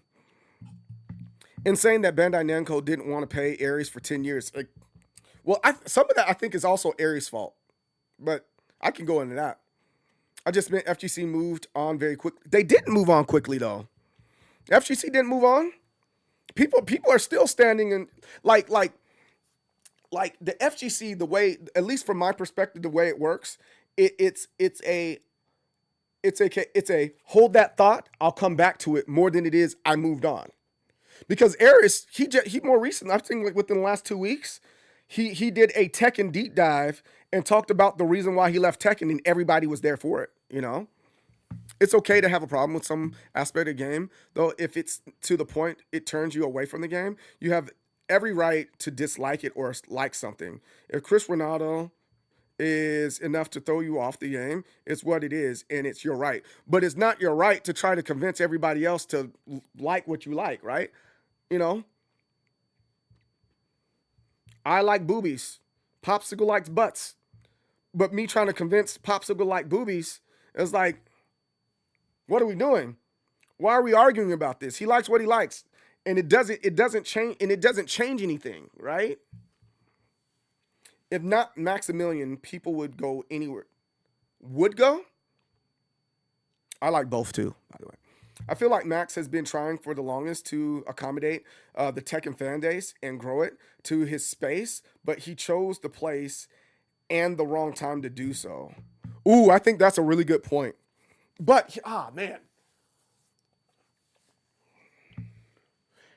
I think what you're saying is true. I think it's more so that he's trying to gain credibility in the space so that he can talk about it a little bit more freely versus, hey, I think this game is great, and him getting some type of the backlash that he's getting. Like, the problem with Max, he's a multi-content creator for FGC games, right? Fighting games. You know, it's very difficult to be a subject matter expert in all of them. It's very difficult, you know, because I'm one of those guys. I just like fighting games, right? But when I say, hey, I don't like this, I don't like that, how could you say that and you don't even play the game? Well, I'm looking at the shit, man. I'm looking at it right now. And what I'm looking at tells me that it's not good or it is good. No, you can't say that unless, all right, cool, that's what's up. Max is a Capcom guy and a Killer Instinct guy. That's what he is. Oh, yeah, I'm not saying everybody should delete Fatal Fury because I think those two characters are goofy. It's still a good game. I just think that was a goofy move. Right, but there's a difference, right? You'll still play it. There's a lot of people that say, well, the Saudi Arabian prince, Ronaldo, is his best friend, and that's the reason why he had it in there. And same thing with the DJ. The DJ is his best friend, and that's the reason why he's in there. Well, shoot, if I was making the game and I was funding the game, I would put my best friends in there. Why is that a problem for you? Why are we why is that the one thing we're complaining about to make you not play the game? You don't got to eat shit to know shit. All right, that's a line. That's a line. That is definitely a line. Wow, I like that one. That's a really good one. That's a really good one. That's a great one, actually. That's really good. That's really good. I can't say that. No, that's a really good one. I like that line. I definitely like that line, guy. That's a good one. But yeah, again, I'm going back to this. I just really thought this was really interesting. Tekken 8 is a fun game as a casual. Not everyone cares about competitive play. And that's true. What's wrong with that? And Maximilian's one of those guys that he's a professional casual. And that's okay. I got shit talked because I said I was happy about the cheat modes in Final Fantasy VII Rebirth. Work 10 to 11 hours a day and want to play the game, but it's so long. Cheat codes will help that. Yeah, I don't disagree with that. But yo, be like me. Block accounts. Wow. Why do you have a muted account? Jesus Christ. Golly, that's a lot of blocked people right there. Who is this guy? Twitter when they catch you liking something. Yeah, that's true. And even then, it's like, fixed it for you. It's like, this website sucks. Then why are we on it? You know? I don't know. But I think that's kind of one of my hot takes for today. I think I just want to jaw jack. Do y'all mind? Do you guys mind that I'm just talking to you guys today? Or do we? I don't know if I want to play again. I'm kind of enjoying talking to you guys. Capcom added their producer in Marvel vs. Street Fighter. So adding people that you know into fighting game isn't new. It's not new. Vibes are good. Thank you. The thing is that KOF games always remain niche or neat. Bro, all right, wait, hold on. That's another one. Oh my God, I just recently experienced that and I was about to ring. I was like, yo, bro, of all the things to freaking get upset about, you got upset about my pronunciation about this thing. So here's my point. Here's my point. Here's my biggest point when it comes to fighting games, right? The fighting games. So if I get on the mic and start talking and say, yo, hip hop is a great niche of music. I like that niche. You know, this is a great place to start in your music journey. And I love Kendrick Lamar, and I love this guy, and I love that guy, right? I start in this area right here. And you know what I got in the comments? It's niche. It's niche. That's a weird way to pronounce it. It's niche. I'm like, it can be pronounced either way. No, it can't. I was like, well, actually, the English, they say niche, and the Americans, they say niche. And now it's being more adapted to say niche, but it's not wrong to say niche. But you missed the whole point just so you can be a smartass to explain that it's niche. Like, bro, here's your fucking cookie, man. I'm sorry cussing like that, but it's like, yo, here's your cookie, man. Good freaking job. You corrected a content creator that's doing something that you never could do yourself. Why are we correcting people on this? You make no sense to me. It doesn't make sense to me on why people do that. You know? Yeah, they don't want to be, and that's where and that's kind of my point. Believe those two characters are intelligent to market the game to bigger. Yes, the only place, I wouldn't say the only place, but the biggest place that's complaining about it is the United States. You know, yapping is good time. Yeah, I like yapping. But I think that's one of the things that I'm like, as far as my channel goes, like as I've continued to grow and build, I want people to get in the habit of discussing and not missing the point, right? Not missing the point. So, like, here goes another example, right? Let's take church. I think church is a great example. Church is enjoyable. You sit there for an hour and you learn something about yourself, and then you go back home and discuss it. You can discuss the whole sermon and how it all relates together, or you can take a point in the sermon that you understand and you discuss with somebody else and say, hey, that made a whole lot of sense to me. Let's talk about that part right there, that specific part right there. So then, you know, you talk about that part, but it doesn't negate everything else that you heard. It's just that part right there hit home. Right? So, with that being said, I made a video about another content creator, and they were talking about, you know, fighting games and all the other good stuff. And ultimately, I agreed with him. And I put my own spin on it. So he had like a 2-hour VOD, and I watched his 2-hour VOD, and I took a lot of, but there was only one space that I wanted to focus on. I was like, yo, he's right. Let's talk about this. And I thought it was worth talking about. And you know what I got? Hey, bro, that wasn't his point. I advise you and suggest you watch his whole 2-hour video. Dude, screw you. I did watch his video. This is one of the takeaways I got from it. And this takeaway specifically is exactly what I want to talk about. Why can't I talk about it? And then you're not adding any value to the actual discussion. So if we're talking about Jesus and the 12 disciples, and then you go, hey, Judas, after the 2 hours of talking about Jesus, hey, I think Judas, he wasn't a good guy. Hey, that wasn't the pastor's point. Like, no, I understand that wasn't the pastor's point, but I want to emphasize that, like, yo, what Judas did was pretty messed up. And the pastor was right in mentioning that was messed up. So I want to talk about that and talk about the ins and outs and the nuances behind the why Judas did what he did, and the way he died was reasonable for his action. Why can't we talk about that? Why is that an issue? You know, and it's like, yo, you guys are. Is niche, bruh.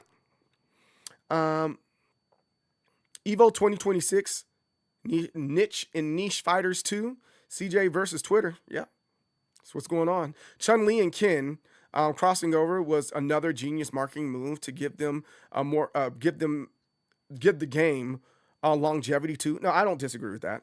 I don't even play it, but I bought it. Yo, I play City to Wolves and King of Fighters just randomly and do their combo trials.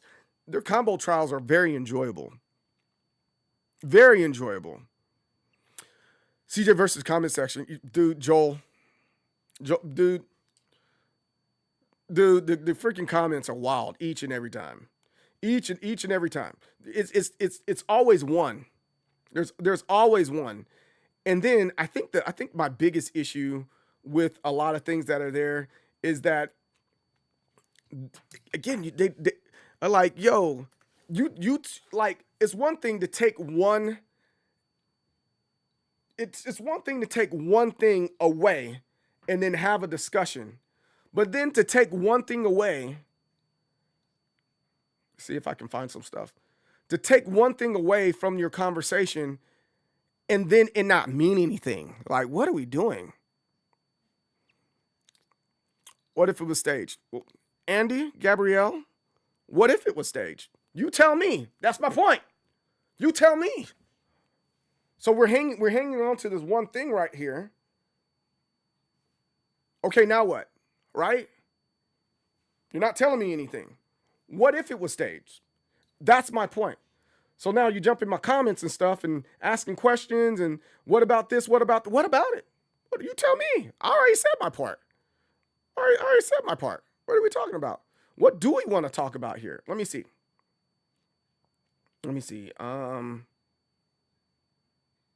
That was a good comment right there.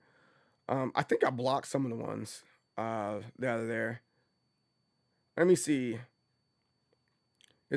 I don't think it's on my YouTube as much. There's more discussion on YouTube. There's a whole lot more discussion on you, but I think there's one that was like, oh, here it is. So here's the video. Fighting games used to be everywhere. Not just popular, not just competitive. They were literally everywhere.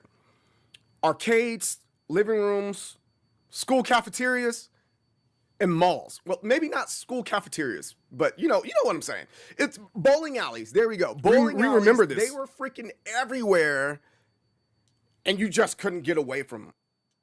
So now, they still are. You just don't play them. I'm like, but you didn't. That doesn't say anything, right? That doesn't say anything.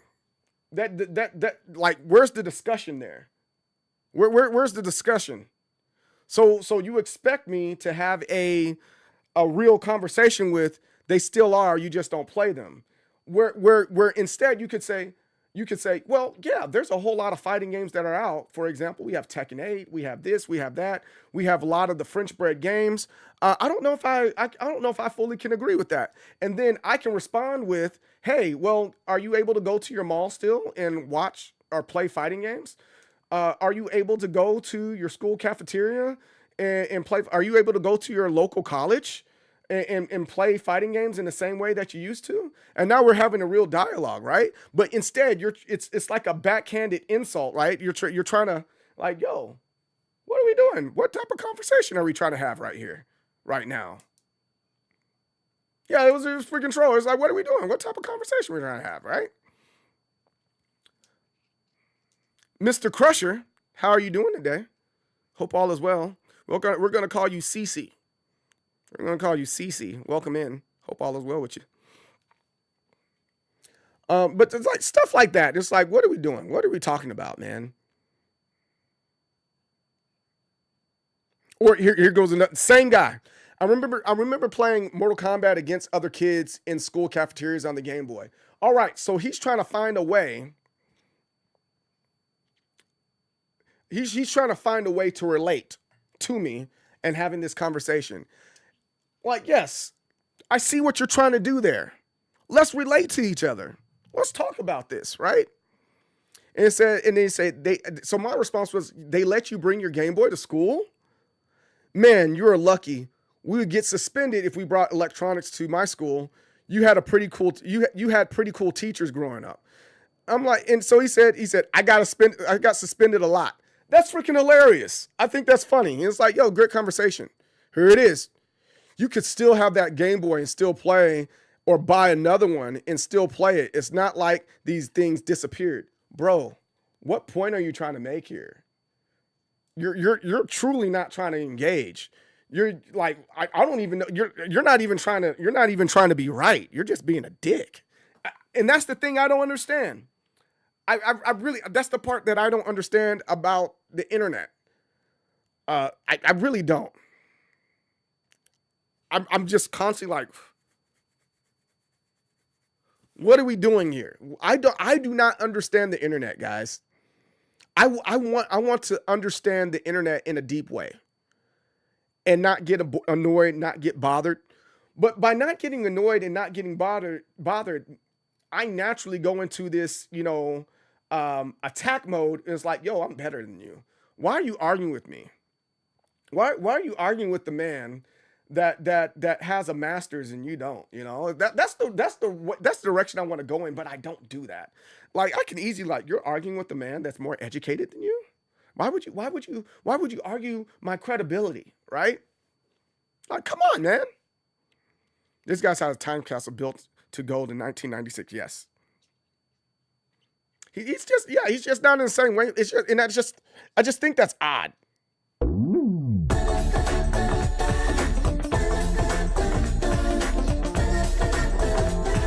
You gotta do what? You gotta believe. Yo, Saga, what's up, my guy? Yo, Saga, I hope all is well with you, man. Welcome in. Thanks for the raid. I really appreciate that, man. And welcome, Raiders. Don't forget to hit that follow button, guys.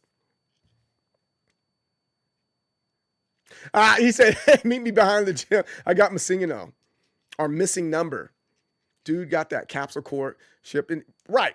And so one of the things that I am also learning, and I hope it comes sooner. I hope it comes sooner than later. Is a good friend of mine said it. He said, you're still building up a lot of good stuff, and you're building a culture around your content. And while you're building up this culture around your content, people are gonna still do that. But what you're waiting for, instead of you constantly policing up your community, eventually your community is gonna police itself up, and they're gonna go, dude, that's not what he said, and they will fight for you. It's just not your time, and it's not your turn yet. I'm like, you know what? I think you're right, man. In which I've seen that, defended a few times on, Instagram, TikTok, and YouTube. It's like, yo. Like, here goes one. What's the point of this short? You just said that you like a game because you like it repeatedly. Why can't I say that? So let's take a look at this one.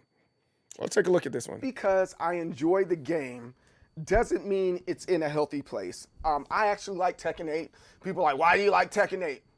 Because I like Tekken 8. It's like, why not? Why not like Tekken 8? I got it. You're like, well, you're not a legacy player. I mean, so what? I like this one. No different than some people like Mortal Kombat 1 and think it was amazing. Or for that matter, some people like Mortal Kombat X better than Mortal Kombat 11 and vice versa. I just like the game, and I just generally appreciate it for what it is. But I don't know why I like it. I just enjoy the. So why can't I say that? Why am I not allowed to say that? Why even comment? Scroll. Keep on scrolling. It wasn't for you. It wasn't for you. So my response now, this is me being a jerk, is to get you engaged so that I can tell you to check out the channel and the long form video. The short did exactly what it's supposed to do. It made you stop. It made you comment. I'm allowed to be a smartass, right? But it's like, what are you doing? What are we talking about here?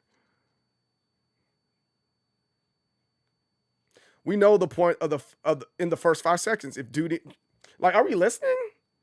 Like, what are we doing? Yeah, the tale of old time. I don't disagree. Yo, Jeremiah, what's up, Jerry? Is that a DGK skateboard or element? I can't tell. In the behind me, there's an element right there that's real, and the other two are girl. And I got 2 Huffs right here, and no, I got 4 Huffs in my room, and I got a couple other ones, and I got a couple DGK skateboards. I might want to go back and revisit it. But ultimately, you guys see what I'm saying. And you're talking about like, it doesn't make my head hurt necessarily, but it's like sometimes I just feel like I have to defend myself. I feel like I have to defend myself all the time in these spaces. But this is the profession I chose to be in, and I think that's fine. I think that's okay. But it's like, Jesus Christ, man. Or like how aggressive some of these comments are. I know this guy doesn't mean any harm or anything like that, but it's like, yo, bro, we're using strong words here. So like, check this out. Mobile phones and mobile gaming killed arcade gaming. Console gaming actually strengthened arcade games as it gave serious players a way to practice their craft with no fear of being stomped around by the arcade bullies. Mobile games, on the other hand, provided players with non-related games for free. They shifted gaming to more casual gamers. You can say they could have functioned as gateway games to some serious gamers, but no. Casual gamers are cowards. Like, whoa, wait, hold on. Casual gamers are cowards and will never have the courage to transition to more serious and competitive games. Like, everything was cool. Everything was cool up until this point right here. Like, yo, like if I was just chilling at my locals and just playing, and someone said, "Hey, you playing casually?" I'm like, yeah, I'm playing. You're a coward, bro. Let's step outside and so you can see how cowardly I am. Like, we can't talk in these definitive states or use words like never, right? That's one thing I'm learning in therapy right now. I'm learning that a lot in therapy. And in therapy, what's being said is like, with me and my wife, we're talking about like, hey, I like this, I like that. Never isn't true. Like, never is like, I can never go to the sun. That's something that's like, no joke, will never happen, right? So I can definitively say never, right? But to say it's never hot outside, I can't say that because it's winter right now and it will eventually get hot. Or to say you never kiss me at night. That's not okay to say because there is a time that you did get kissed. So never isn't true, right?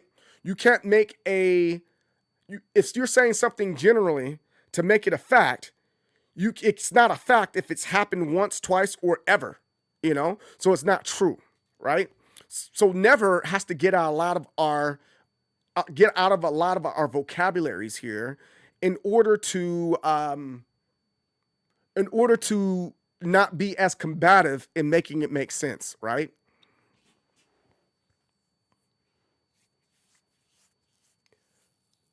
I cannot say you never hang out with me. In the same way, you cannot say you will never have the courage to transition to play a more serious game. That Street Fighter deck is goated. Oh, thank you, Zozilla. I appreciate that. I kind of agree with that Dark Guy a little bit. I do see a lot of gamers that are like straight allergic to playing something they can lose or something that needs even a little practice to play well. I wouldn't say casuals are. You see what I'm saying? Because now you're saying cowards. That is combative, and it's kind of to my point that I'm saying overall get wrecked. It's like my intent isn't to be combative though. My intent is having a real discussion. Again, everything he said here was cool until we got to this point right here. I'm like, yo, that wasn't nice. Why would you say that? And again, it's not to have a echo chamber. I would prefer not to have an echo chamber, but you can disagree without being a jerk, You can agree without being a jerk. So here goes one.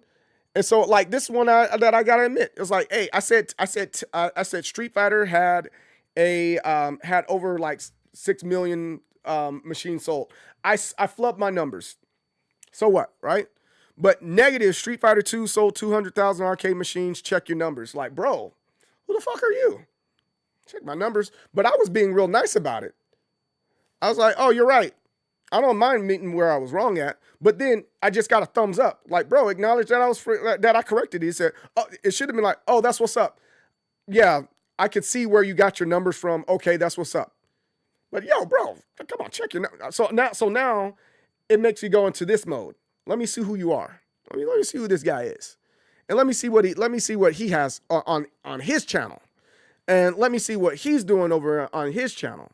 Let me see how he's putting his stuff together on his channel so that I can scrutinize and critique him. And that's not what we want to do. That's a waste of time to try to get even to scrutinize and critique other people. And like, why would you want that? You know, I wouldn't want that. I don't want that. So I typically don't scrutinize people in that way. Why would you want to do it that way? That doesn't make any sense. King J is streaming Tekken 8 right now, and he's getting hate watched on his own stream. It's getting ridiculous. Oh, why? Why is that? Do you know why they're hating him playing the game? Like, he's known to play Tekken, so why are people upset that he's playing Tekken? Yeah, speaking absolute kind of hampers real discussion. I don't think it's that much harder to communicate what you actually mean instead of being hyperbolic. Yeah, I don't disagree with that, brother. I really don't. And that's another really good point. And let's see the last one. It's 1:38. It's almost time to go. Let's see. Like, see, I like meaningful things like this one. And so that's why me and my younger brother still play all fighting games local between each other. Every time they drop or anytime we have an interest in a particular game, I'm like, yo, that's endearing. That's nice. I was able to relate to you. I say it's better that way, I think. I'm glad you were able to have that type of bond with your brother. That must feel good. Like, let's talk about that, you know? I'd rather talk about things like those. You know? Let me find one more here, and I can move away from there, and we can talk about something else. Here goes one. I'm like, what? What are you talking about, dude? And I think I'm going to continue my biggest point. My biggest point. I think your take is completely wrong, but I'm going to get back to my business. Can't wait to play the fighting games you're making. It's gonna shit on Street Fighter 6 for sure. That's the sarcasm there. But I'm going to go on about my business. Have a good day. What? We're not allowed to talk about this stuff no more? So let's go over here.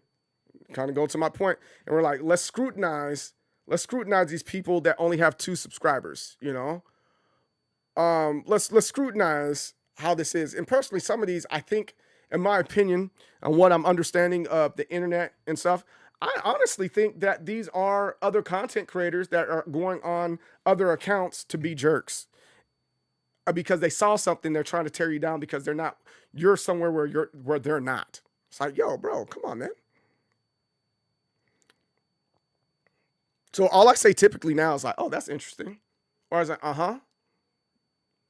Because I know it pisses them off. It's like, so you're not going to engage in that? Nope.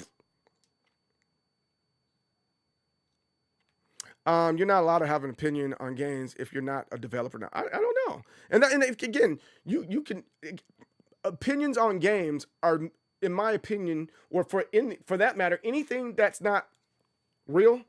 You're allowed to have an opinion, but that opinion's open for discussion, not a definitive. This is good. This is bad. You know, you're just that just doesn't make sense to me.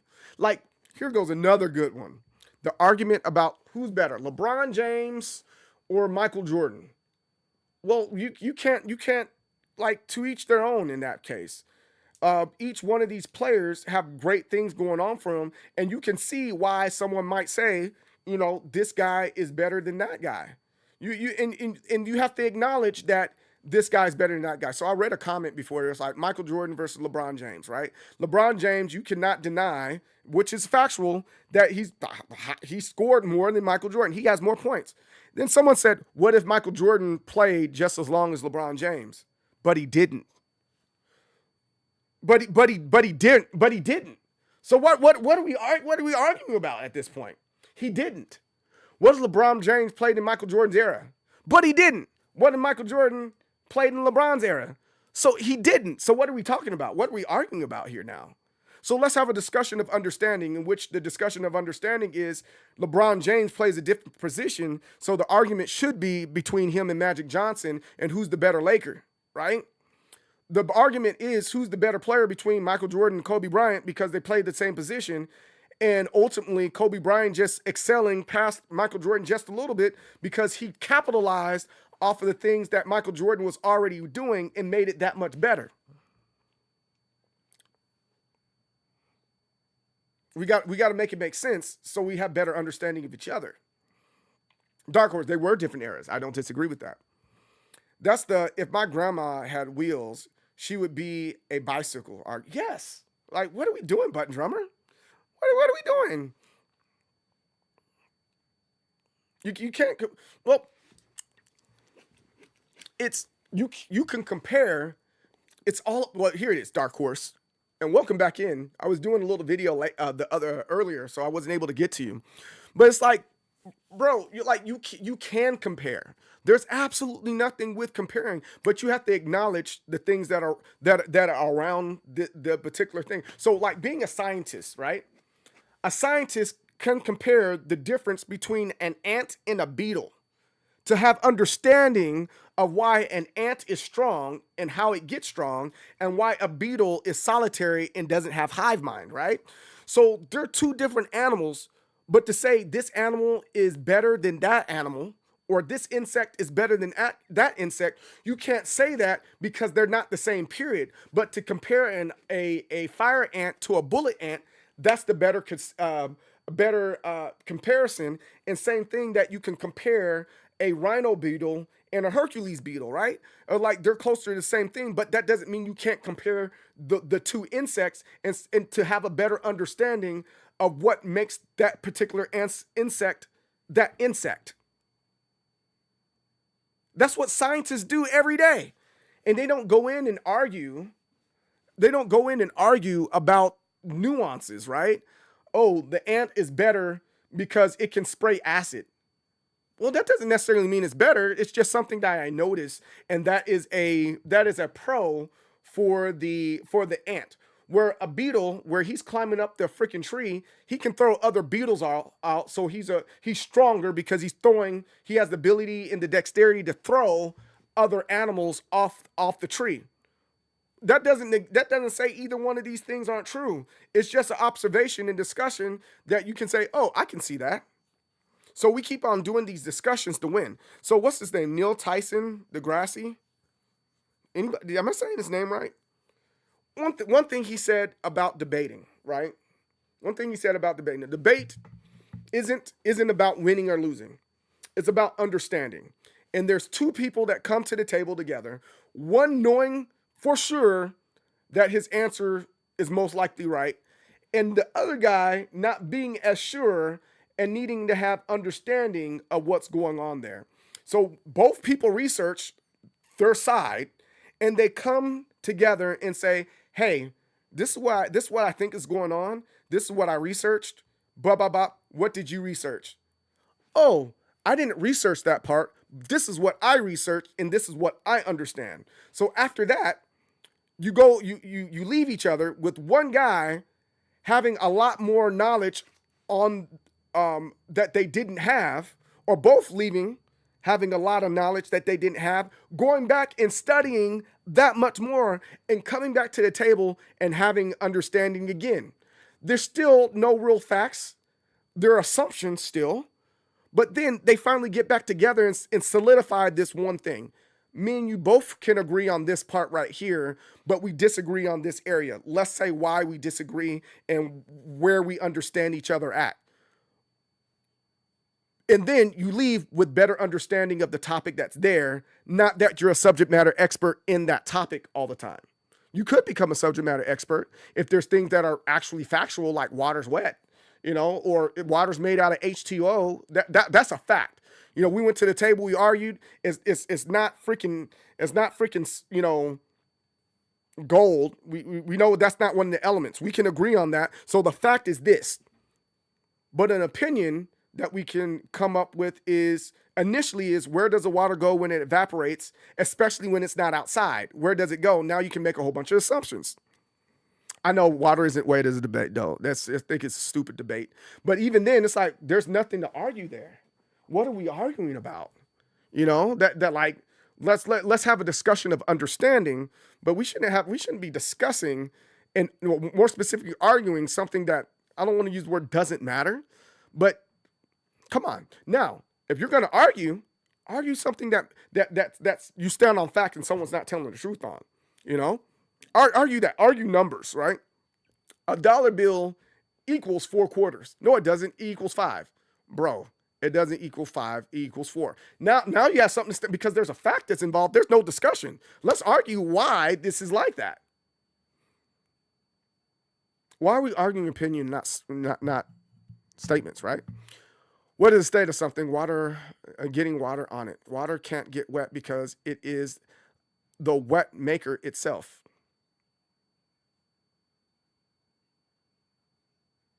I'm gonna squint at you on that one. I'm squinting at you so hard. Squint at you so hard.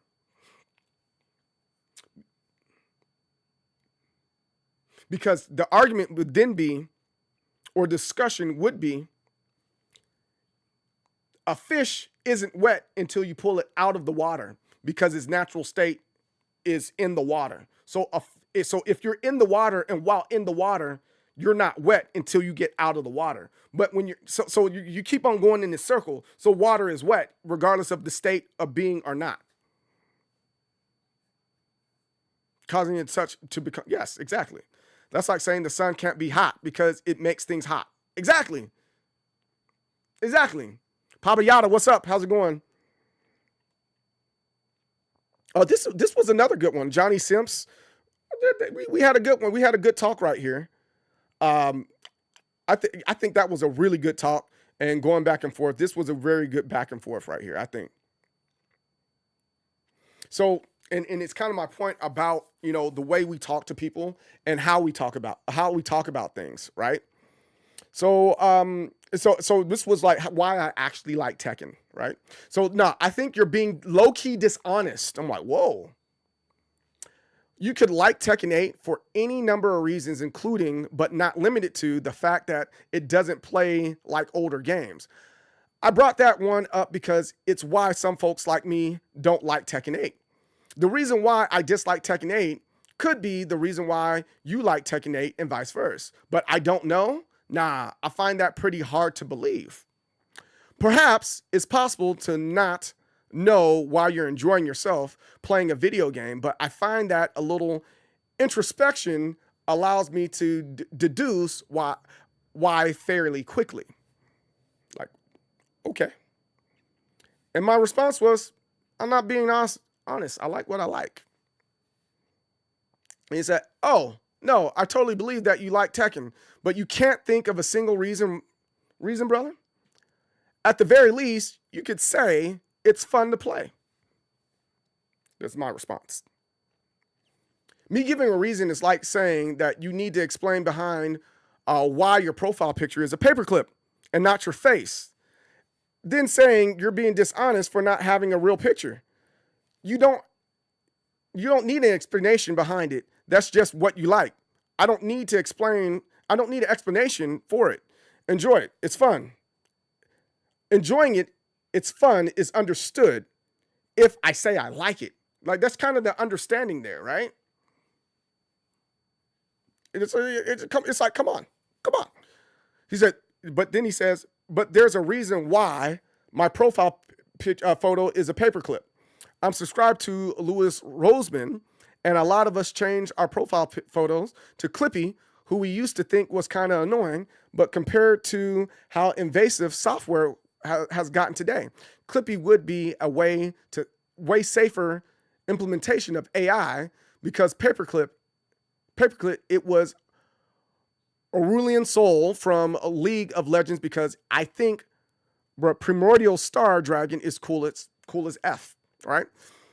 I guess in the end, you don't owe anyone an explanation. Just found it weird that you didn't give your reason for liking the game, and in short, the title, Why I Like Tekken. hope you know it's no beef.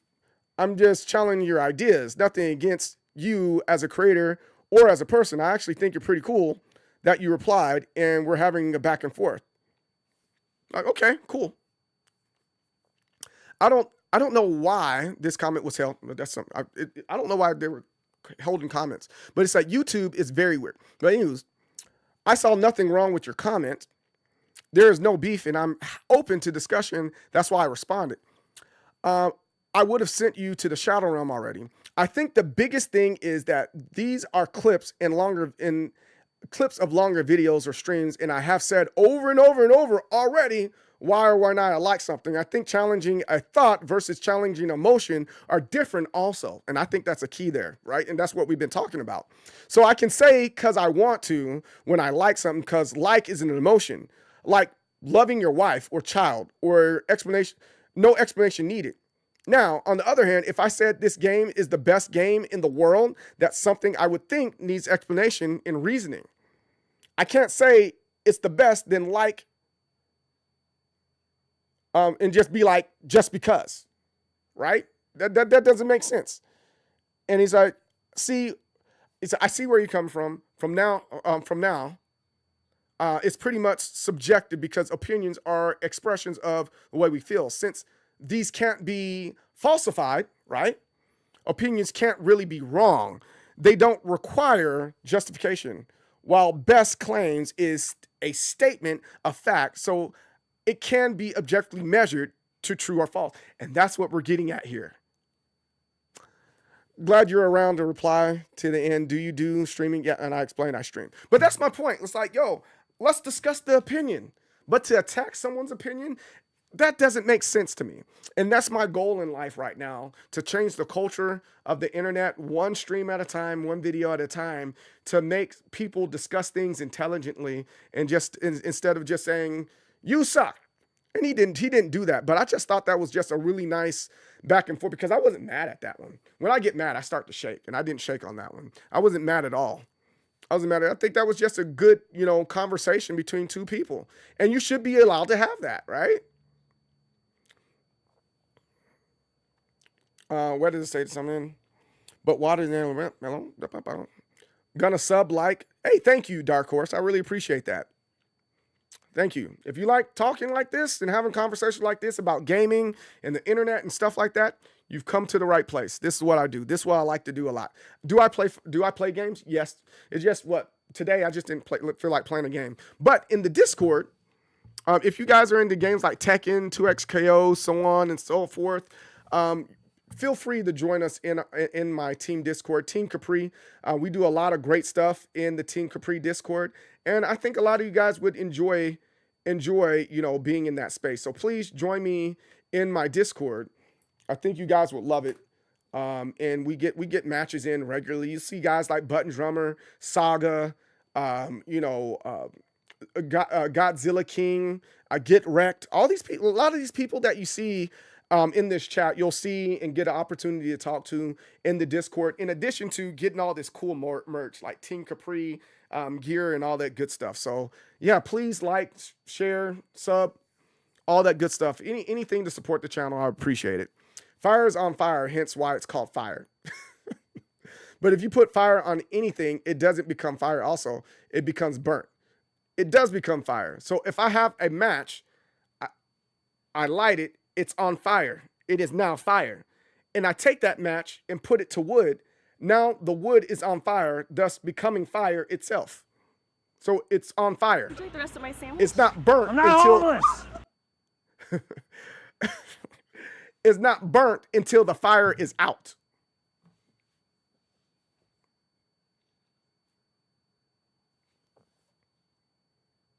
Fire bad, beer good. Yes. That's true. Water is wet. Yes, it definitely is wet. Oh my goodness. All right. So now I wonder what else is out there in the news. A place I haven't gone to in a while, Fighters Generation. This is another cool place that I like to go to for gaming news and FGC news specifically. Fighters Generation is like an incredible website. If you want historical understanding of fighting games and know where the fighting games came from and know where the characters are and what year it released and all that good stuff, this hands down is like one of the best websites, period. Period. Don't argue with me. This is a great website. Phenomenal website. Here we go. Free Guilty Gear Strive update on Nintendo Switch. Oh, adds 43 character colors? Dang. Guilty Gear Strive on the... Do I have Guilty Gear Strive on Switch? Is this for the Switch 2? I don't know if it's on the Switch 2 or not.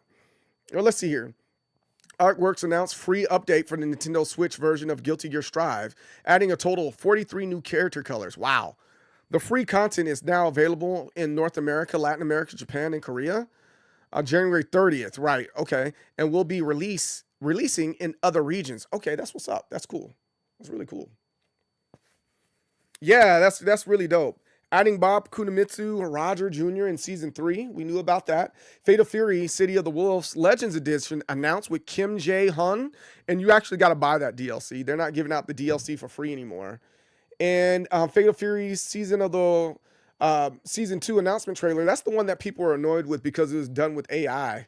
That was really, I would have to admit, that was pretty annoying as well. Yeah, they got some pretty good stuff on here. But I strongly recommend the Fighters Generation. Great website to check out, man. Wait, they got new stuff for their shop? You get all the cool collectibles and stuff like that. I love. Don't you? Who doesn't love collectibles? It's for the Switch one, for the Guilty Gear stuff. Oh yeah, I might have to order some stuff from here. They got some really nice collectibles for this stuff. $1 million for City of the Wolves tournaments, but won't pay for a proper ad for Season 2. Well, here goes another argument, Zozilla. Why do they want to invest in extra ads and they already invested $1 million in the community that doesn't play the game and still complains about it? So if I don't play City of the Wolves because it has blood money in it, why does it matter anyway? It doesn't matter anyway. What about outside of Fighters Generation? Do we have event hubs? You know, one thing that bothers me or annoys me about event hubs, just feel like it's giving them more ammo, hurting their case instead of helping. I'll buy that. I respect that. I get it. But it's already been out for what, a year and a half? You know? They could show, they should make an ad of them pouring blood on the fighters and powers them up. Why? Tell me why. All right, so one of my biggest beasts with this website, they show a lot of. Oh wait, hold on. Tekken 8 Season 3 pass is pass to be available today with new patch, but the balance updates will drop later. So I guess we need to look at that. I guess we'll look at that next. Players impressively pays homage. So like they don't really give us a lot of Tekken stuff. They get a whole lot of Street Fighter stuff. I'm debating if I want to get with some people and start writing articles, because I think you can submit your articles to Event Hub. And I think I want to do that. I think I want to submit articles to Event Hub and see what they say. You know? Top stories, game-specific news, Event Hub's Discord, Player Finder, Justin Wong, most commented stories. There's a place in Event Hubs that say, hey, you can write to us about your favorite fighting games and, get a good oh, here it is. Submit news. See, this is what I'm talking.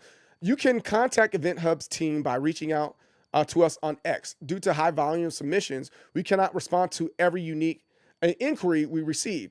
If you'd like to submit a news tip, have a general question about Event Hubs, or anything of that nature, please reach out to us on X. If you'd like to know more about the website, please all right, cool. So maybe I'll just do that. Hey, Button Drummer, would you like to co-write with me about Tekken, or is anybody out there that's willing to discuss an idea, and then once we discuss the idea, we're able to have a conversation about it in Discord, and then I'll write it. And then we can talk about, then we can submit it together, I think that'd be pretty cool. Let's go to Street Fighter 6. Let's go to Tekken 8. So these are all the patches, and they haven't even published the patch for 2.09. They should make an app for. Well, everyone's saying the game is made from blood. I see what you did there, CC. I see what you did there, my friend. They will take money now and give you stuff later. Yeah, I need this mailman to hustle with their keycaps for my leverless. Which lever did you get wrecked? You got the Holt one or Vent Hubs? They only got a few things that I like here. And the very last one, let's go to Flipboard. Flipboard's a good place to get fighting games news. Flipboard, there we go. Or just gaming news in general, right? Gaming news in general.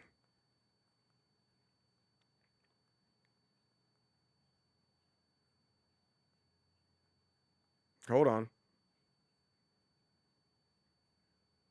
Wait a minute.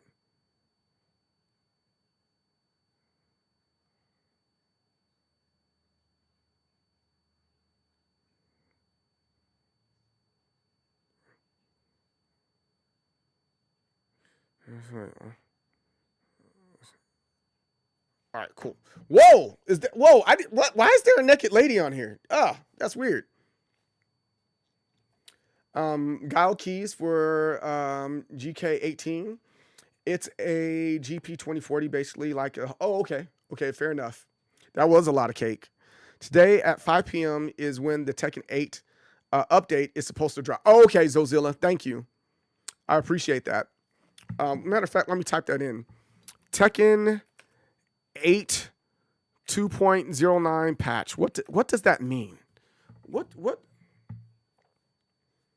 Yeah, probably no Tekken tonight. But is there any other games that we can play, Button Drummer? Like, can we get on Fightcade or do Street Fighter or anything like? Is there any other ones that you play so we can hang out? Let's go over here. New Xbox is released 2027 and be even more like a gaming PC, claims leaks. We already knew that. I don't think we're gonna win. Consoles, gaming consoles need to be handhelds that can be docked to your TV or streamed like the Game Pass and be played everywhere. No, it's not the Back to Basics update. Today's update apparently is just so people can buy the Season 3 pass. Actual update is coming out next month when the current Fighting Pass ends. Yes. So make sure that you get all your treats and fun stuff from the games and stuff. By the way, I appreciate you guys hanging out with me today. It's been fun. I appreciate it. Yoshi lays an egg in the Super Mario Galaxy movie Super Bowl. Oh yeah, I remember that. We did see that in Super Bowl. The 10 best gaming surprises of 2025. I'm not seeing a lot of stuff that I want to see here today. Flipboard, they're hit or miss. They're definitely hit or miss when it comes to some of the stuff that they have. South Park is coming to Fortnite. We already know about that. Yeah, some of this is a little late. Arc Raiders boss can tell Embark's anti-cheat efforts are working because there's an influx of people trying to get to the studio and to me. Ooh, interesting. What's this about? I hope that's not a stupid long article. I want to see what that's about.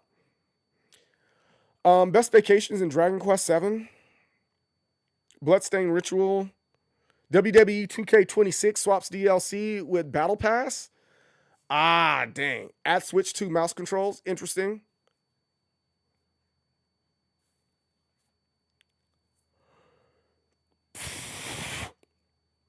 '80s video games with endless replay value.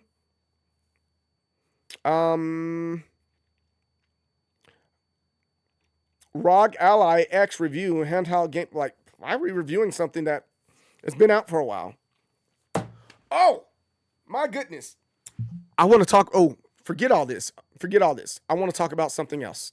I want to talk about something else, but I'm going to use the bathroom first, and I'm going to get your thoughts on it. Do a Streets of Rage run. Ironically, that's what I was about to talk about. That's exactly what I was about to talk about, man. Wait, but hold on. Let me go pee real fast. I'll be right back. Make sure you guys take care of your prostate and go pee also. Pee is very important. Don't damage your bladders or your prostate. Let's talk about that. That's why I said, oh! All right, be right back.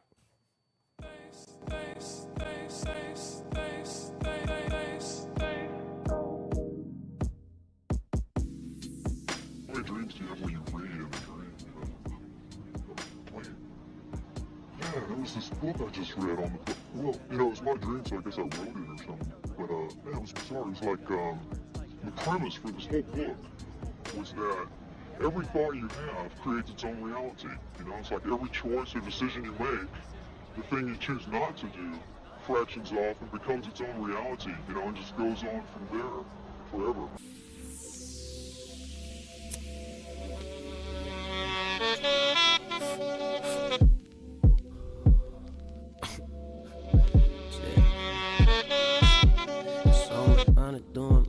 Running through my mind, yeah.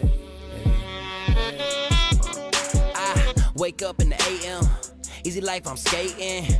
Wake up, see the sunshine. This world's mine, I'ma take it. Look, people stop with the fake shit. Like, what the fuck y'all thinking? Must be out of your damn mind. If you really don't think I can make all of this happen. Since I started rapping, some people love it, hurting some feelings. They don't really feel it. Me and my team, we be winning. All right, let's get back to it. All right, so another thing that I want to do, how I got my start on YouTube specifically, I didn't know what I really wanted to do on YouTube. Hey, what's up, Prince? I didn't know what I wanted to do on YouTube, so I started off with workout videos. I'm like, oh, this is kind of cool. Then I did like how I interact with my friends online and did like lip sync battles and stuff like that. That was pretty fun as well. But then I stopped, right?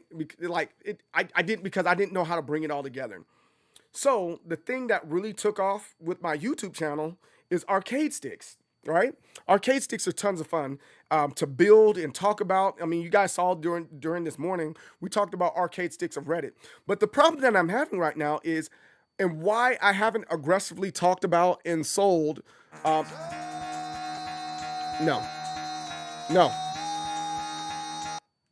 That's the reason why we haven't aggressively talked about and start doing selling these arcade sticks, the Clean Sweep by Team Capri, is because I don't know how to advertise.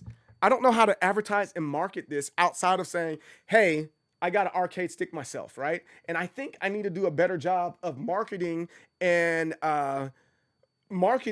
advertising these arcade sticks. The question is, how do we do this? How do we do this? I think my goal is, absolutely, and that's what I do, and that's what I've been doing, right? But even then, that's still not enough, CC. That's still not enough. So this is what I'm gonna do, especially the type of person I am, right? Am I a good artist? Yeah. Look at that graphic design right there, and that collection of pictures that made that picture right there. I'm a good artist. I love what I do. I love art. That's one of those things that I just love to do, right? I love to do that. But I think one way to do this is not go, hey, I'm a graphic designer and I sell arcade sticks. Let me make a custom for you. No. My personality fits more like a person that paints portraits of something that they feel passionate about and then sell that portrait, and it's not commissioned. Right? There's a difference between a painter and a painter that goes off commission. So Jackson Pollock was not a commissioned painter. He painted what he wanted, thus the name Jack the Dripper. He would drip paint all over it. And then after a while, when someone said, hey, I would like a painting, he'd be like, okay, cool. Here's an official Jackson Pollock painting. And I want to be in that space as a professional arcade stick builder. This is my arcade stick. This is what you get with it. And this is how I build my arcade sticks. That's what I want to do. Now, are there going to be opportunities for commissions? Yeah, absolutely. That's part of who I am. But that's the part that people miss. And I got this idea for this guy named Meow Cool Cat. because one of the things that he said was, it's a shame that arcade stick builders don't get paid what they deserve. They have to settle for whatever it is that the community says the price has to be, because they don't believe the value. If there's something that's custom, it should be $1 million. It should be extremely expensive and extremely valuable. I was like, he's making a really good point here. He's making a phenomenal point right here. And that's what started clicking for me. So now, how do we do that? What's that have to do with Streets of Rage? It has a lot to do with Streets of Rage, because what I'm going to do is make at least one arcade stick a week. This is a one-on-one. This is an exclusive. It's exclusive. And if you have this one of one, you're special. And you can say, hey, did you get this Capri clean sweep arcade stick done by MDSoul? Hey, this is a dope art, and I'm the only one that has it. And he made it this way. And it has this piece. You do not have this version. Where if you do a commission, right? Somebody can say, hey, I want you to make mine just like his. But I don't want to make yours just like it took a lot of work to do that. And to do that at the same price, after I realized how expensive that was and how much time it was and how time consuming it was, I don't think that's fair for me. So I should be able to charge. Right now, we charge $270 for a arcade stick, right? For a Capri clean sweep. I think that's a fair deal. But I'm not charging for the design. Isn't that crazy? I'm just like, hey, I got you. I like doing this stuff. Hey, hey, I got you. That's what I'm doing. And it's not anybody's fault. I like it. But I was like, you know what? I got to dig deep into my bag, because there's a lot of designs or a lot of things that are in my head that I want to design and I want to make, but I can't make that because somebody else wants. So it's like, hey, boom, if you like what I got. Well, and Godzilla, I appreciate that, and I thank you for that. You know, I really appreciate it. But yeah, moving forward, it's like, boom, this week, let me show you something, and I show that arcade stick. So now, here goes the next part, CC. The next part of this is, a lot of people don't know how to use their arcade sticks. They have a very, very hard time understanding how their arcade stick works, and they give up really, really easy. So over the next couple of months, a couple of weeks, probably starting this week, probably, because I'm going to show you Godzilla King's arcade stick. This one won't be used in the way like, hey, this is how you play this game. This is how you get used to it. I'm just going to show it off like, hey, Godzilla King has an arcade stick. Boom. He's the last one to have this one-of-one arcade stick. Oh, by the way, your stuff's in. So I just got to cut it out and all that just stuff this week. But this is a one-of-one. Oh, wait, hold on. Godzilla King.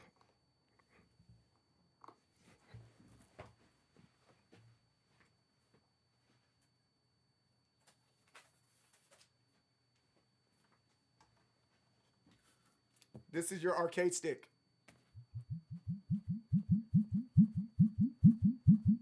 There's your arcade stick right here. It's all in.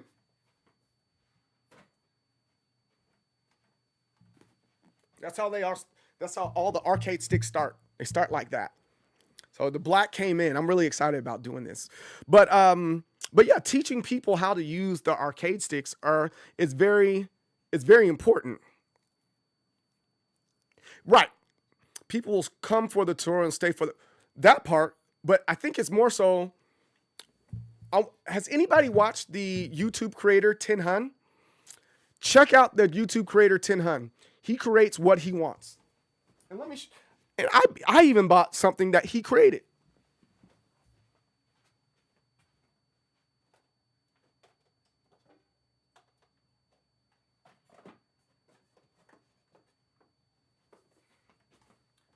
He's an artist, and he stepped in the toy market, and he made exclusive toys for a second, of vinyl toys. This one glows in the dark, and then I also can paint it.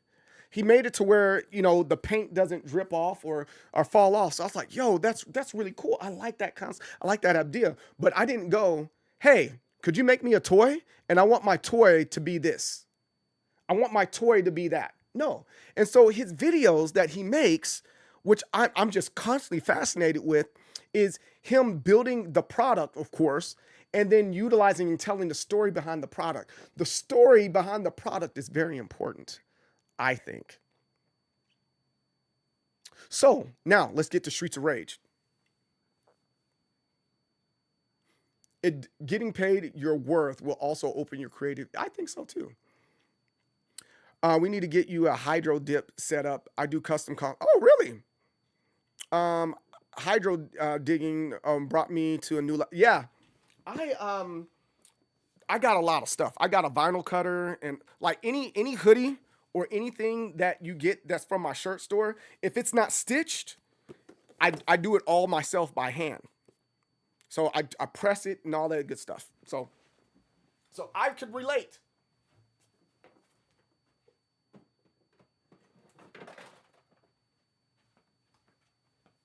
So, oh man, it's done the ad. The ad's going on. So I'm gonna wait a second. I'm gonna wait a second because this is how I wanna kind of stop everything. Wait, hold on. Wait a minute.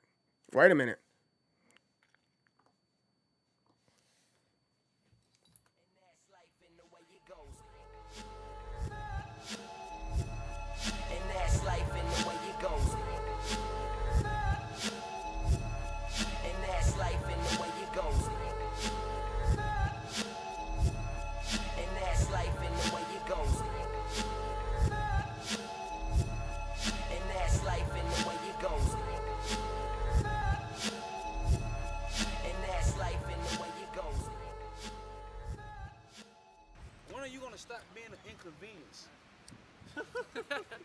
You know, you're starting to disrespect me now. When I start, I feel disrespected. No, listen. Voice. Listen. I've realized in my life I am kind of an inconvenience. I have no car. Half the time I ain't got no money. But I tell you what, I got good friends that believe in me and what I do. And when I become an unnuisance, that's when we get this motherfucking money.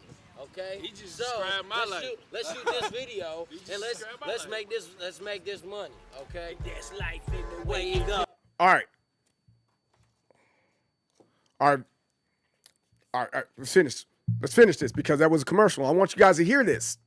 So now, when we talk about something like Streets of Rage, it's going to be a whole process. Hey, this part right here, I'm building an arcade stick. Let's talk about this arcade stick in the build. That's going to be in the video. Then, hey, let me show you how to use this arcade stick. And I'm going to show you how to use this arcade stick by playing a game like Streets of Rage. And you get to see me use that arcade stick. And by the end of the video, or videos explaining and showing, at the end, I'm like, hey, if you really like this stuff, if you like this arcade stick, hey, it's for sale on my website. This one specific, the one that I just used, the one that I just proved to you that works and works well, it's on my website right now. Go check it out. So that includes stuff like knee levers. That includes stuff, the super expensive stuff. And then there's a level of understanding and saying, boom, this is the cost for each one of these this is the price and cost for each one of these parts and pieces. I'm not going to talk about my shell, but specifically inside. And then that way it's like, all right, now that you know that, and now that you see the design on there and you see the effort that's put behind this, that's the reason why it's that expensive. Because right now, some of the builds that are out there, my goodness, they can get stupid expensive. And I don't think it's fair to me for those to be expensive and make a profit of $1. I do not think that's fair at all. Let me see something real quick, because there's a couple levers out there that are like dumb expensive, and it's kind of to my point, people still want to not be charged the same price as a Hori. I think custom arcade sticks and DIY arcade should be more expensive than those ones because the amount of tender love and care that goes into it. But is it this? Oh wait, let me type in golden. No, it's this. This is a good place too. Let me type in golden lever. Where can we get one? Ah, here it is. This lever is $135, guys. $135 lever. Let's start doing the math. Hey, Crusher, CC, you get what I'm saying. You understand the thought process. I'm just talking through the thought process out loud now. And you guys were here to hear it first. So when someone says, hey, man, this stuff's expensive, you're able to help defend it. Or for that matter, if you decide to buy it and say, oh, that's stupid, you're able to defend it, right? So $135. $135 for a lever. That's crazy. Full Japanese, $143. $135, $135, $135. And then you could choose the color as well. Black and gold. But boom, $143. Woo-wee. $143 is stupid expensive, right? Now let's take another look. For one lever, yes. You're kind of seeing where I'm going at with this, Godzilla. Why this type of stuff is important, because I'm doing a lot of stuff for you and finding the best price for your lever. So when people go, hey, which do you like better, Sanwa or this one? It's like, well, it's subjective. It depends. And then it depends on the price. It depends on all these different things. And all these different things matter in the way that we get our stuff. So let's take in a more expensive button. Let's go to Hitbox. Don't forget, you have to oil these back. Yes, you have to. You got to have the oil to go along with it, right? Full precision micro. Yes. So let's do combo buttons. I have a set of combo buttons, and let's take a look at this. Combo buttons can be expensive, and that's not. This is just one group of buttons here. What's going on here? Buy now. Let's buy now. All right. So, 30 millimeters. $649. Let's go with, it doesn't matter. Look, that's crazy. That's crazy. All right, so combo buttons alone, $649. $649. We all see this. $649. 8, 9, 10, 11, 12, 13, and then 14. A total of 14 buttons at $649. Let's do the math here. 14, remember that number, 14. Calculator. Let's do the math here. 14 times, oops, that's division. Let's clear this. I want to make sure I'm giving you the right numbers. 14 times, why does it keep on doing that? It's giving me the wrong stuff. Clear it all. 14 times 6.49. $90. So 90, let's write this down. 90 plus 143. 3. 9 plus 4 is 13. Put the 1 right here. We're already at $233. We're already at $233 just for the lever and buttons. If that's something that I want for my arcade stick, right? That even if it's like, oh, I'm doing this for my Hori Alpha, it's already that price, guys. Like, oh, Jesus Christ, that's a lot. That's a lot. So now, this is all cases. This is all cases. Let's talk about PCBs, right? Now, so everybody's getting the cheap one, the GP2040, right? And that's fine. That's fine. It's $30. But however, people are doing that without knowing there's a lot of caveats to that PCB, right? So PCB, Brook, I'm willing to, even though I like 2040 mainly because it's cheaper, the Brook PCB is probably the way to go. $85 for the one that does PS5, Xbox Series S, Nintendo Switch 2, and PC. Ultra fast, responsiveness, ideal for fighting games. It does all the modern stuff. That's $85. Even when you get this one, this is a wireless version, $85. The Gen 5 one, PS4, PSN, Nintendo Switch 2. I have this one. I don't know where I put that at. It's $80. Let's put $85 right here. $85. Wow. So 5 plus 3 is 8. Carry the 8. 8 plus 3 is 11. Carry the 1. We're at $318 right now. $318 right now just for the PCB, the buttons, and the lever. We're talking about premium, right? With sales tax, we're not even talking about sales tax, right? We're not even talking about sales tax. So then, now let's keep on going. Let's keep on going, guys. Let's keep on going. PCB wiring.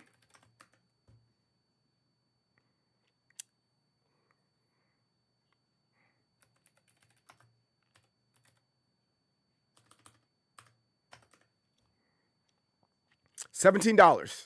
$17.99. Round to the nearest 10. That is 18. Let's add that together. 8 plus 8 is 16. Carry the 1. 1 plus 1 plus 1 is 3. $336.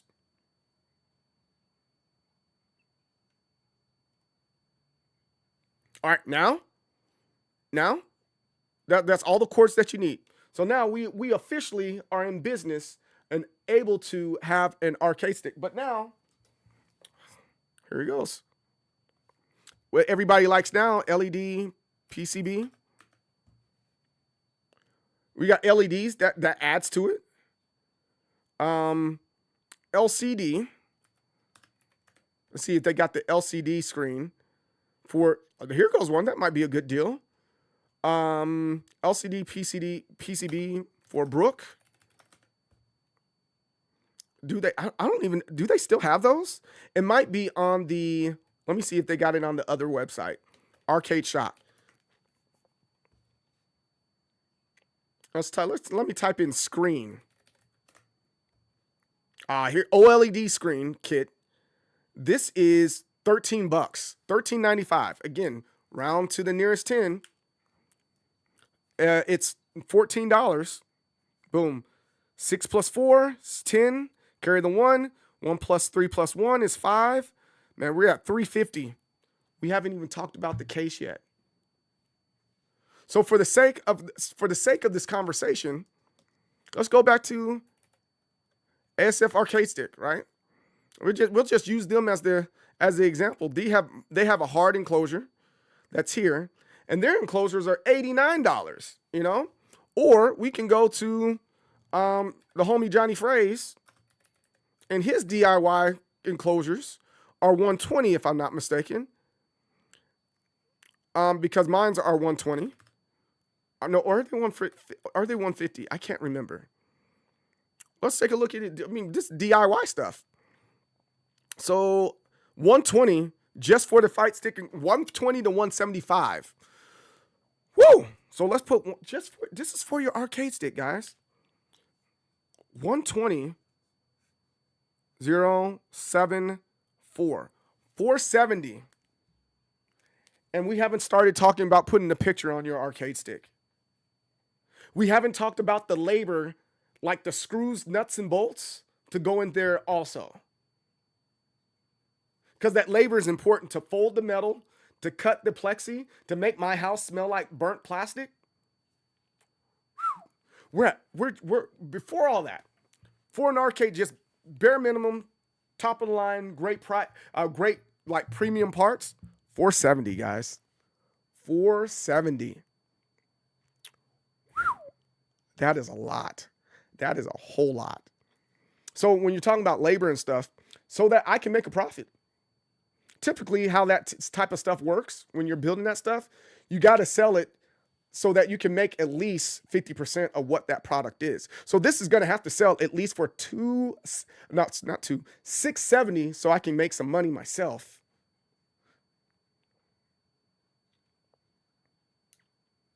Or double that, right? Typically, most people, they go in and make a product and they double the price so that they can make a product. Not make a product, make a profit. So now, it's like, you kind of see why I'm like, I don't want to go that route. I don't want to just say, here's my arcade stick, you know? And there's nothing wrong with just saying, hey, this is my arcade stick, you know? There's absolutely nothing wrong with that, right? You can get from whoever you want to get it from, right? But I think there's some, oh, look at their case. I know their cases are expensive too. They have pretty expensive, $245 for a case for them. $245 for a case, geez. But, you know, but yeah, all this stuff, I think it's It's like it's freaking crazy, man. It's freaking crazy. But that's the direction I want to move in. Not to say, hey, I don't want to do anything for you. It's more so I done it already. I included all the pricing to go along with it. Understand that this is the reason why this one is more expensive and then this one is less expensive, because the things that are implement and put inside of it. And then we're talking about the time, effort, and labor. That's really important there. So with sales tax overall, it might get pretty expensive depending on what I'm building. I think the cheapest lever right now is the JLF, and you can get it for $30. But if you get the JLX, which is now industry standard, the new industry standard for lever, is $65 lever. It's still expensive. Now you want a custom art on top of that? That's like $600. Yeah. It's close. I'm gonna say $670. I'm gonna say $670 to $750 for that particular arcade stick, because at that point it's like time, like you can, oh man, just think about that, right? Hey, what I charge $200 for it, for my artwork, because graphic designers, they should charge what they believe they're worth. They charge you for it. So then on top of that, my friend, on top of that, I gotta assemble it together, cut it up, and everything else. I got to take that plexi over there and cut it up, break it down, and all that good stuff, right? That's freaking insane. So really, I'm going to be generous. Hey, I'm a graphic designer. I'm going to charge you $100 for the design. All right, $570. Then the assembly, that's another $100. That's $670. But realistically, if you respect yourself, you're probably going to charge upward to $750 for a premium arcade stick with all the parts. Functional art that you can use to enjoy your favorite hobby and express yourself, you can always customize further or upgrade. That is true. That is very true. That you can do that. But what's the point when you to me that doesn't make any sense, right? To me, like for example, if there's a guy that specializes in building cars, why would you modify the car that he built for you that's a piece of work? Artwork, excuse me. That's a piece of artwork.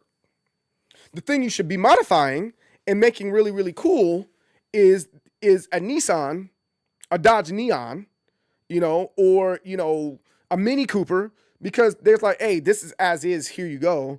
And this is the industry standard. But if you're getting something custom, why are you going to change it? Why are you going to change something specialized?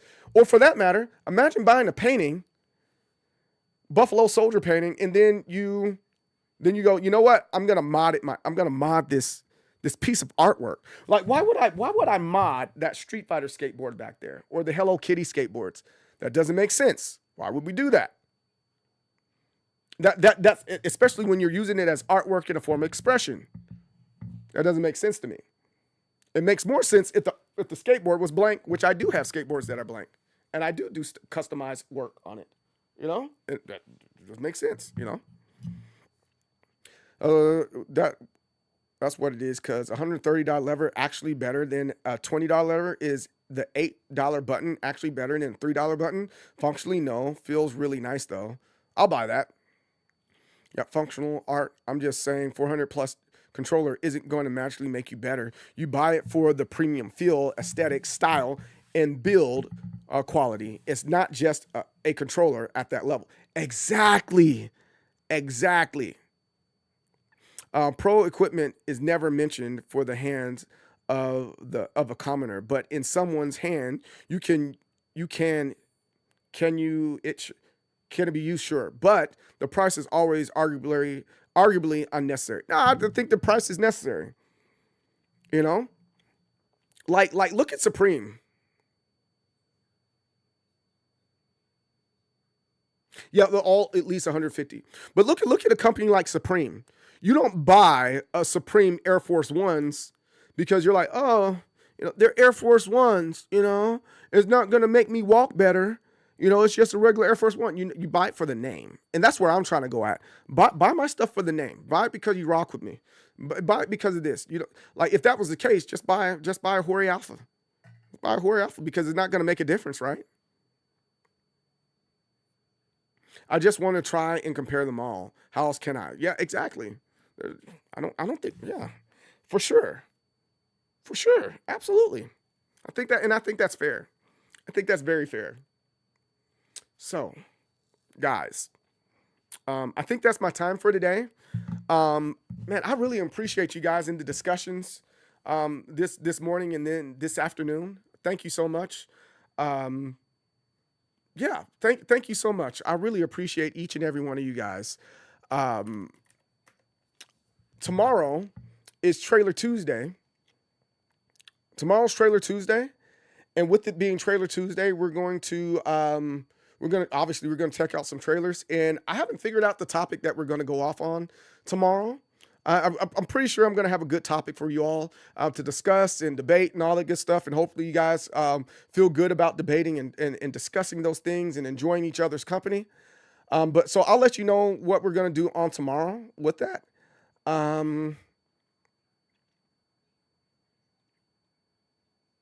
What else are we going to be doing on tomorrow? Trailer Tuesday. And then tomorrow, we'll get into Tekken for sure. I think Tekken is really important game to get into and fun to get into. And I'm going to do a whole bunch of other behind the scenes thing here sooner than later. Hopefully you guys will be excited about the behind the scenes that I got for you guys to check out and watch. If you haven't already checked out my YouTube channel, please check out my YouTube channel. I'm not going to necessarily steer towards YouTube in the way like, hey, I quit streaming, you know, on Twitch, but I'm going to put a lot of emphasis on, you know, I'm going to put a lot of emphasis on YouTube. And I think YouTube is the better way of getting recognition and getting recognized and engagement, right? I think it's going to be better. So check out my YouTube. Make sure you subscribe over there and get all the great stuff that comes from the video. So just in case you missed the stream, you're able to check out what's going on in the video from that day. I'll be posting some of the stuff from today on YouTube. So you get to see some of the shorts and you get to see some of the long form stuff over there. And also you get some of the arcade sticks talks over on that side. With that being said, guys, I really appreciate each and every one of you guys. I appreciate you so much. I really enjoyed today, and as I always do. And yeah, with that, I'm the most determined soul, C.J. Berry, the leader of waves and waves of people in determination. Success and victory. Don't block with your face. And I will see you guys on the next time. Stay tuned for who we are rating up next. Peace out. Oh, also, don't forget to join the Discord. Wait, hold on. One last thing. Don't forget to join the Discord. We're playing video games tonight and talking tonight about all this fun stuff that we're doing. Why is it? There we go. And then let me also do it on the Twitch side. Make sure you join us in the Discord. We're going to have, we'll be fighting tonight if you guys are down with that type of stuff. God damn it. Why is it? Please. But again, success and victory. Guys, don't block with your face. And I'll see you guys on the next time. Peace out. Thank you so much for spending time with me and the rest of Determination. Please follow me on all my social media platforms that are listed here. If you just missed the show, I will be back on weekdays, 10 a.m. to 4 p.m. CST. That's Central Standard Time. Also, join the Discord for announcements and additional conversations like the ones we've had today. Success and victory, and I will see you next time.